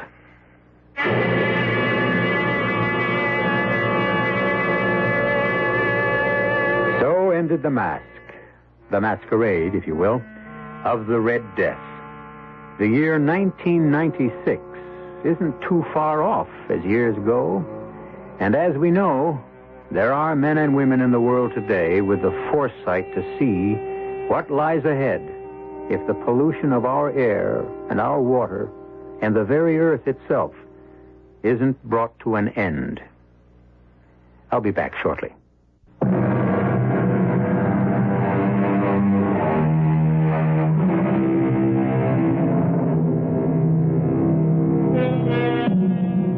The strange tale I've just brought you was an allegory, A story designed to symbolize a message, a truth. Of course, it never happened. But it could. Our cast included Stotts Cotsworth, Carl Swenson, Lois Smith, Jack Grimes, and E.V. Juster. The entire production was under the direction of Hyman Brown. And now, a preview of our next tale. Listen. What's that? What's he saying? He's crying as if his heart would break. This is terrible. Poor Wyatt. He's in agony otherwise. Yes, I can hear him. Poor man. Will, what is he crying over? It can't be the painting, even if it had been damaged when those sailors bumped the box. Elvira, it can't be that. It isn't. Isn't? I told you I've had this feeling all along. This sense of something. You know. And now I'm sure. It isn't a painting that's in that box, Will. It's a corpse. A corpse? And the question that I've been asking myself all along is, whose? Radio Mystery Theater was sponsored in part by Buick Motor Division. This is E.G. Marshall inviting you to return to our Mystery Theater for another adventure in the macabre. Until next time, pleasant dreams.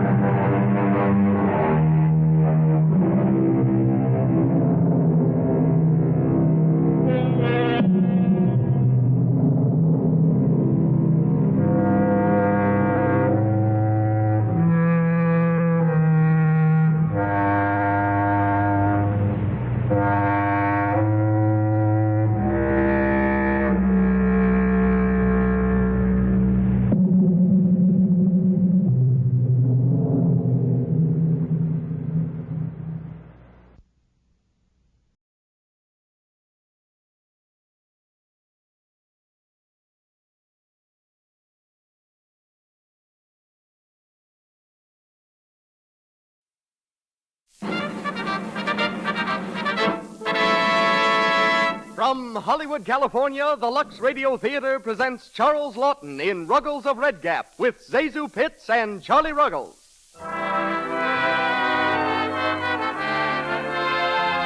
Lux presents Hollywood. Tonight's play is the lively and romantic story of an English ballet set down in America's wild and woolly West. Charles Lawton stars in Ruggles of Red Gap with Zazu Pitts and Charlie Ruggles. Between the acts, you'll hear one of the most famous real-life butlers, Herbert Peacock. Our music is conducted by Louis Silvers. This program is brought to the microphone jointly by the makers of Lux Flakes and by you women who are buying Lux Flakes this week and every week. Here's what so many clever women are doing nowadays. They use Lux to care for all their washable clothes and to do their dishes, too. Do you realize how little this costs? Only a few cents, and it saves dollars. Things stay new-looking so much longer. Remember, this is a Luxable year, and to look your best, to benefit from all the loveliness this year's crisp linens, colorful cottons, printed silks, and rayons can give you, be sure to use gentle Lux Flakes frequently.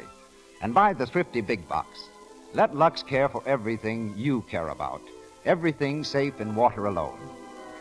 Ladies and gentlemen, our producer, Mr. Cecil B. DeMille.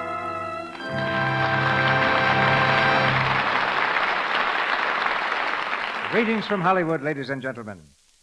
Back in 1914, the British Army lost an eager recruit named Charles Lawton. They told him he was too young to fight. So he learned the hotel business, in which he was intrigued far more by the habits and manners of the guests than by the duties of his job. A little later, when another birthday had come and gone, Mr. Lawton was at last allowed to serve his country. The war ended, other ventures claimed him, until after 10 years, he got his first part on the stage. Mr. Lawton had been acting 3 years when I happened to see him in London and decided he was the man I wanted for the part of Nero in The Sign of the Cross. His contributions to the screen since then have given the world many hours of glorious entertainment and artistry. Outstanding among them was his performance of the title role in Ruggles of Red Gap. And tonight, as he repeats that role for us, he makes his first appearance in a radio drama in this country. Mr. Lawton's latest pictures are 2 Paramount releases, The Beachcomber and Jamaica Inn, and he's now at RKO Studios starring in The Hunchback of Notre Dame. With Charles Lawton come 2 other fine players, also from the original picture cast, Charlie Ruggles and Zazu Pitts. We hear Miss Pitts as Mrs. Judson and Charlie Ruggles as Egbert Floud, leading citizen of Red Gap. So put on your 10-gallon hat and your high-heel boots as the Lux Radio Theater presents Charles Lawton, Charlie Ruggles, and Zazu Pitts in Ruggles of Red Gap.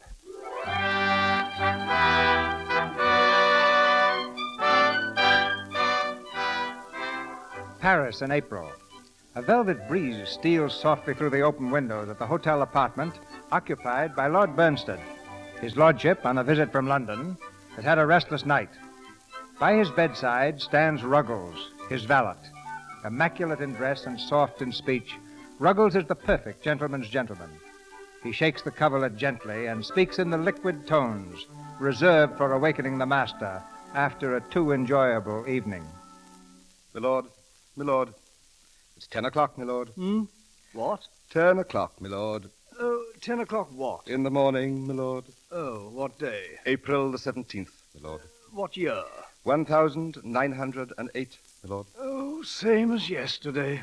Is there anything wrong, milord? Everything's wrong. Shellfish again for supper, milord. Well, what of it? You know what they do to your digestion, milord? They don't do a thing to my digestion. No, milord. No, if you want to know, I had oysters and lobster and sherry and champagne. Quite, milord.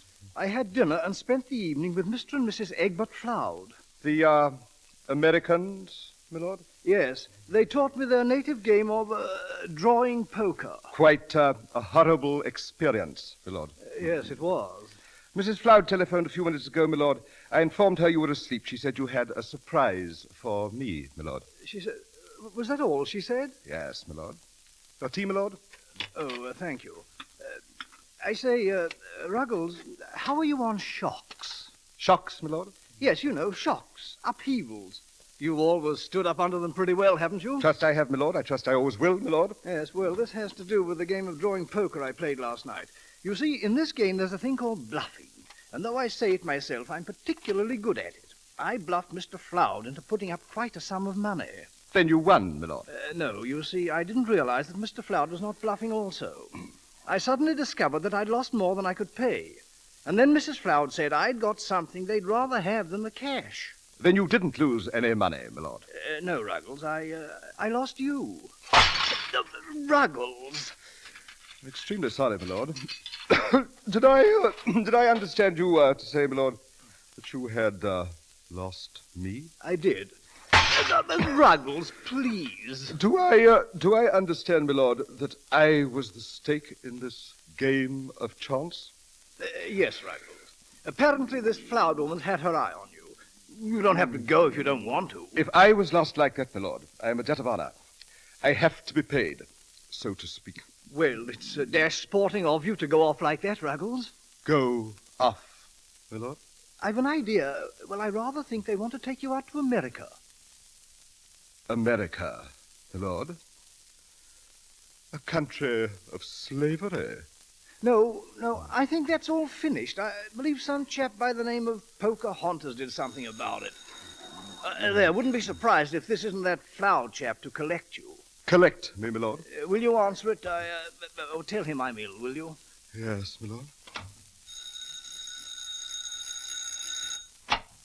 Yeah, howdy, Bill. Morning, sir.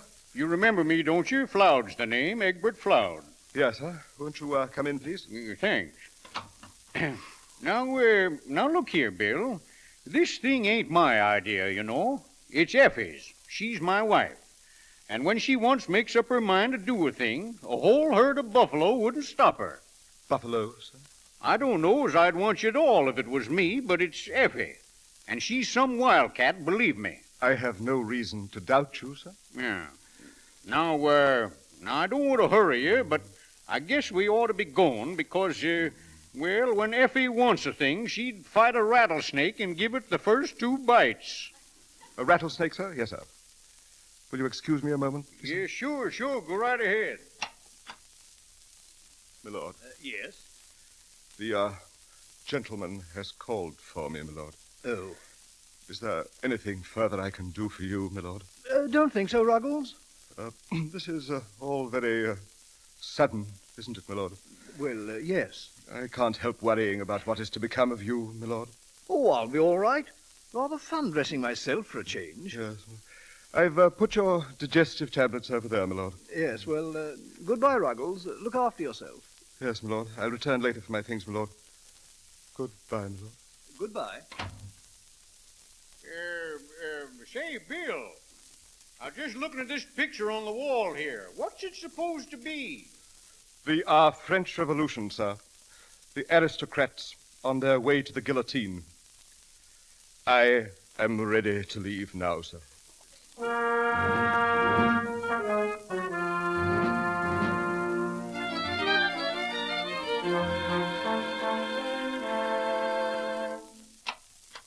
Come on in, Colonel. Hey, Effie, he's here. I got him. Yeah, sit down, Colonel. Colonel, sir, my name is... Sit down, make yourself at home. Egbert, is that you? Yeah, here he is, Effie, hog-tied and waiting. Well, Mr. Ruggles, this certainly is a pleasure. And are we delighted to get you? I do hope you're going to be very happy with us, both here and in Red Gap. Red Gap, madam? Yes, Red Gap, Washington. Our hometown, you know. A little bourgeoisie, I'm afraid. But you'll find a few of us really do care about what's happening in the Hoti Mundi, or society, as you call it. Yes, madam. Now, Ruggles, I want you to start right in this morning. The first thing you can do is to take Mr. Floud out and buy him some new clothes. Yeah, huh? Well, what's the matter with these I got on? And then, Ruggles, after you've made Mr. Floud presentable, you might spend a few hours with him in the art galleries. The art galleries? Oh. Yes, dear. Art galleries.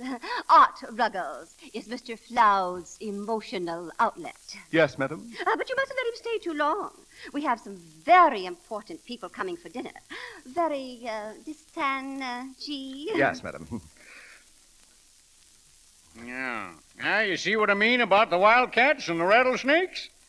Do you know anything about art galleries, Bill? If I may be allowed to say so, sir, we have a common sympathy in the pictorial arts, sir. Oh, yeah. Well, then come on, then. I'll take you to a good one.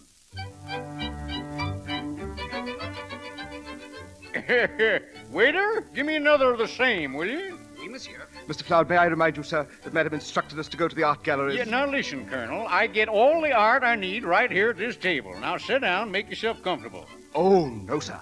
Why, what's the matter? Sir, there is a certain difference in our walks of life, sir, which makes it impossible for me to sit at the same table with yourself, sir.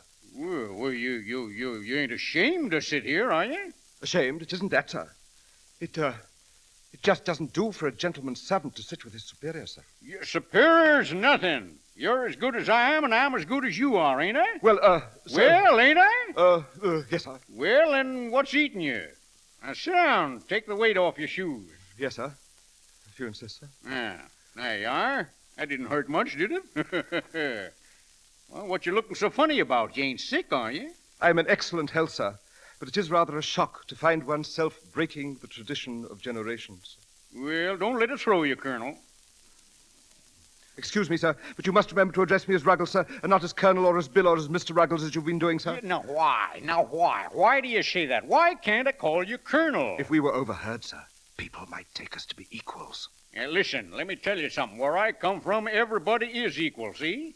Indeed, sir. That may do very well for America, but it would never do with us. No. Yeah, well, I don't get what you're talking about. Well, look who's here. Hey, Jeff. Jeff Tuttle. Yippee! Sourdough, yahoo! Yeah, Jeff Tuttle from Red Gap. Good old sourdough, Yeah, yahoo! Yahoo!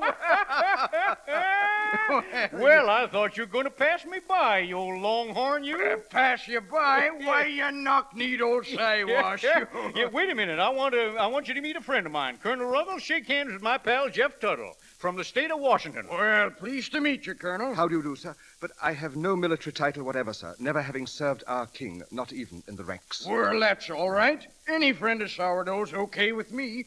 Say, what's the matter with sitting down? Yeah, sure. Sit down, Colonel, sit down. Well, Jeff, you old stinging lizard, where'd you turn up from? Europe. Me and Amy's been all over Europe and Italy.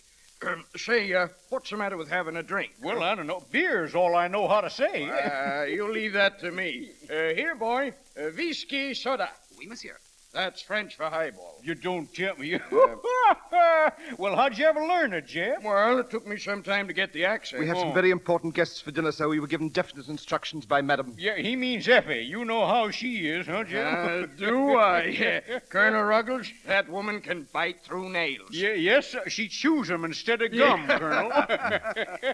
Drinks, monsieur. Yeah. Oh, that's fine. Just set the drinks down here, boy.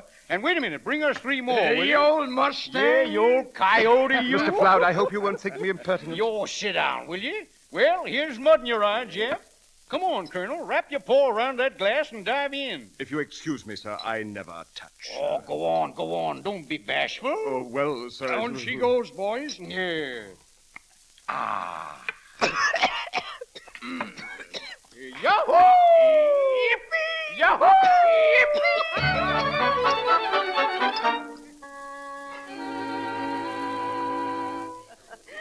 Well, how long have you been in Paris, Mrs. Flower? Oh, just a few weeks. Some more duvies, Mrs. Tiflin. Thank you. Mr. Bainbridge. Thank you, no. Very kind of you to invite us, Mrs. Flower. Oh, that's what I love about Paris. One makes such good friends so easily. Doesn't one? Yes. How true. Egbert ought to be here any minute now. I must apologize for him, but he's spending the afternoon in the art gallery. Yeah. Oh, yeah, look out, Jeff. What's it, Colonel? Why, what in the world? What's that? Yeah, he's a wild one, Jeff. Yahoo! Oh, Mrs. Floud! Oh, please, ladies, gentlemen, it's nothing at all. Oh, do have some more Stoovies, please do. Hey, Effie. Egbert. Yahoo! Yeah, hello, everybody. This is my old friend, Jeff. Jeff, meet everybody. Yippee! Oh, I'm afraid I must leave, Mrs. Floud. Oh, no, please don't go. It's quite all right. It's nothing. Good evening, Mrs. Floud. So sorry. Yeah, well, what's the matter? Everybody going? Hey, come back here. Oh, good night. I'm so sorry. I don't know what. Oh, good night. Good night, everybody. Well, what's the matter, Effie? Ain't they going to stay and eat? Egbert Floud, you've been drinking. Me drinking? Oh, Effie. Hey there, Effie. You shut up, Jeff Tuttle. You've disgraced me. That's what you've done. I was never so mortified in my life. And you, Ruggles, I entrusted him to your care. And you bring him home like this? Well, why don't you speak? What have you got to say for yourself? Yahoo! Ruggles!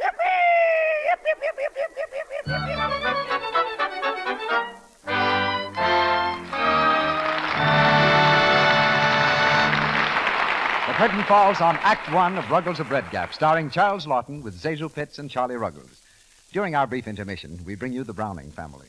It's a hot summer day, and we find Dot Browning visiting her friend Janie Barrett across the lake. The two girls are talking about a party they're going to next week. What are you going to wear, Janie? My white cotton evening dress. Gee, I wish my hands weren't so red. They'll look dreadful against that white. I know. Hands seem to show so much more in the summertime, don't they? Mm-hmm. And it's awfully hard to keep them nice looking. Swimming and grubbing around the garden, not to mention dishwashing. Want to know something, Janie? What? I think it would help a lot if you use Lux Flakes for your dishes. Why? Because Lux is so easy on your hands. It doesn't make them all rough and red, the way a lot of soaps do. We always use it at home. And your hands always look nice, too, Dot. Well, you just try Lux Flakes and see how much it helps. I certainly will. I'm going to ask Mother if she won't get a box tomorrow. That's just grand. Then maybe you'll have nice hands in time for the party. In the summertime, nice hands are more important than ever. It isn't any fun to get all dressed up in pretty short-sleeved dresses and light pastel colors and then have rough, red hands spoil your whole appearance. Your hands need special attention. Now listen. You wouldn't dream of washing your hands with harsh kitchen soap, would you? Then why expose your hands for hours to soaps like that in your dishpan? You're letting harmful alkali roughen and coarsen them. It's so unnecessary. Use Lux Flakes for your dishes and help your hands stay soft and smooth. Because Lux has no harmful alkali, absolutely nothing to bite and sting your skin the way harsh soaps do. Lux is gentle as the finest toilet soap.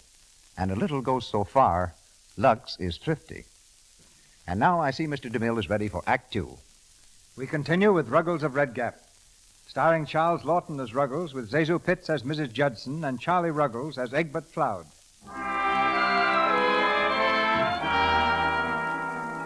Ruggles has been forgiven for his first misstep. And now, far from his native Piccadilly, far from the comforting notes of London's Big Ben, he journeys fearfully through the vast reaches of the West toward Red Gap, Washington.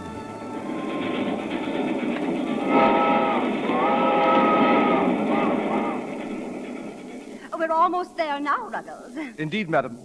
I have seen none of the usual signs of an approaching city. Yeah, well, Red Gap ain't exactly a city, Bill. Fastest growing town in the state, though. We shall be met by my sister and my brother-in-law, Mr. and Mrs. Belknap Jackson.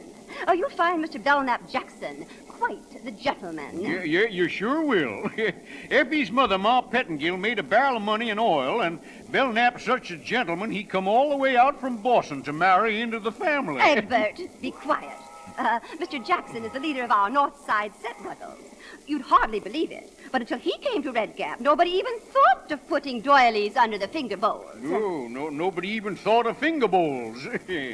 Really? How very extraordinary. Yeah, look at that. Look at that. You see that sign out there, Bill? You see what it says? Keep your eye on Red Gap, a rootin' tootin' town. Ho, ho, ho. Don't that make your heart beat faster, huh, Bill? Well, in a way, it does so.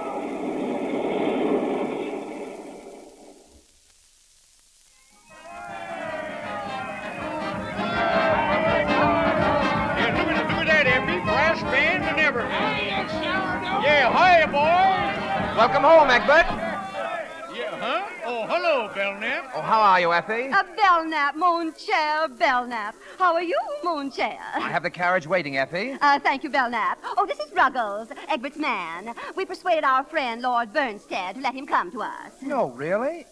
Take the bags, Ruggles. Very good, sir. Egbert, hey, sourdough! Look at there, there's Ma. Ma Pettingill. Why, you old maverick, you. Sourdough, you old horned toad. Well, you're a sight for sore. You're getting prettier every day. Oh, go on, you bow-legged lizard. Mother, please. Oh, hello, Effie.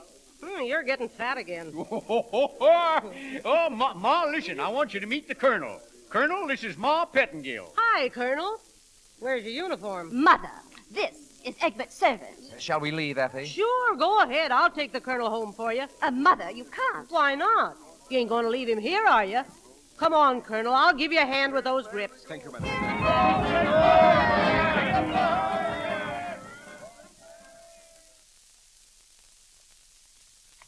Well, this is it, Colonel. Our little gray home in the West. 20 rooms, and you could drown in the bathtub. It is most impressive, madam. Never mind that madam business, Colonel. Just Ma to you, Ma Pettingill. Yes, madam. Go ahead in, Bill. After you, madam. Well, that's certainly sweet of you. Thanks, Colonel. Hey, Maisie, Willie, come here. Yeah, he is, Ma. This is our maid, Colonel. How do you do? Pardon, please. You calling me Monsieur Ma? And this here's our cook, Willie Lung. Meet Colonel Ruggles, folks. How do you do? How do, Colonel? Oh, me pleasure to meet you, Colonel. Now, beat it, folks. We want dinner in a hurry. Okay. All right, Monsieur Ma. I beg pardon, madam. Was that a genuine blackamoor?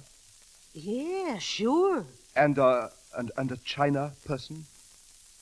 That's right. Well, what do you think of the place? It's large. Ruggles!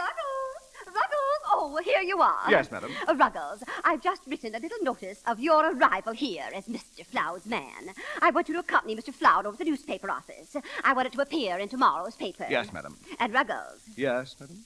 Make sure that Mr. Floud doesn't stop off anywhere. You know what I mean, Ruggles. Yes, madam.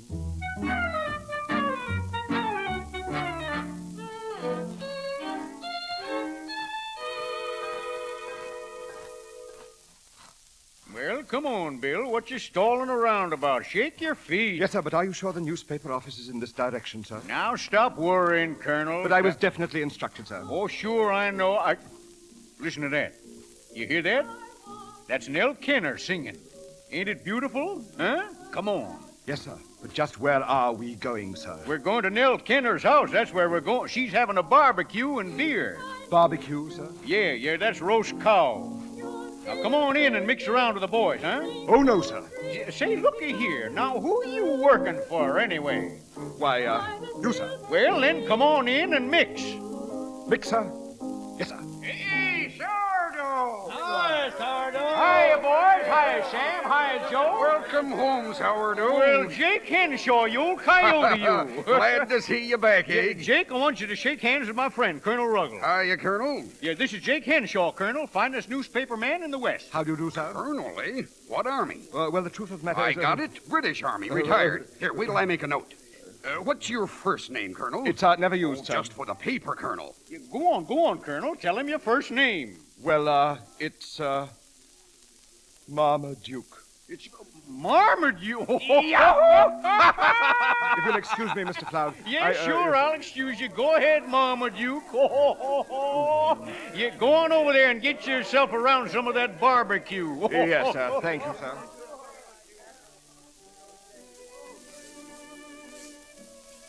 Good evening. Good evening, madam. Can I get you another sandwich? Thank you. I say, who is responsible for this meat sauce? Why, I am. Really? It's very excellent indeed, my good woman. If you're calling me a good woman because you don't know my name, it's Judson. I'm delighted to make your acquaintance, I'm sure. I know who you are. You're that colonel everyone's talking about. Oh, but really, no, it I'm isn't, glad you like my meat sauce, Colonel. Yes, it's very good, very good. It's almost perfect, in fact. What do you mean it's almost perfect? Oh, I was just thinking that a few drops of this, perhaps, and a little bit of that might make it into a really superlative sauce. Well, let me tell you something. I've been making meat sauce for longer than I can remember, and nobody's ever found fault with it before. Wasn't finding fault with it. Well, what do you mean by a few drops of this and a little bit of that? I meant that perhaps a little spice and some wine vinegar. Listen, Colonel, you'd better stick to something you know about, like leading a regiment. Please, let's not have an international row about it, what? Well, I don't... Shall we dance? Well, I really shouldn't. I've got work to do. Oh. Are you in service here? If you mean, am I working here? Why, yes. I always do a little cooking and serving for folks when they give a party. Oh, I see. Yes, I know what you mean. A man in your position wouldn't expect the help to dance, but nobody minds here, Colonel. It's funny, but you're the first one that ever made me feel different than anyone else. Might I have the pleasure of this waltz? Why, sure.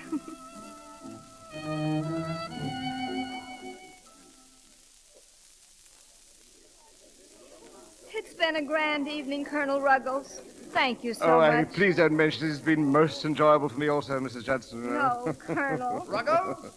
Oh, I see. Will you excuse me? Mr. Belknap Jackson is calling me from the gate. Sure, go ahead. I hope I shall have the pleasure of seeing you again soon. If you'd like to come to tea someday, Colonel. Ruggles! Yes, I'd be delighted. Good night, Mrs. Judson. Good night. Did you call me, Mr. Jackson? You know very well I did. So this is where you were all evening. Yes, sir. Well, that's fine. What prompted you to mingle with the guests? Oh, sir, I had definite instructions from Mr. Floud, sir, to mix. Well, I'm sorry to spoil your pleasure, but you must come home with me at once. I feel it incumbent upon me, sir, to see if that coincides with Mr. Floud's wishes. Never mind, Mr. Floud. He can stay here. You're coming with me. I think I should speak to Mr. Floud, sir. And I say you're coming with me. Well, are you ready? No, sir. Why, you impertinent... I'm sorry you did that, sir. And I regret that I feel it necessary to retaliate. Why, you... Good night, sir. I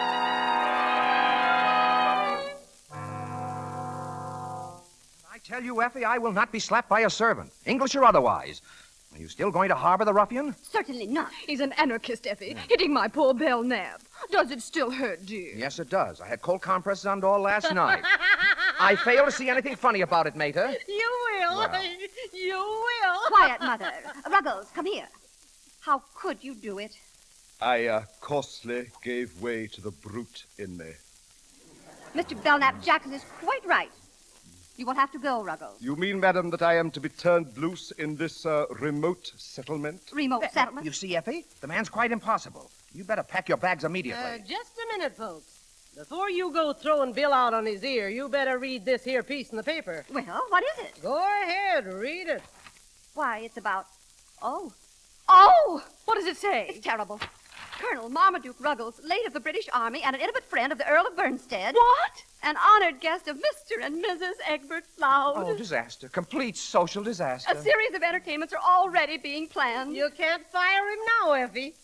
Pull up a chair, Ruggles. You're one of the family. Listen to this, Martha, listen.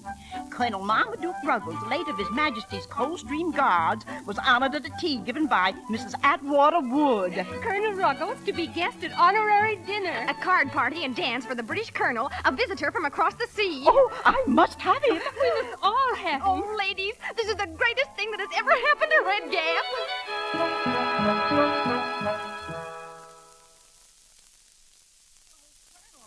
I never thought you'd come here. I know how busy you've been, what with all those invitations I've been reading about. Oh, yes, it has been a bit of a round, what?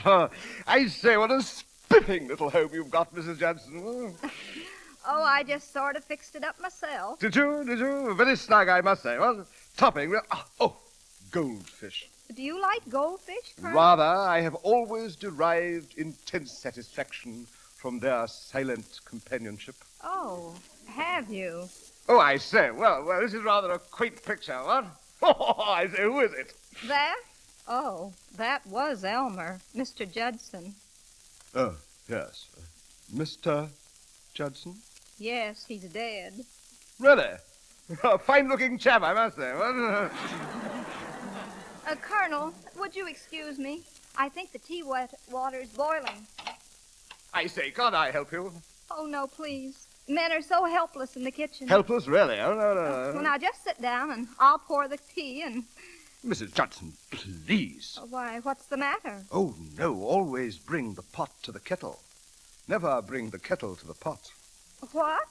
Listen, Colonel, I've been making tea for longer than I can remember. Now, look here, let's get into difficulties about this, but you must listen to an Englishman about tea. If it were coffee, I should be your pupil, but we're making tea. And when making tea, always bring the pot to the kettle. Never bring the kettle to the pot.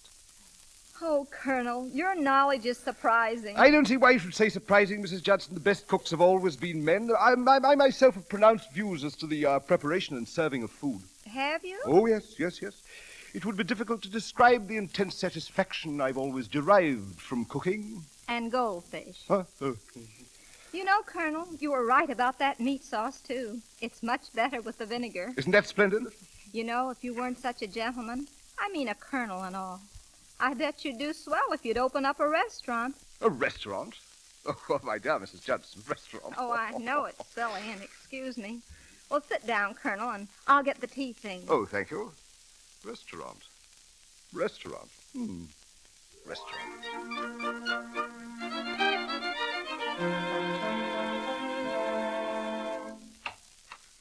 Well, evening, Ruggles. Good evening, sir. Well, you look quite comfortable beside the fire there. Sit down. Oh, no, thank you, sir. Reading? Yes, sir. I've been taking the liberty of reading again the life of one of your great American statesmen, sir. Wonderful man, sir. Very instructive pastime, Ruggles. I found it so, sir. You seem in a very good mood yourself tonight, sir. I am. It's a pleasure to tell you that you're through. Did you... You're fired, Ruggles. Mrs. Floud instructed me to pay your railroad fare to San Francisco. Yes, sir. There's a train leaving at 9:30. See that you're on it. Train, sir? Yes, train, sir. Yes, sir. Goodbye to you.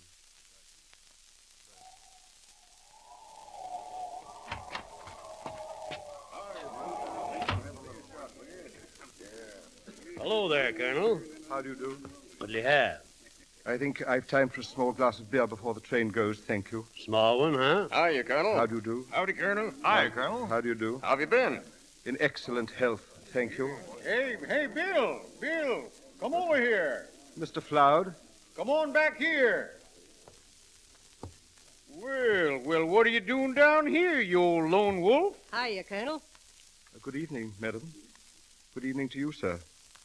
I was under the impression that you had gone out to the ranch. We set out to, Colonel. You just stopped off here for a little bite to eat. Sit down. This is most awkward, sir. Huh? What's he talking about? You ain't been drinking, have you, Colonel? I should like you to know that I have only the kindliest feelings towards you both. Sure, he's been drinking. No, he ain't either. He ain't. Well, what's up, Colonel? I thought you knew, sir. Thing like this has never happened to me before, sir. It's something of a shock. What is? I've been discharged, sir. What? Who did it? Mr. Jackson, madam. Bill Knapp Jackson. Why, I'll cut out that dude's windpipe. He can't fire you, Colonel. Really, madam? He can't, and he ain't. I'm the only one who can fire anybody around here. And I say you're working for me. As long as you want. Mr. Floud, sir, I couldn't be happier. I couldn't be happier, sir. It was a disgrace, madam. Well, just forget about it. Come on up to the house, Bill. I want to speak to that fella. No, sir. I'd rather not. Well, why not? Well, sir, I can't go on posing as what I'm not. And I don't wish to remain in service any longer, sir. I want to make something of myself. I would like to stand on my own 2 feet. This is a land, sir, of great opportunity, where all are created equal. Yeah, there. Now, that's just what I've been saying all along. You know that? Like Lincoln said that day at Gettysburg. He hit the nail right on the nose when he said... Well, what did he say? Well, that's funny. What did he say? I don't know. Well, he said,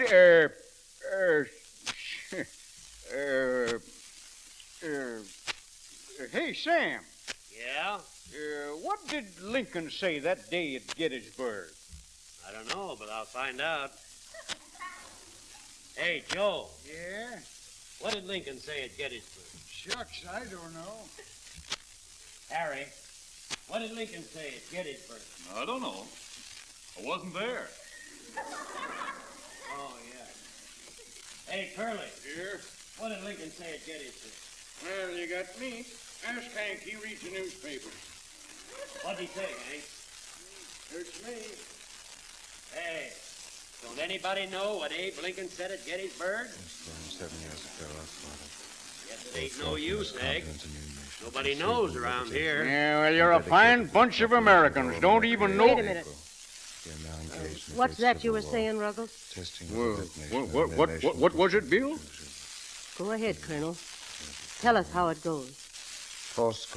7 years ago, our fathers brought forth on this continent a new nation, conceived in liberty, and dedicated to the proposition that all men are created equal. We are now engaged in a great civil war, testing whether that nation or any nation so conceived and so dedicated can long endure. We are now on a great battlefield of that war. We have come to dedicate a portion of that field as a final resting place for those who here gave their lives, that that nation might live. It is altogether fitting and proper that we should do this, but in a larger sense, we cannot dedicate, we cannot consecrate, we cannot hallow this ground. The brave men, living and dead, who struggled here, have consecrated it far beyond our poor power to add or detract. The world will little note nor long remember what we say here, but it can never forget what they did here. It is for us, the living, to be dedicated here to the unfinished work which they who fought here have thus far so nobly advanced. It is rather for us to be here dedicated to the great task remaining before us, that from these honored dead we take increased devotion to that cause for which they gave the last full measure of devotion.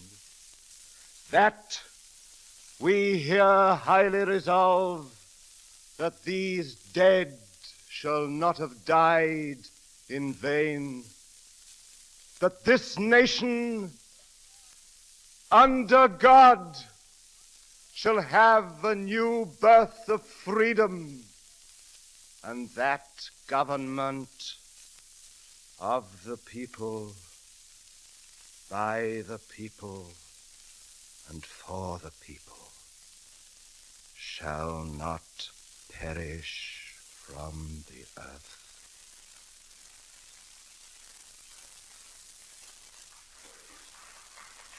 Here.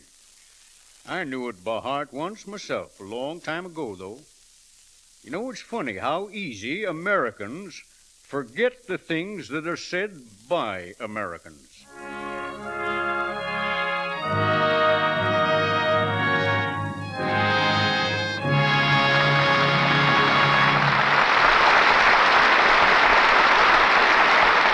We pause for station identification. This is the Columbia Broadcasting System.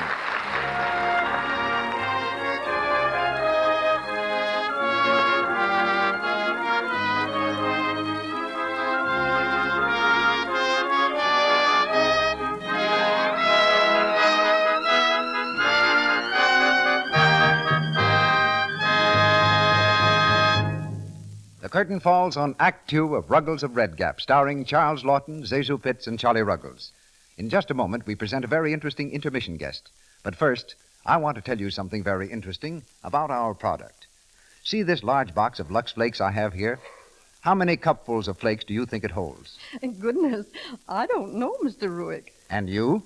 Why, I think maybe 5 or 6. Sorry, you're wrong. There are 12 cupfuls of delicate sheer flakes in one large box of Lux. That's enough to do your dishes for about 60 meals. Just a few flakes make so many suds, such rich, active suds, too, that it's thrifty to use Lux for dishes. And you know how kind Lux is to your hands. So when you buy soap for your dishes, remember these 3 points. Lux is speedy, it's thrifty, and it's kind to your hands. Get the generous large-size box tomorrow. And now, here's Mr. DeMille with our guest. The man we're about to present comes very close to being in real life what Ruggles is in fiction. He's Herbert Peacock, who, like Ruggles, came here from England and devoted his life to attaining perfection as a gentleman's gentleman and butler. For the last 12 years, Mr. Peacock has been a butler in the home of Miss Anne Morgan, distinguished lady of one of our most important families. Going across the country to hear his comments on our play, we bring you Peacock of New York. Thank you, sir. Only a man in service, like myself, can realize what a tremendous shock it must have been to Ruggles to be forced to break the traditions of his time-honored profession and actually sit at that French cafe with Mr. Floud. Although the butler would never presume to overstep the bounds where his master is concerned, he is indeed a gentleman to the staff he supervises. In England, for example, he gets his morning cup of tea brought to him in bed. My father was truly a gentleman's gentleman and was never known to do a hard day's work in his life. The true butler, wherever he is, sees all, knows all, and makes no sign whatever. Sometimes that's difficult to do, and sometimes it has his humorous side. I have a friend in service who could never allow himself to smile when he overheard a dinner table joke. Of course, no excellent butler would. But he had another reason for saving his laughs for the pantry's ears alone, so he could take his false teeth out and laugh without disaster. Incidents like this made me realize that many household staffs in New York, although they live close to some of the most charming rooms in the world, have few places of their own in which to entertain their friends. So we organized a staff club, of which I am secretary, where we supply all a social club can offer, and have a fine steward who buttles for us. The club publishes a magazine, too, written by and for the staffs of homes and estates. We have many out-of-town members, and an honorary member, one of whom we're very proud, Mr. Arthur Treacher, who plays butler's parts in ever so many good movies. He and Mr. Lawton can get excellent references from us, if they ever needed them. But the butler's life isn't all clubs and recreation. His domain covers everything that happens in the butler's pantry, and that covers a lot. Wines and how to serve them, the making of salads and appetizers, the arrangements of flowers, and many, many other highly specialized functions. You know, Mr. DeMille, that butlers are a class who spend years in one household, and quite naturally we feel, as Ruggles did, the tug of parting with families we get to know and love. we become part of the household. But although a butler is definitely a servant, he tries to make his service so fine a thing, so exact a science, that he maintains not only his own self-respect, but the respect of his master and mistress as well. This very week begins my 13th year with Miss Morgan, so perhaps I'd better get back to my pantry and allow Ruggles to return to his work too. Will that be all, sir? That will be all, Peacock. The service was excellent. Back in Hollywood, we're ready for Act 3 of Ruggles of Red Gap, starring Charles Lawton with Zazu Pitts and Charlie Ruggles.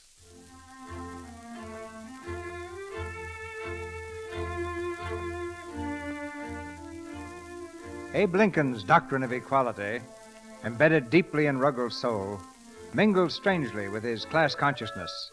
But acting upon Mrs. Judson's advice, he's preparing to open a restaurant called with impartial patriotism the Anglo-American Grill. He's rented an empty store where he and his helpmate labor earnestly to make it presentable.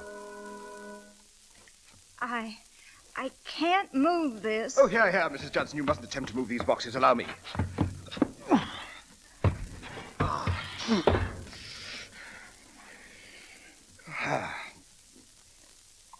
It's certainly beginning to look like something. Yes, I'm not at all displeased, you know, not at all.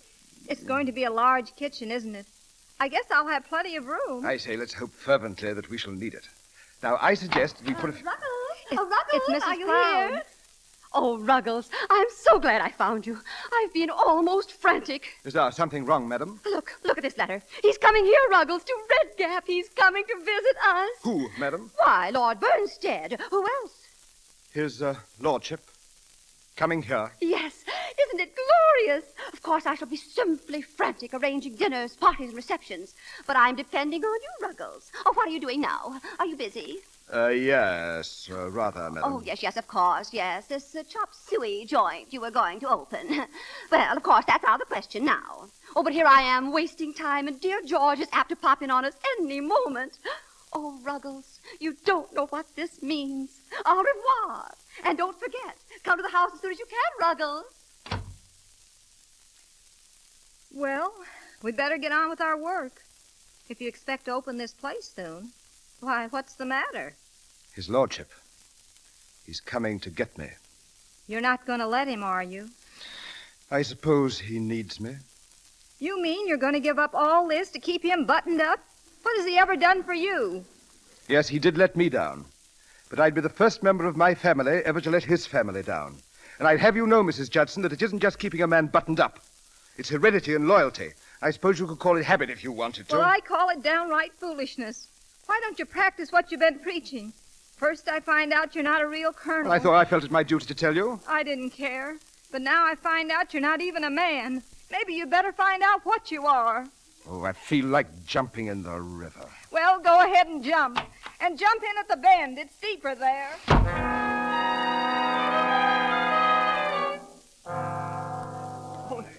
Oh, look. There's Lord Bernstead now. Isn't it just wonderful that Effie is giving this reception for him? Well, let's get Effie to introduce us. Oh, come on, girl. Mr. Floud. Mr. Floud. Yeah, well, hello, Mrs. Judson. Come on in, meet Lord Bernstead. Oh, no, I couldn't do that. Well, why not? Effie's got everybody in town here tonight. Mr. Floud, is Mr. Ruggles here? Bill? No, Effie wanted him, but he never showed up. Oh, Mr. Floud. Here, what is this? What's eating you? I haven't seen him all day. I think he jumped in the river. He what? Huh? Why, now, what would he want to do that for? On account of a woman. She treated him something awful. Well, who told you that? I was there. Oh, she said some terrible things to him. And now he's dead. Now, wait a minute. Keep your hat on now. We'll find him, all right? Good evening, sir. Oh, it's a ghost. Well, good evening, Ruggles. Milord. Good evening, milord. Where have you been? It's quite all right, Mrs. Judson. Might I have a word with you alone, milord? Where have you been? Yeah, now, come on, Mrs. Judson. Forget about it. I'll get you something to eat. Come on. Well, where has he been? Oh, I thought the Indians had got you, Ruggles. Glad to see you. I'm glad to see you, milord. I'm sorry I wasn't at the station to meet you, milord. Oh, that's all right. Come in here, Ruggles. I've had a terrible day, milord. A terrific fight. Oh, were you outnumbered? An even match, my lord. A woman? No, my lord. I was fighting with myself. Did you win? A decisive victory, my lord. Stout fellow. I didn't think you had it in you. You'll find me rather a changed man, my lord. I don't know quite how to tell you, but here in Red Gap, I am considered important. Quite a personage. Oh, yes, Colonel Ruggles, isn't it? Yeah, yes, my lord. Colonel Marmaduke Ruggles of the Coldstream Guards. Horrible mistake, my lord. Quite, if there should be a war. Yes, my lord. Nevertheless, my lord, when people think you are someone, you begin to think you are. That's what I've been fighting about with myself all day, my lord. Am I someone, or am I not? Well, I only just got here, you see, so I wouldn't know. I am someone, my lord. Well, let me be the first to congratulate you. How did you ever find it out? You recollect, an Abraham Lincoln, my lord? Oh, yes, fellow with a cherry tree. No, my lord. No, my lord. At any rate, my lord, I am genuinely sorry to have to tell you that I shall not be returning with you to London. I am remaining in Red Gap. Now, wait a minute, Ruggles. It's no use, my lord. My mind is made up. I am entering trade, my lord. A restaurant. It's no good for you, Ruggles. You haven't the background for trade. Nevertheless, my lord, I intend to try.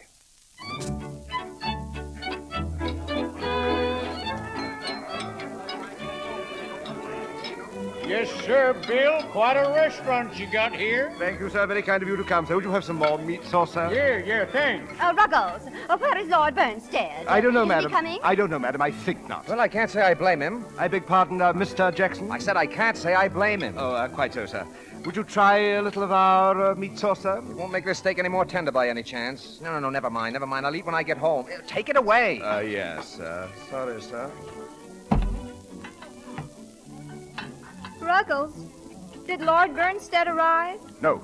Oh, dear. Why, what's the matter with that steak? Nothing's the matter with it.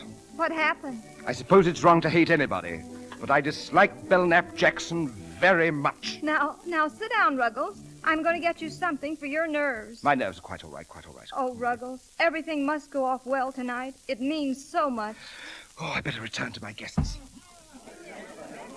Your coffee, madam? Thank you, Ruggles. Well, how's everything going, Bill? It's a little difficult to say yet, sir. Your coffee, sir? Yeah, thanks. Your coffee, Mr. Jackson? I told you I wanted nothing. I'll take it away. Belknap. It was purely an accident. I'm sorry you did that, sir. You're insulting, Ruggles. I beg your pardon, but you were insulting, sir. Listen, I've stood enough from you, you boot polisher. Yeah, perhaps you'd like me to tell your clientele just exactly what you are. It's quite all right, sir. I've not forgotten what I am. Nor have I forgotten that I'm proprietor of this place. As proprietor of this place, I'm asking you to leave, sir. What? I'm asking you to leave. Well, if I go, all the real people will leave with me. If my success depends upon catering to people like you, sir, all I can say is, Mr. Belknap Jackson. All right, come here. Let go of me, let go. Now, come on. It's Let quite all go right, now, sir. It's quite all right, sir. Now, don't you struggle. It's quite show all right, you. sir. I'll It's show all right, you. sir. Now, here's the door. Ow! Well, you seem in pretty good shape, Ruggles. My lord, it's most unfortunate you had to be a witness to this humiliating incident. In trouble, Ruggles? Yes, my lord. Excuse me, my lord. I have something of vital importance to attend to in the kitchen. Certainly. It can't be helped. It can't be helped. Ladies and gentlemen, It can't be helped. I have something to tell anything you else about about the proprietor, Mr. Ruggles. I have known Mr. Oh, Ruggles, I heard you. So I'm a failure. Oh, no, don't say that. Perhaps I believed a little too strongly in the words of your Mr. Lincoln. No, you'll see. It'll all come out right. You can go somewhere else and try again. Just don't worry, that's all. You know, I had plans, but of course, I have no right to speak about them now. Oh, yes, you have. I guess if I can make good meat sauce in Red Gap, I can make it anywhere. Mrs. Judson, I've never met a woman for whom I've had a greater respect than you. Oh, Mr. Ruggles. I say, listen. Do you hear that? They're singing to his lordship. They seem to like him, don't they? Hey, Bill! Come Yes, on out here. Yes, sir? Come on here. Which nobody can deny. Which nobody can deny. I'm very fond of him, too, sir. He's a jolly good fellow, for he's a jolly good fellow. He's a jolly good fellow. which nobody can deny. And so say all of us, and so say all of us, for he's a jolly Bravo! Bravo! Well, wait a minute. Well, you old horse thief, what are you applauding for? They're singing it to you. Yeah, sure, for you. Hey, boys, who's all right? Ruggles is all right! My friends. God bless you all. Good old Bill.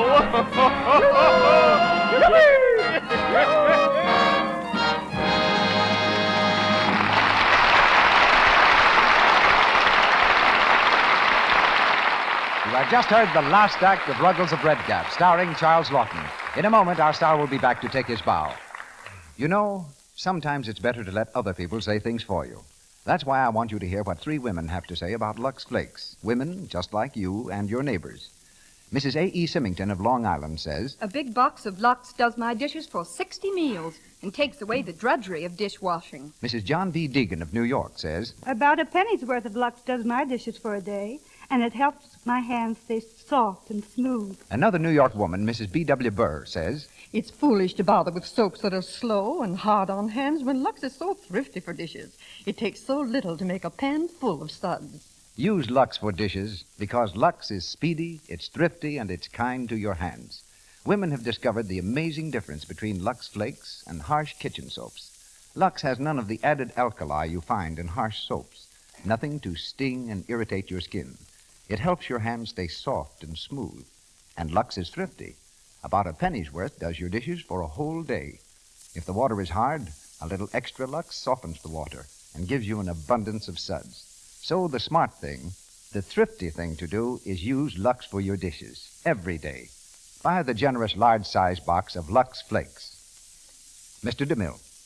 Now we hear our star in a part that he's never played on the air before, that of Charles Lawton. I believe it's been nearly 4 years, Charles, since you were last in the United States. Yes, C.B., it has. It's been about 4 DeMille pictures ago, as they reckon time in this place. I wouldn't count on that as a calendar. Motion pictures depend on inspiration and actors. You know, C.B., these actors can get very temperamental sometimes, can't they? Candidly, old boy, as one producer to another, if we could find some way to make these pictures without actors, it would be a very much more profitable enterprise. Yes. I've heard that you've been producing pictures as well as acting in them. How does it feel to be on the other side of the contract? C.B., it's a marvelous feeling when the picture's on schedule and everything's going smoothly. Then, of course, there are the other times. And I understand now why many producers are inclined to lose their hair. You've had excellent training for a producer, Charles. Losing my hair? No, being an actor first. This matter of hiring yourself as an actor to yourself as a producer has its problems. I'm never quite certain whether I should pay myself a big salary, far more than I'm worth, and risk a loss as a producer, or pay myself low wages and perhaps make a profit. How can you lose? Oh, I could probably find a way. But now that I'm doing a little producing, if you ever want a job as an actor, C.B., just drop over and see me. My advice as a producer, Charles, is to stay clear of DeMille. Confidentially, his acting might be just a bit dated. Oh, I don't know, C.B. I've seen you give a swell performance in an office. Seriously, though, I've enjoyed working with you in my first radio play in this country, just as much as I enjoyed our association 6 years ago at Paramount Studios, C.B., and that was something. Good night. Good night, Mr. Lawton. We hope your first performance here will be followed by many more. Charlie Ruggles appeared through courtesy of Metro-Goldwyn-Mayer Studio and will be seen in their new film, Balalaika. Zezu Pitt's next picture is the Walter Wanger production, Eternally Yours. Now, Mr. DeMille. As producer of the Lux Radio Theater, it's my duty each week at this time to tell you about the stars and play for the following week. Tonight I make a different kind of announcement. I must say goodbye, not just for myself, but for all of us who bring you the Lux Radio Theater.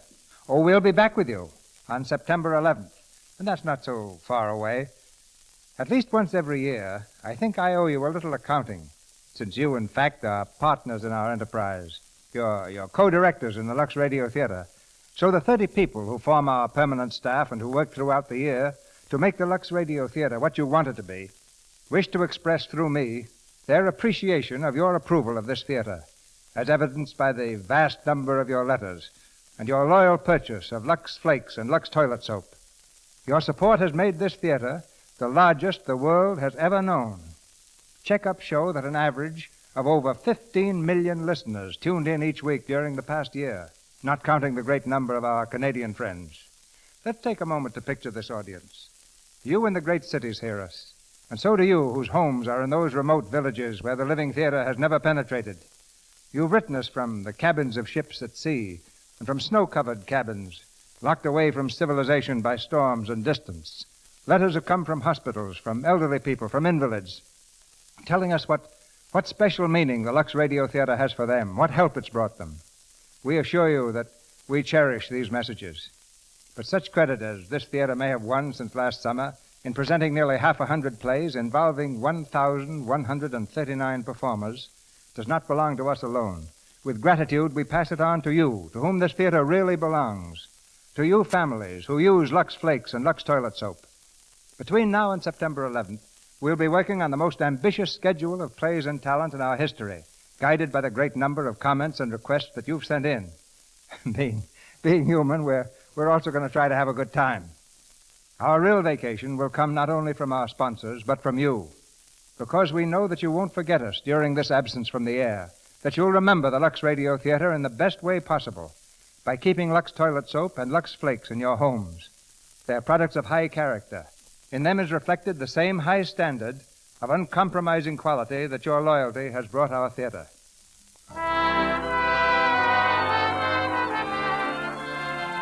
As I say goodbye, I feel as if I'm standing on the peak of a great mountain, which we've climbed together since this theater first came to the air in October 1934.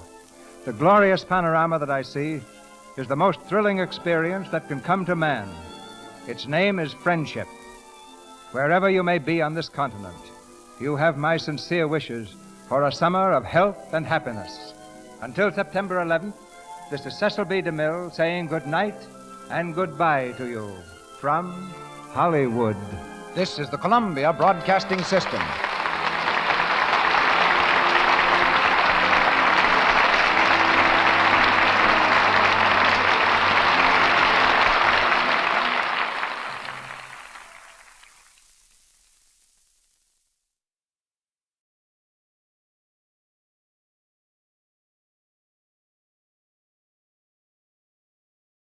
Ladies and gentlemen, the Railroad Hour. And here comes our star-studded show train.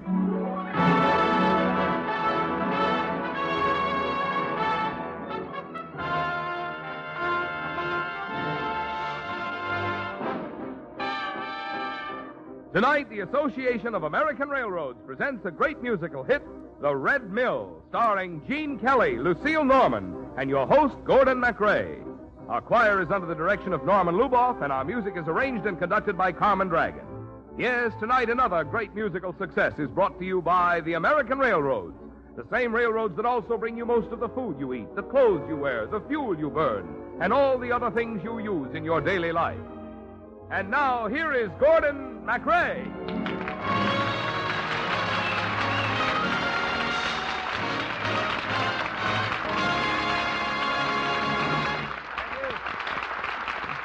Thank you and good evening, ladies and gentlemen. On stage tonight is one of the happiest shows that ever hit Broadway. It's The Red Mill, with book and lyrics by Henry Blossom and music by Victor Herbert.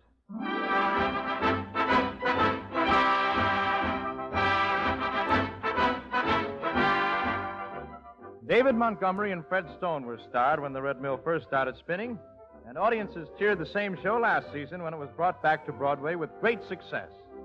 For the 1949 radio version, however, Montgomery and Stone become Kelly and MacRae. The Kelly, of course, is one of Hollywood's most popular screen personalities, Mr. Gene Kelly.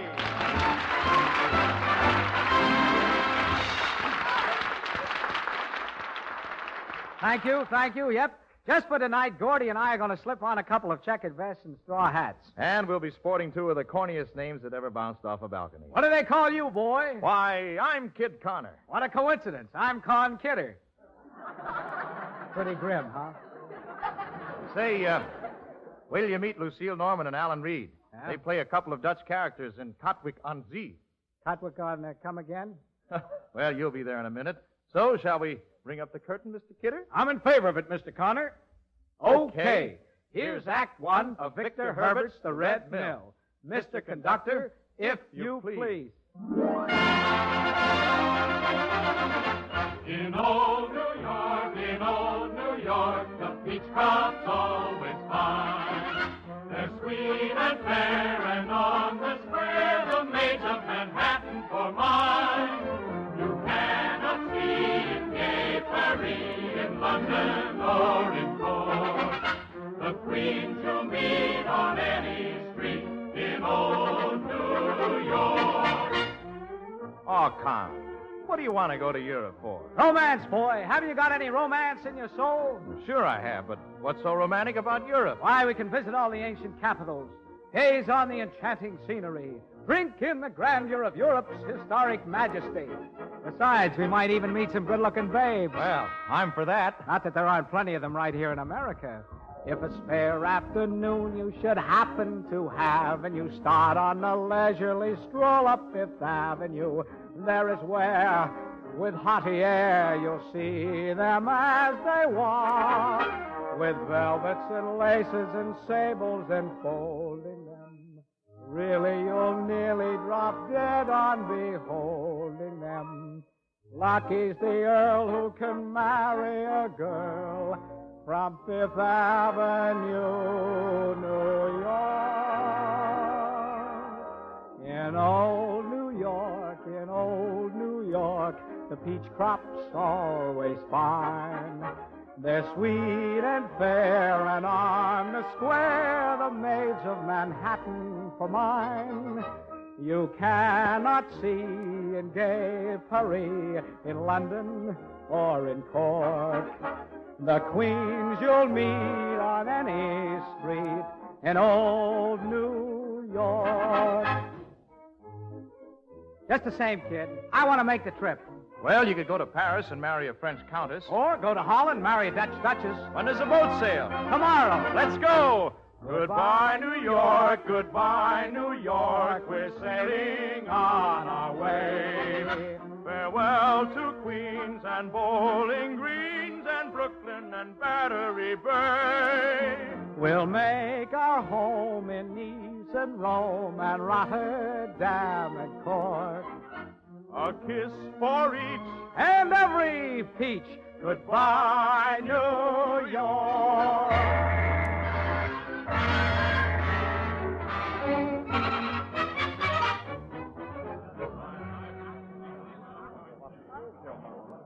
So this is Holland. Hi, Holland.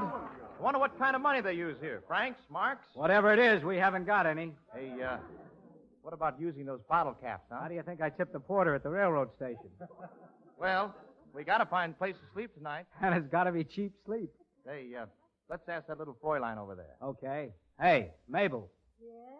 Miss, we can't afford a hotel room. Any idea where we could sleep tonight? Well, I don't know. How about that Red Mill? We can just sneak inside and sleep there. I'll bet it'd be real warm and comfortable. Yes, very cozy. Just the three of you. Three? You two and the ghost. Oh. That mill is haunted? Every night at midnight, the ghost of a poor, unhappy bride rises up and walks to the Red Mill, searching for her lost lover, Henry. Thank you, and good night, Red Mill. Say, tell me, miss, how do you know about all this? Well, I live in this town. I'm the daughter of the burgomaster. Oh, what's your name? Gretchen. What's yours? Connor. But they call me Kid. Mine's Kidder, but they call me Cod. Oh, American. Yes, you are rich Americans. We are Americans, yes. We are rich, no. Oh, how sad. I am rich, yet I too am sad. Girl, don't be silly. How could anybody be rich and sad at the same time? Well, tomorrow is my wedding day. Tomorrow, by this time, I shall be the wife of the fat old governor of Zealand. If you don't love him, why marry him? I'm just like the ghost in the Red Mill. My father is forcing me into this marriage. Now, look, a pretty girl like you shouldn't worry. Everything will work out. Gretch, you've got nothing to worry about. The Rover boys are here. I used to be happy. I used to sing all the time. Well, why stop now? When you're pretty and the world is fair, why be bothered by a thought or a care? For to worry is to double trouble. There'll be enough of that hereafter. Merry youth is like the month of May, and old age is like December gray. So we'll dance and sing and play and be happy while we may. Life was made for love and laughter.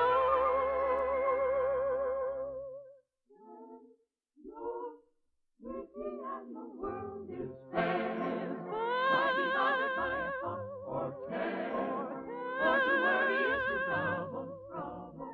There'll be enough of that hereafter. Merry youth is like the month of May, and old age is like December gray. So we'll dance and sing and play, we'll dance and sing and play, be happy while we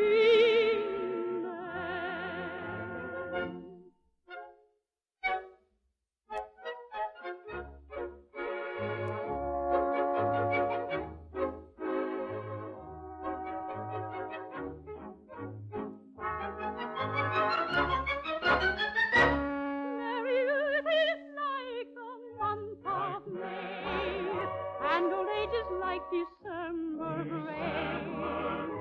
So we'll dance and sing and play, we'll dance and sing and play, be happy while we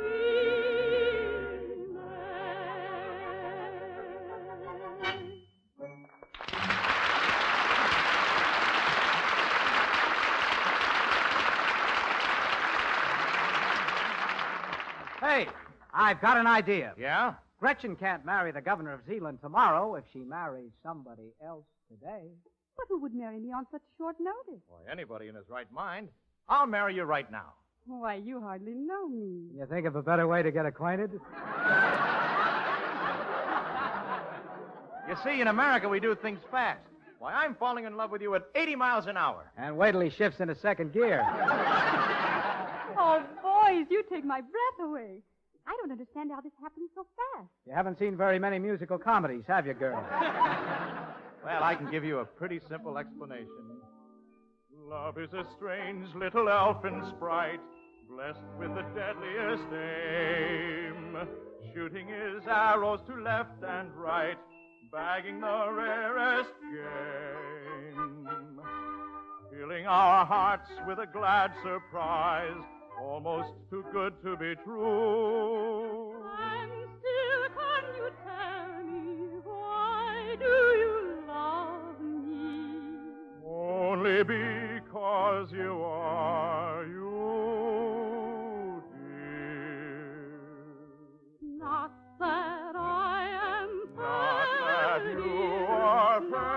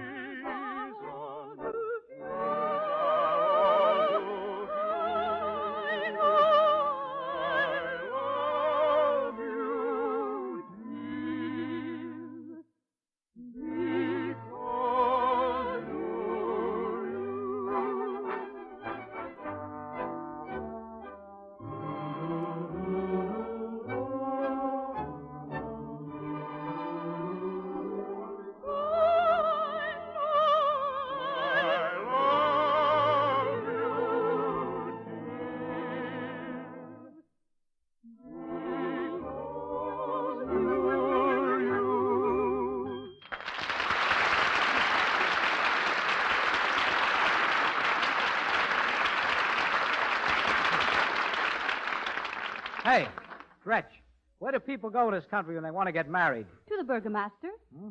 Oh, but my father is the burgomaster here, so we'll have to go to the next town. Come with us, Con. You can be the best man and give the bride away. Just one moment, my fine young friend. Father! Have you forgotten, my dear Gretchen? The ceremony is to be tomorrow, not tonight. It is to be held here, not in the next town. And the bridegroom, not this silly young American, but His Excellency, the Governor of Zealand. Hey, you're pretty high-handed, Mr. Burgomaster. A girl can marry anyone she chooses back where we come from in little old New York. Well, this is little old Cotwick on Z.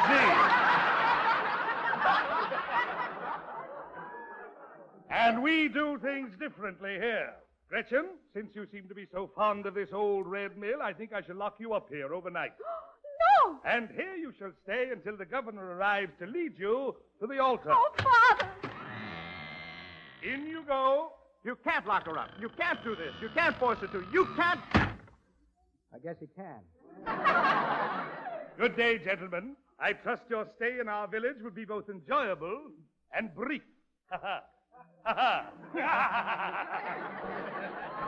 You know, I think I've seen that guy someplace before. Yeah, on a beer mug. Gretchen, are you all right? It's so dark in here. I'm frightened. Have you seen the ghost? No, not yet. Or when you see her, ask her if she's got a friend. A live one. Listen, Gretchen, you stay right there. Well, she'll do that all right. We'll find some way to get you out. And if you get scared, why just sing. That's the best way to keep your spirits up. And I'll sing along with you outside the mill. When we ask a reason,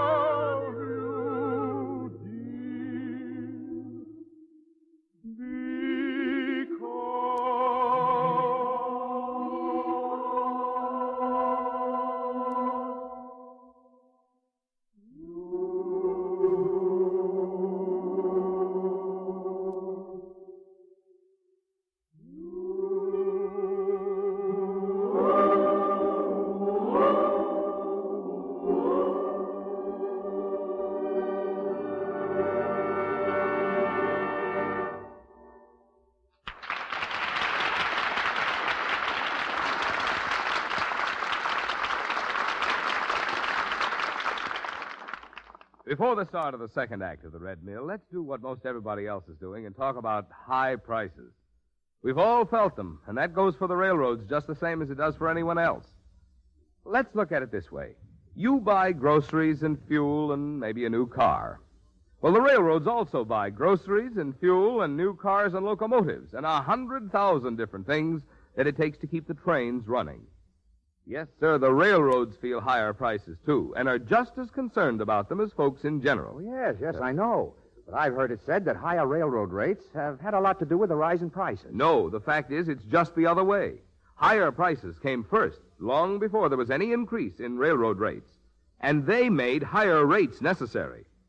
Between 1939 and the middle of 1946, the level of wholesale prices of all kinds of things had gone up an average of 43%. 43%? Yes, and it was only then, on the 1st of July, 1946, that the first post-war railroad rate increase of 6.5% went into effect. Now, you wouldn't say that rising railroad rates caused that rise in prices, would you? For rates hadn't increased. All right, but how about today? The latest government figures show that the prices of commodities at wholesale are 107% higher than they were in 1939. And railroad freight rates, how much higher? As of tomorrow, when new rates go into effect, railroad freight rates will have increased 52% above 1939, less than half as much as the increase in prices generally. What about the prices railroads have to pay for things they buy and use? Well, the biggest item in railroad expenses is wages, and wage levels are up 83% above 1939. The next biggest is materials, supplies, and fuel, and they're up 118%. The fact is, increased freight rates are the effect of rising prices and wages, not their cause.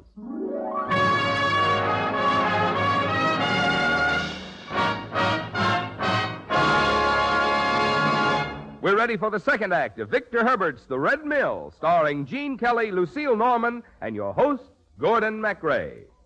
The night was still, the ghost like the mill kept waving its spectral arm. And those around heard mystical sounds which thrilled them with vague alarm. It's awfully quiet. Yeah. I never heard so much silence. Hey, what are those voices? Just the wind. What's that? Just the old mill turning. Looks just like a person, doesn't it? Yeah. Waving his arms in the moonlight, crying out for help. I want to go home. The Empire State Building never affected me like this. But the girl I love is inside there. But the boy I love is outside here. Gretchen! Gretchen! Are you all right? Gretchen! She's gone. She's smart. Lets us go, too. No, wait a minute. You don't suppose the ghost has kidnapped her? I don't know, but there's a figure up there in the tower of the mill, all white in the moonlight. Is it Gretchen or the ghost? Well, I can't tell from here, but it begins with a G. Listen. And the birds have sought their nest. The shadows fall in a darkening hall, and the weary world at rest. The stars are awakening one by one, the whispering breezes are still.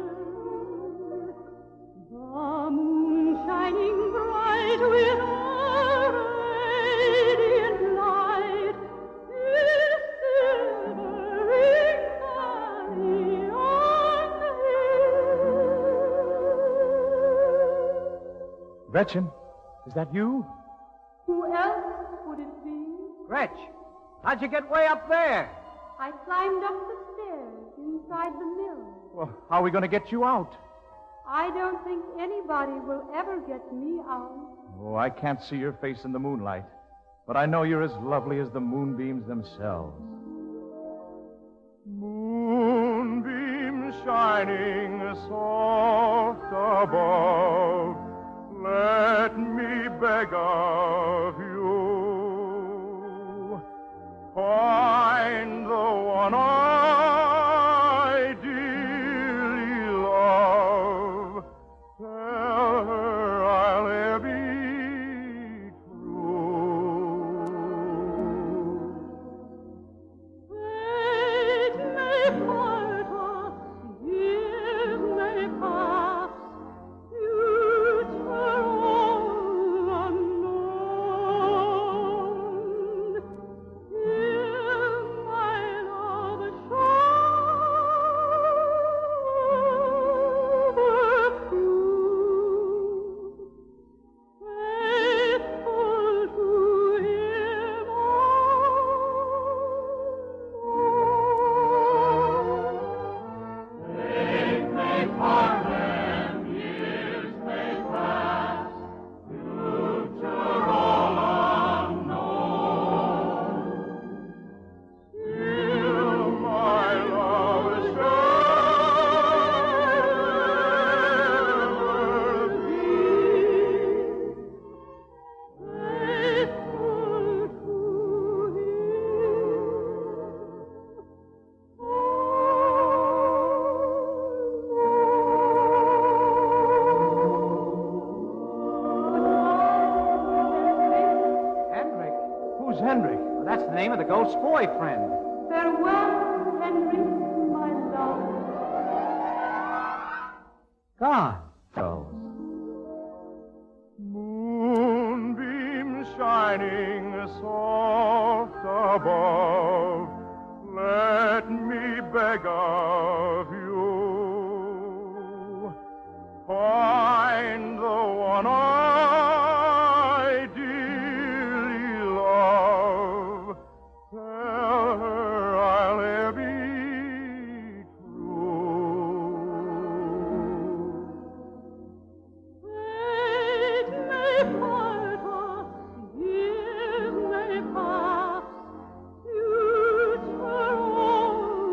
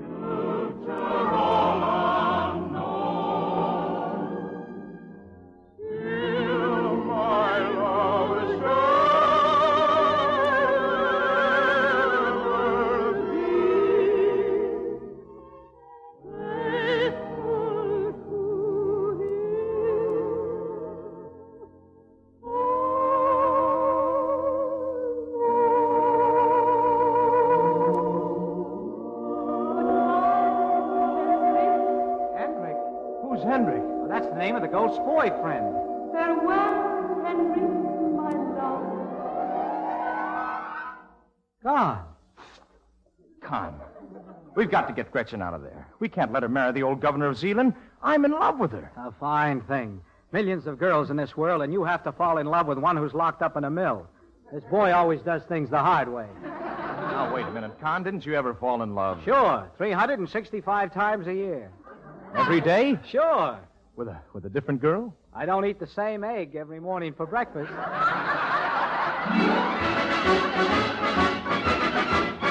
Oh, every day is Ladies' Day with me. I'm quite at their disposal all the while. And my pleasure, it is double if they come to me in trouble, for I always find a way to make them smile. The little darlings. No doubt I should have married long ago. It's the proper thing to do, you'll all agree. But I never could find any fun in wasting all my time on one. So every day is Ladies' Day with me. Now it's a frightful thing to think of all the hearts that I have broken, though each one fell in love with me without the slightest token. Among my vulgar creditors, I'm fearfully in debt, because I have afforded anything that I could get. But I must say that I've enjoyed the best of what there is in life. I've been lucky in my love affairs. I've never had a wife. And I don't begrudge the little dears those necklaces of pearls. All the money that I've ever saved is what I've spent on girls. For every day is Ladies' Day with me. Every day is Ladies' Day. I'm quite at their disposal all the while. My pleasure, it is double if they come to me in trouble, for I always find a way to make them smile. The little darlings. No doubt I should have married long ago. It's the proper thing to do, you'll all agree. But I never could find any fun in wasting all my time on one. So every day is Ladies' Day with me. Every day is Ladies' Day. Hey, every day is Ladies' Day with me.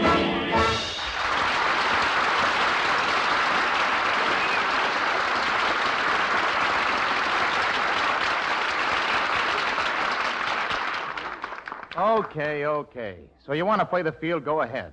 But how are we going to get Gretchen out of the mill? I wonder whose side the ghost is on. Wait a minute. I got an idea. Watch the blades in the mill. Uh-huh. Now, suppose you grabbed hold of one of the wings when it sweeps close to the ground. Uh-huh. Hang on to it, swing on up, and over the top. Uh-huh. And rescue Gretchen out of the tower window on the way down. Uh-uh. Oh, now, come on, Con. Go ahead and do it. I'll stay right here and direct the whole maneuver. Great idea. Great. There's only one little change I'd like to suggest. What's that? You do it. I'll stay down here. Okay. She's my girl. I'll do anything for her. Gretchen, can you hear me? Yes? Look, I'm going to try to rescue you. Climb up the stairs on the inside of the mill all the way up to the tower window. All right, but what are you going to do? I'm going to swing up on one of the arms of the mill and rescue you. Oh, be careful. Be careful, she said. Well, good luck, kid. Hey, be sure you get the right one. Right one? What do you mean? Well, don't get the ghost by mistake. Well, how'll I make sure it's Gretchen? As soon as you grab her, kiss her. She tastes like an ice cube. You've got the wrong girl. Okay, here I go. So long, kid. Bon voyage. Oh!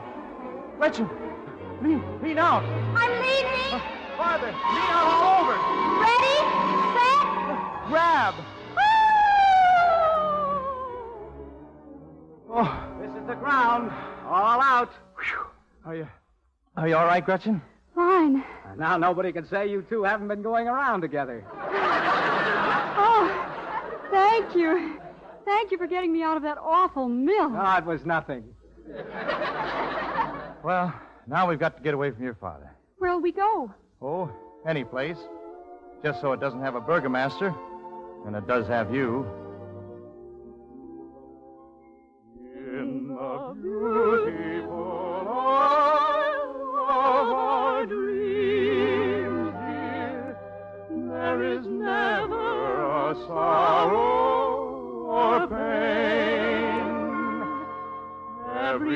trouble and care quickly vanishes there, and all is made happy again.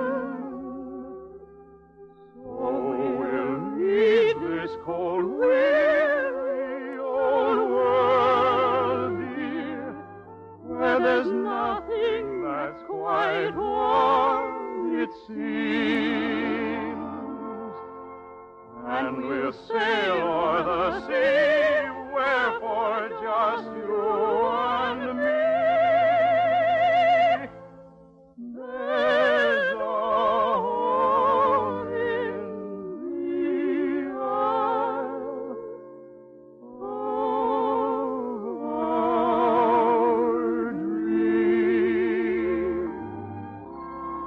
So we'll leave this cold, weary old world, dear, where there's nothing that's pure as it seems. And we'll sail o'er the sea, wherefore just you and me. There's a home in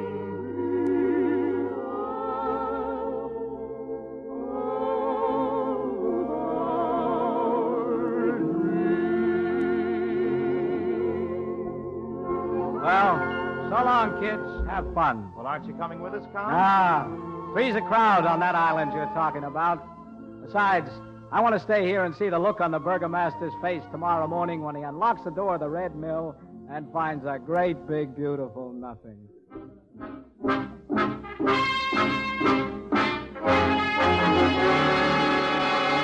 Ah, good morning, Mr. Burgomaster. Master.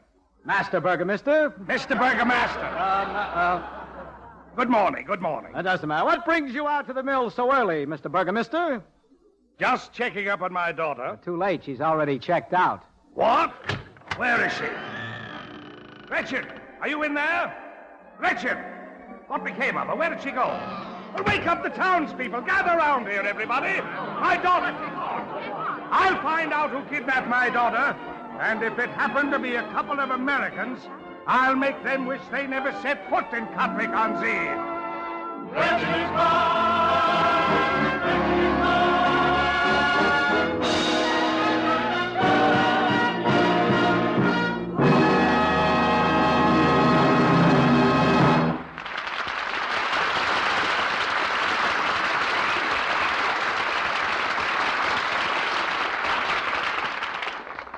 Tomorrow there will be a small rise in railroad freight rates, and you might hear it said that higher freight rates have a lot to do with higher prices. As we said a little while ago, it's the other way round. At the end of the war, railroad freight rates were no higher than they were when war began. In fact, the prices of commodities generally and the operating costs of railroads had already gone up more than 40% before there was any post-war increase in railroad freight rates. Even with the new rates, which go into effect tomorrow, the percentage of increase in rail freight rates will be less than half as great as the increase in price levels generally. One more thing to remember. Since the war, railroad freight charges have amounted on the average to a smaller fraction of the price of things you buy than they did either during or before the war.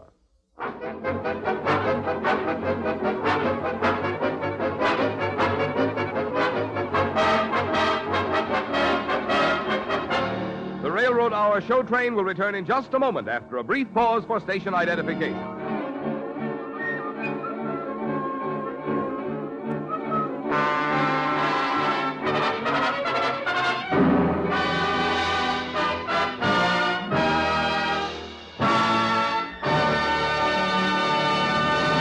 Now for Act 3 of Victor Herbert's The Red Mill, starring Gene Kelly, Lucille Norman, and your Railroad Hour host, Gordon MacRae.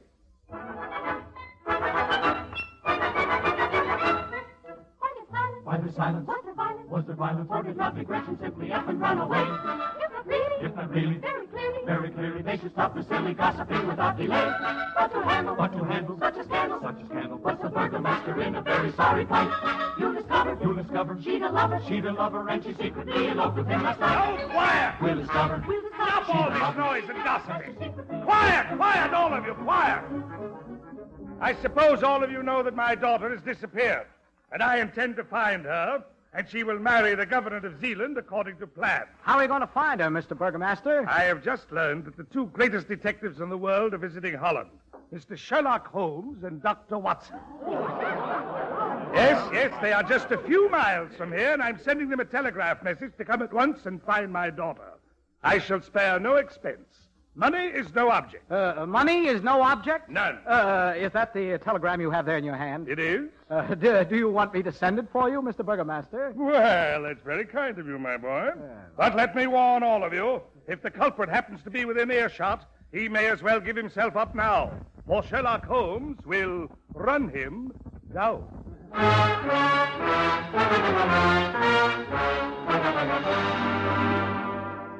Hi, Mr. and Mrs. Connor. We aren't Mr. and Mrs. yet. No, he didn't get married. Why not? No money. Boy, have I got the cure for that. Huh? Look at this telegram. Oh, This is awful. Sherlock Holmes will be sure to find Oh, it. I don't think he's that good. You see, he never got the telegram. Kid, your new name is Dr. Watson. Shake hands with Sherlock Holmes. Huh? Oh, I'm beginning to get it. Sure, it's as simple as going around on a windmill. We masquerade as the detectives and make enough money to get you married. Swell. There's only one trouble. You've never really asked me to marry you. Haven't I? Well, I guess we better make this official. He'll tell you all the magic of those little words we two. I'll teach you how to say, my dear, the one I love is you. There's lots of things he ought to know, but don't forget to see that he correctly learns to say, I want you to marry me. Well, I guess I ought to say it. Con, help me out, will you? How do you say a thing like this? Why, it's simple. You just take in your arms. You look into your eyes and you say, baby, here I am, your dream man. Don't fight it. How can you resist me? Well, I'm afraid that's a little too modest for me. It's got to be something tender. Gretchen, Yes? I want you to marry me. Will you do it? Oh, yeah. Is that yes? It's Dutch for yes, but it's just as good. We'll tell you all the magic of those little words we do, and sing a song that says, my dear, the one I love is you. There's lots of things he ought to know, but I'll be sure to see that I correctly learned to say, I want you to marry me.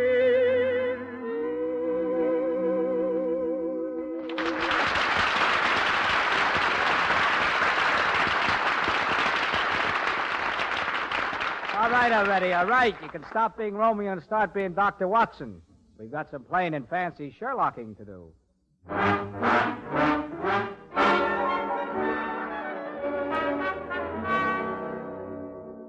Well, Dr. Watson, how do I look? Oh, very Baker Street, Mr. Holmes. Am I wearing my deer stalker cap correctly? Well, I don't think you're supposed to wear it sideways. What if you're stalking deer sideways? Careful. Here comes the burgomaster. Gentlemen. Here we go now. Aha! You are the burgomaster of Catwick-on-Sea. Why, that's amazing. How did you know me, Mr. Holmes? Elementary, my dear Burgomaster, but far beyond your powers of deduction. I want you to meet my assistant and eminent colleague, the celebrated Dr. Watson. Sir, I'm delighted to make yourself so Well, from the way he talks, he must be British. If he were any more British, he couldn't talk at all.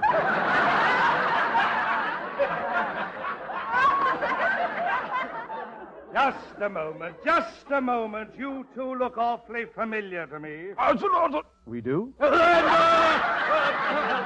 shouldn't our faces be familiar to you? Our pictures have blazoned the front pages of every newspaper in England and the continent. Dr. Watson, your beard is slipping. Oh, dear me, dear me. Now, Mr. Holmes, Dr. Watson, about my daughter. Her name is Gretchen. How did you know? It's obvious. Yes, it's obvious. What did you say? What did you say, Dr. Watson? Mr. Burgomaster, I am the only man living who can understand Dr. Watson. I see. Now, how much will you charge, Mr. Holmes, to recover my daughter? I'm glad you brought that up. Our price depends on the difficulty of the job. Is your daughter young? Yes. Beautiful? Quite beautiful. Then it will be very expensive. Because, as everybody knows, beautiful young girls are very hard to find these days. How much do we charge, Dr. Watson? Dr. Watson says...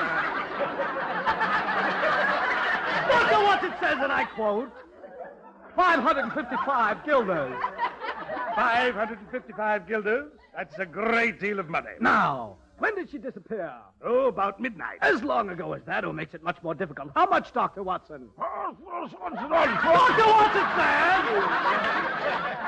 Dr. Watson says, and again I quote, 5,555 guilders. Oh, dear. Now, where did she disappear from? From the old Mill Reel. Oh, from the old Red Mill. Where? The Red Mill. Oh!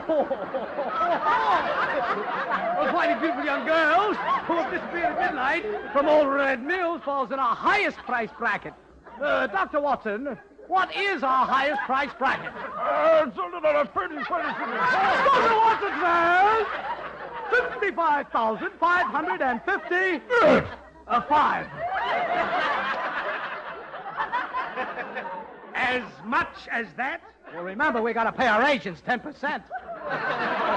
Very well, it's a deal. I'll pay you the minute you deliver my daughter. We must have the money in advance. Why? Well, we have enormous expenses, you know. Magnifying glasses, houndstooth jackets, bloodhounds, all that. I see. Very well. I'll pay you the money. Good. But I demand that you bring my daughter to this very spot no later than 4 o'clock this afternoon, in time for her wedding to the governor of Zealand.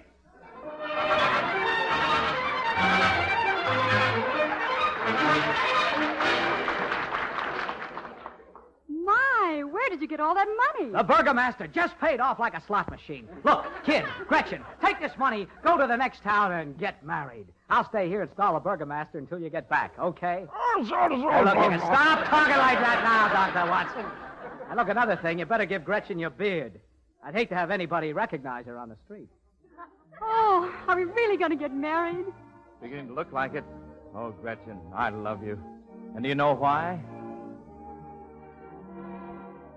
Not that I am fading, not that I am true,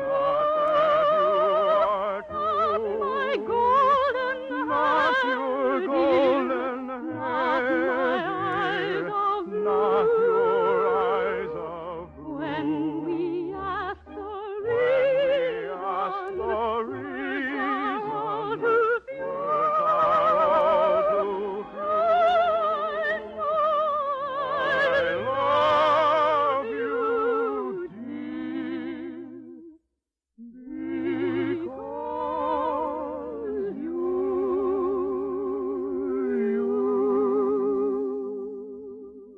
Okay, we know you love each other. Now, look, sweetie, we got all this money for finding you. Now, get lost.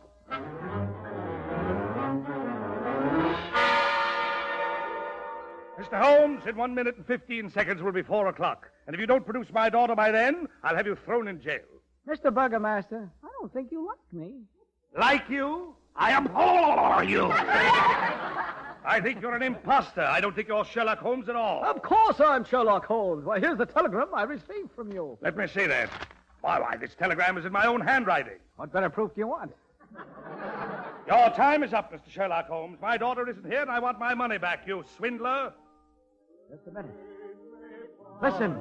What is that? Sounds like a duet.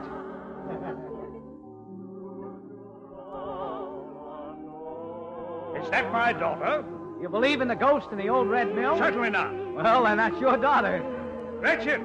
Gretchen, come in here. You're just in time for your wedding to the governor. There's been a little change in plans, Mr. Burgomaster. I can't marry the governor. Oh, yes, you can. But I'm already married to Mr. Connor. I don't...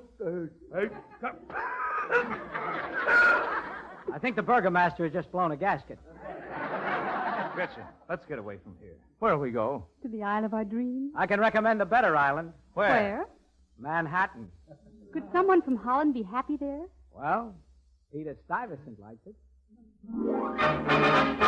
In old New York, the peach crop's always fine. They're sweet and fair, and on the square, the maids of Manhattan for mine. We'll see things you cannot see in gay Paris, in London, or in Court. The queens you'll meet on any street in old New York.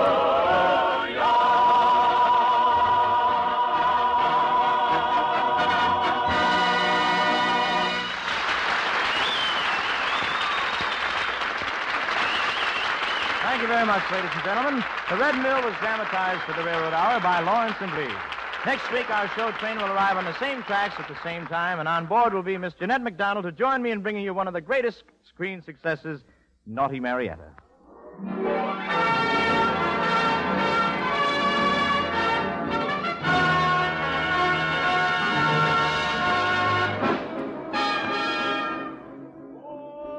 Well, it looks as though we're ready to pull out, and so until next week, goodbye.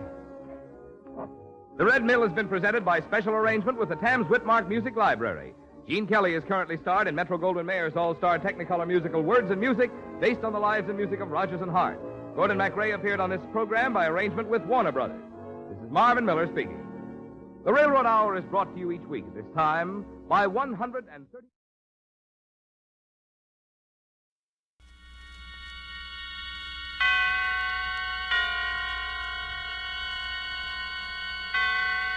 Roma Wines present Suspense.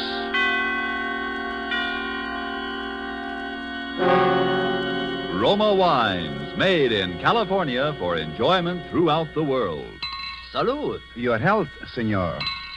Roma Wines toast the world.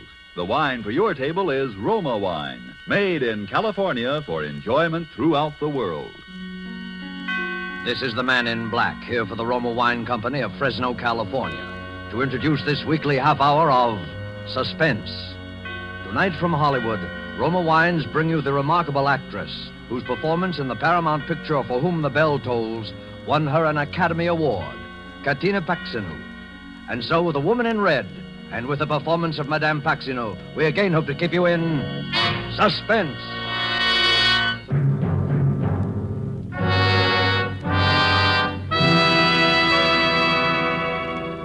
In all of London, few houses were so fine, so correct, so austere, and yet gracious with age as number 30 Henrik Square. That was true of its reception room, true of its long, quiet hallway along which the young man led the girl. Aunt Rita, this is Miss Julia Ross. The woman rested her knitting in her lap and slowly turned around. She was a giant of a woman of 60 in a bright red dress. For several seconds, she stared fixedly across at Julia. Then, in an instant, a soft, gentle smile came on her face. Perfect. How perfect. I beg your pardon? Here. Come over here, child. Let me look at you. That's it. Over there, child. Sit there on the divan. And Carl, I think I shall have my milk now. Yes. And Miss Ross will have some with me. Will you? Won't you, Miss Ross? Some milk? Oh, but I never... Some warm milk and a biscuit. Of course you will. I always find it very sustaining. Carl, you heard the young lady.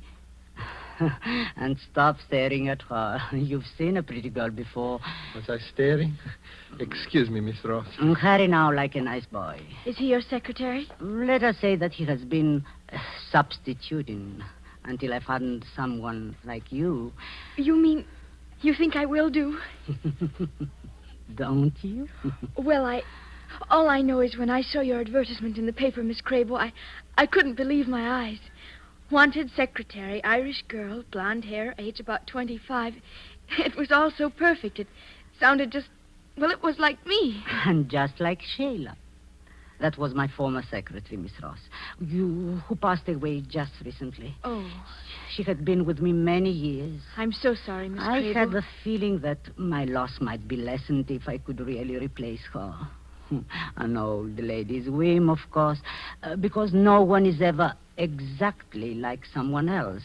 You, for example, I'm sure you have friends, acquaintances, relatives, perhaps, you see now and then. Sheila didn't. But you see, I don't. What I mean is, my parents aren't living, and so far as friends or acquaintances are concerned, I hadn't had much time lately, and... Well, my landlady, of course, I know her, but... Unbelievable, Miss Ross. Because it's so perfect. You see, the less time you have for outside attractions, the more time you have for me. The milk, Aunt Rita, and the biscuits. Will this table do here? That will be fine, dear. And leave us alone. Oh, very well. My aunt is a very domineering woman, Miss Ross. But also a generous one, I think. Your milk, dear. And a biscuit? Oh, just the milk, thank you. Miss Crable, there's something you must know. Well, don't hesitate, child. Miss Crable, I'm afraid I'm not quite what you think. I mean, I've never really done any secretarial work before. I've had some business training, a little, but not actual experience. I mean it, Miss Crable. I lied in what I wrote you. I wanted the position and I needed it so much. You silly girl. You mean you still want me? Certainly. Now finish your milk before it gets cold. Oh. As a matter of fact, there will be very little secretarial work for you to do. I shall want a sort of, a companion. Now, I shall want you to start immediately. You will, of course, live here in the house and... Live in the house? But, of course, you are my companion. Oh, but I didn't understand that I... Yes. Well, then, I think perhaps I should make plans accordingly. I mean, I'd better leave now. I shall want to go to my boarding house and cancel my lodging. Oh, there will be plenty of time for that, child. Carl and I generally take an afternoon stroll and would like you to... But you see, there'll be other arrangements. People I must see and people? things to... But you said you knew no people. Oh, yes. Well, Miss Crable, I have no qualifications for this position. Oh. Why, child? What's the matter? I don't know. Suddenly, I feel so drowsy. Well, then, I would just lie back on the divan. But there's no reason for it. Oh, but there is, child. You are weary from the strain, the uncertainty, the ceaseless search for work in a strange and friendless city. The milk. There was something in it. So you relax. Your nerves, they go to sleep. Yes. Sleep. Carl. Oh, Carl. Yes, Aunt Rita? Have you finished the note, Oh, dear? yes, only this moment. Well, don't just stand there. Let me see it. Aunt Rita, please. She's so harmless. And so perfect. And now read me the note. To Department KL, Southern Development. Leaving at once for Dublin, Ireland. Will communicate in 10 days. 10 days, Carl? We won't need so much time. Make that 5. Just as you say, Aunt Rita. Then sign it Sheila Campbell and post it to British Intelligence.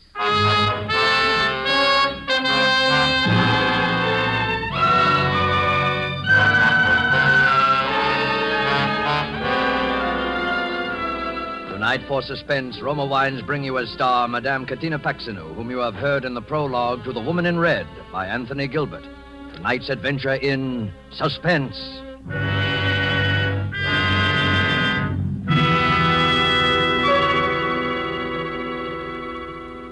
You remember the old saying, the grass is always greener in the other fellow's yard? Well, you might agree with the truth of that statement if you happen to overhear a conversation like this. Let's imagine we're seated in the smart and festive Club Montmartre in Havana, Cuba. An American has just complimented his Cuban friend on the fine quality of Havana tobacco. Graciously, the Cuban replies, "But you of the United States need have no envy of us. Nature has made a great gift of perfection to your country, too. The magnificent wine which we are all so fond of. It is Roma wine, made in your own California." Friends, that little scene is typical of many countries where wine is truly enjoyed. For in other lands, Roma wines must be imported over long distances from our own California, a luxury to be enjoyed on special occasions, while lucky you can enjoy these superb Roma wines as a daily delight, with no import duty, no expensive shipping charges added to your cost for Roma wines. Whichever one of Roma wine's many different types your own taste test names as favorite, you'll agree here is truly superb wine that could come only from truly choice wine districts. And you'll say, no wonder Roma wines are America's largest selling wines. I'll spell out the name for you. R-O-M-A, Roma wines, made in California for enjoyment throughout the world. And now it is with pleasure that we bring back to our sound stage our star, Katina Paxinu, in The Woman in Red, a tale well calculated to keep you in suspense.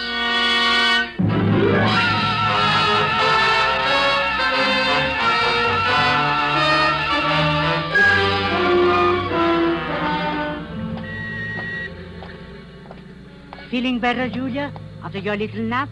No, I don't feel better. Well, the walk and a little something to eat will do wonders for you.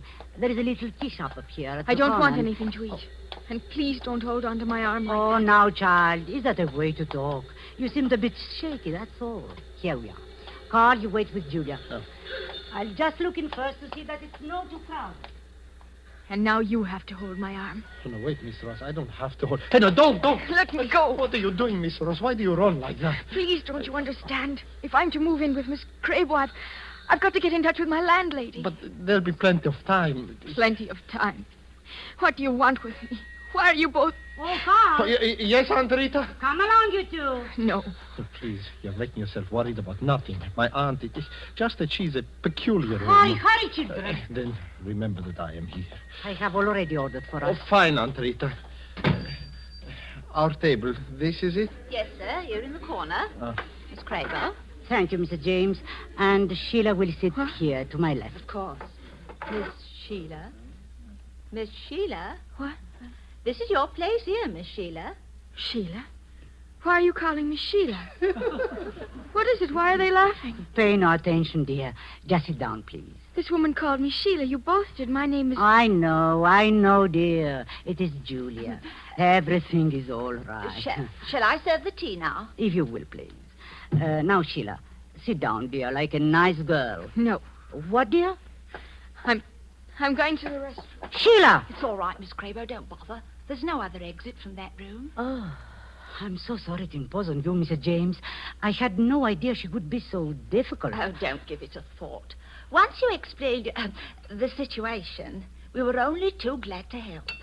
Of course, I'd never seen your secretary. I had no idea that... It's only a recent Oh, development. yes. Shall I pour the young lady's tea now? No, thank you. I can manage. Yes. You know, I was just saying to Mrs. Blandon the other day, I says, I wonder if Miss Crabo and her nephew are still in the neighbourhood, I says. Why, they haven't been in my shop for ages, I says. And she says, no, they... Yes. You see, Mrs. James, we don't dare leave her for long. For her own protection, that is. Protection? Yes, we are a little worried about suicide. Oh, yes. Aunt Rita, Sheila's coming. Well, just call me in case I can help. Thank you. Oh, here you are, dear. Carl, help Sheila into her chair. Oh, yes. Sheila? Thank you, Carl. Relax now, dear, and drink your tea. It's all ready for you. My tea in this cup? No, I won't drink it. You won't drink it? Sheila, what? You're pouring it into your saucer. Dear, everybody's staring at you, laughing at you. There's nothing for them to laugh at. I simply prefer to pour my own cup of tea. And that's exactly what I shall do. But Dear, you don't think I... Do you really believe that I put something in that first cup of tea? Yes. Yes, I do. You did it before, and there's no reason to think you wouldn't do it again. Sheila! Very well, then. Drink your tea. Only hurry. I don't think I can endure much more. Never mind. I shall hurry. I'm just as eager to leave as you. And I'm going straight to the police. Oh, now you're not starting that again. Are you insane? Do you think I'm helpless, that I can't get away from you? That I shall simply stand here and... Oh. It's happening. What, dear? What's happening? You had it in the teapot. Oh, you're tired again, aren't you, child? Is there something I can do, Miss Crabo? These attacks, Mrs. James, they leave her quite exhausted. Oh. If you'd be good enough to open the door. Of course, Miss Crabo, of course. No. No. She must be taken straight to her room, Carl. Please, if you just give her a hand. That's it. That's fine. You are really such a help to me, Carl.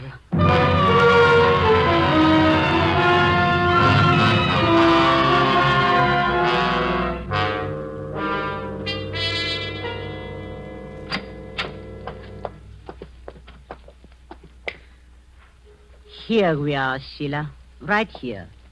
Now, just go to bed, dear. Let me alone. Come along, then, Carl.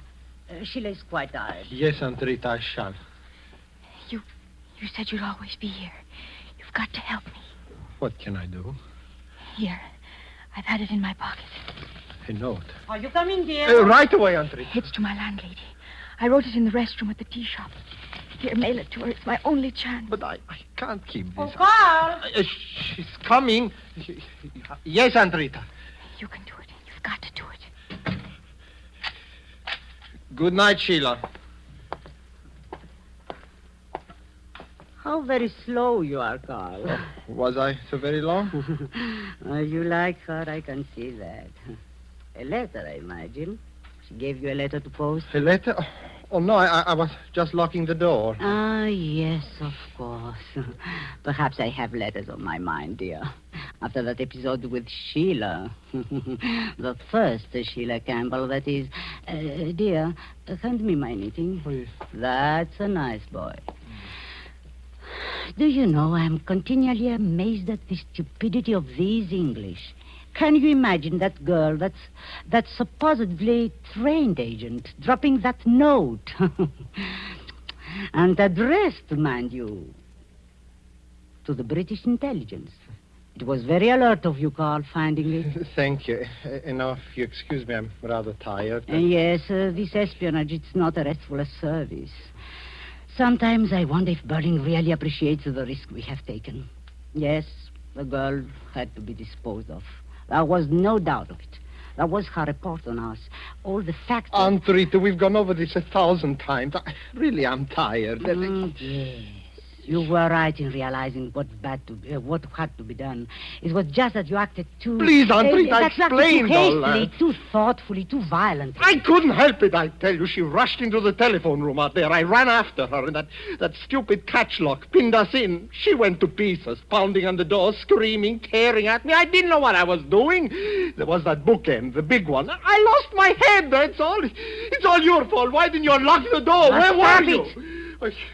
I simply want you to remember that every incident counts. Because of you, we cannot produce Sheila Campbell's remains. And we certainly can't allow the police to tear up the cellar to find them. Because of you, we shall have to produce a substitute body. A substitute Sheila Campbell who will satisfy the authorities completely. We have her, and I don't intend to lose her. The note, please.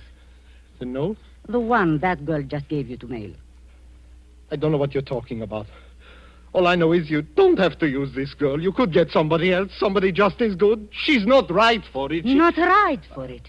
A girl who denies her identity, who shrieks of drugged drinks, persecution. She is ideal. The police will accept her as a suicide without giving it a second thought.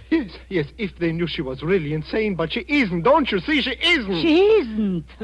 Just ask those people at this tea shop and that foolish Mrs. James. She will tell you. She will tell the whole neighborhood. Oh, Mrs. James, a few neighborhood gossips, they aren't enough. You have to have someone professional and authority. Listen to me. Our note to British intelligence will divert them for just 5 days. Within that time, Julia Ross must commit suicide. And we will see that she does. No. No, I won't. I won't go through with it, I tell you. I see. What a pity it would be if the police learned who was the last person seen with the first Sheila Campbell. You wouldn't. You wouldn't turn me over. This espionage call, it's a very demanding trade. The note, please. Thank you. Thank you, dear. I knew it was an oversight.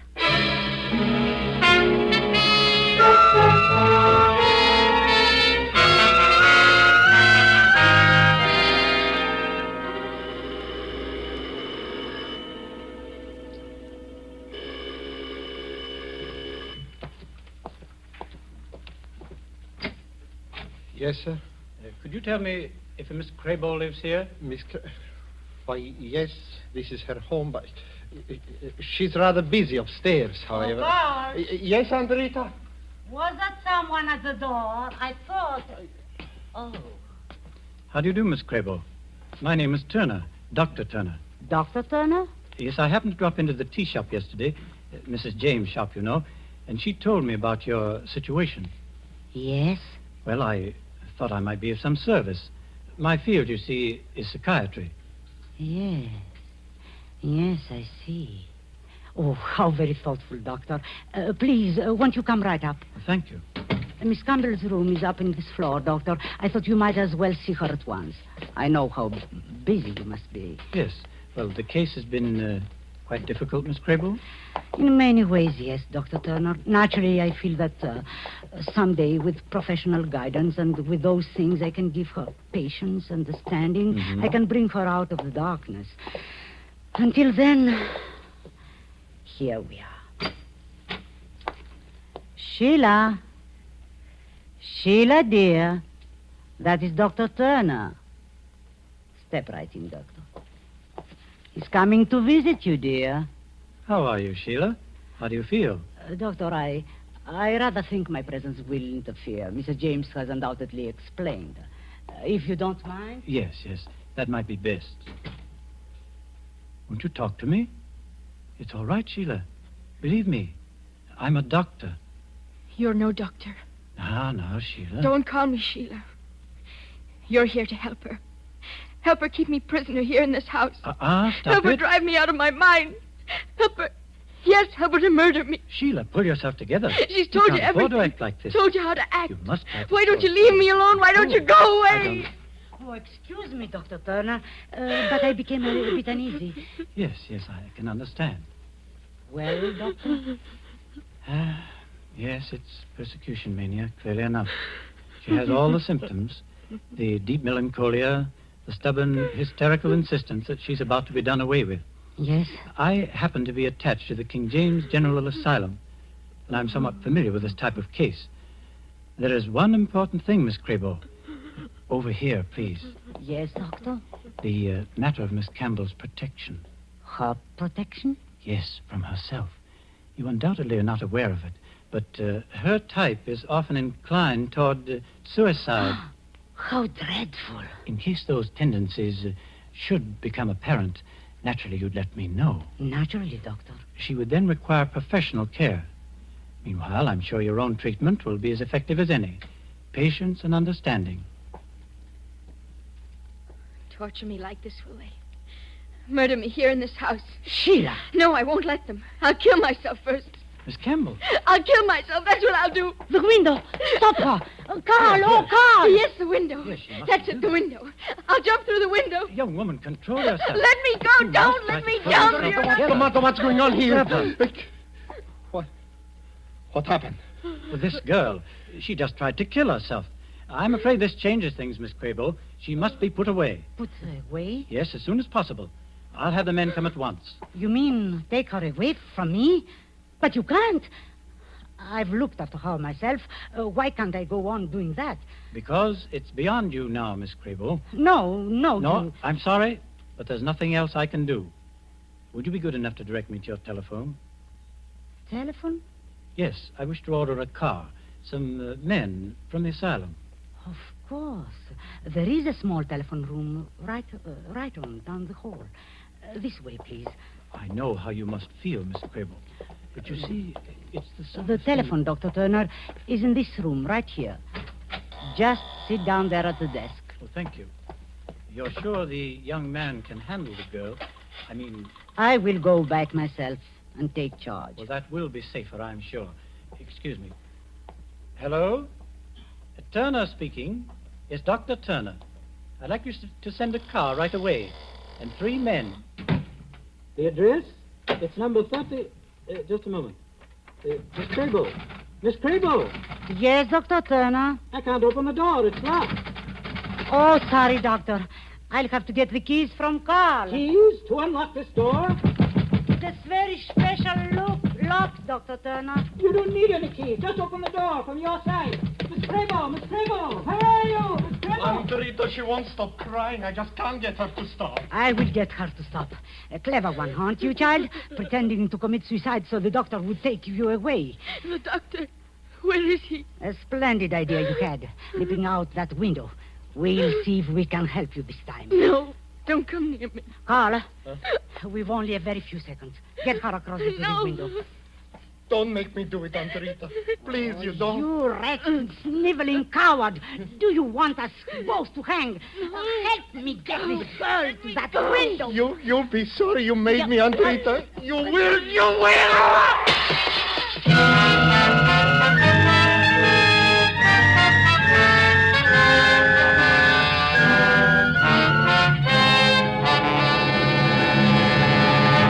I couldn't help it, Dr. Turner. I couldn't help it. I just lost my head, that's all.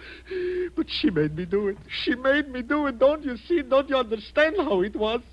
She made me do it. She drove me, Dr. Turner. All right, now settle down. And do stop calling me Dr. Turner. Stop calling you doctor. You? Well, no, I'm not a psychiatrist. But I'm going to see that you meet one. I happen to be from British intelligence, Carl. I suppose I have you to thank for that letter. Letter? Yes, the one supposedly signed by Sheila Campbell, telling us she was off to Dublin, Ireland. Oh, yes. Would communicate with us in 5 days. Well, Aunt Rita, she made me do that, too. That was an inexcusable mistake, Carl. You see, Sheila would never have written Dublin, Ireland. No, an Irishman assumes that everybody knows where Dublin is. How about that, Miss Ross? Am I right? Well, I know where it is, all right. And I'm going back there as fast as I can. Oh, now, Julia, London isn't as bad as all that, you know. Maybe not. I suppose it all depends upon the murderers you meet. Why, child, you wouldn't want to meet a nicer lad than Carl here. After all, it isn't everybody who'd pitch his aunt through a bedroom window just to save your life. Yes, he's really a very nice boy. Sergeant, you better take him down to the cellar now and have him show you where he buried Sheila Campbell.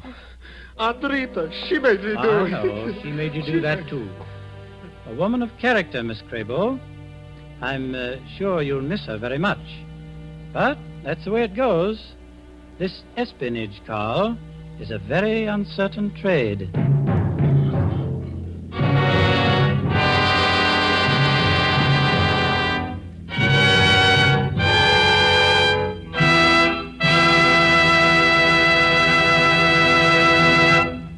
And so closes The Woman in Red, starring Katina Paxinu.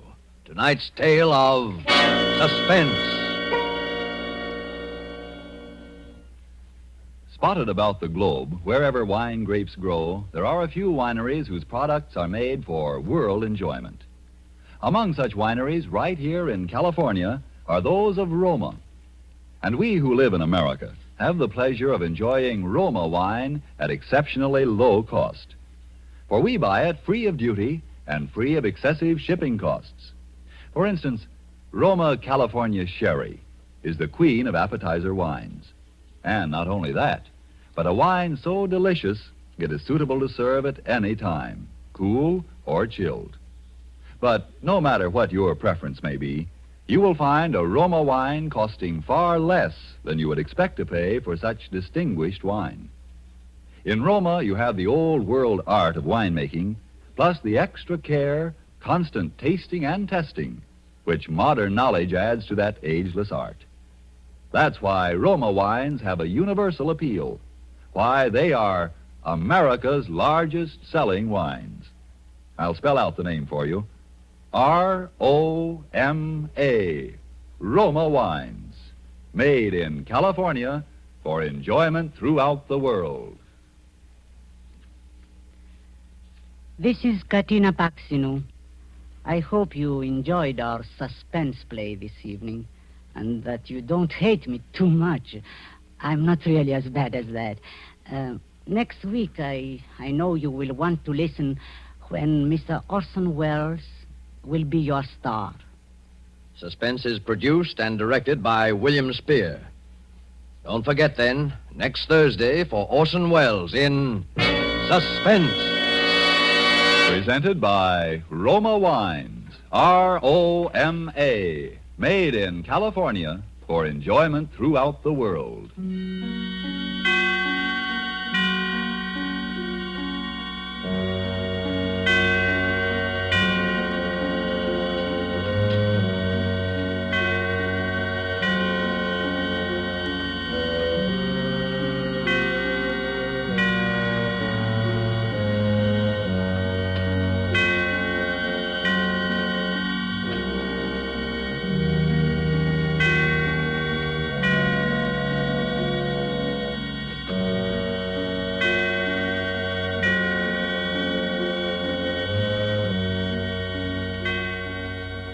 This is CBS, the Columbia Broadcasting System.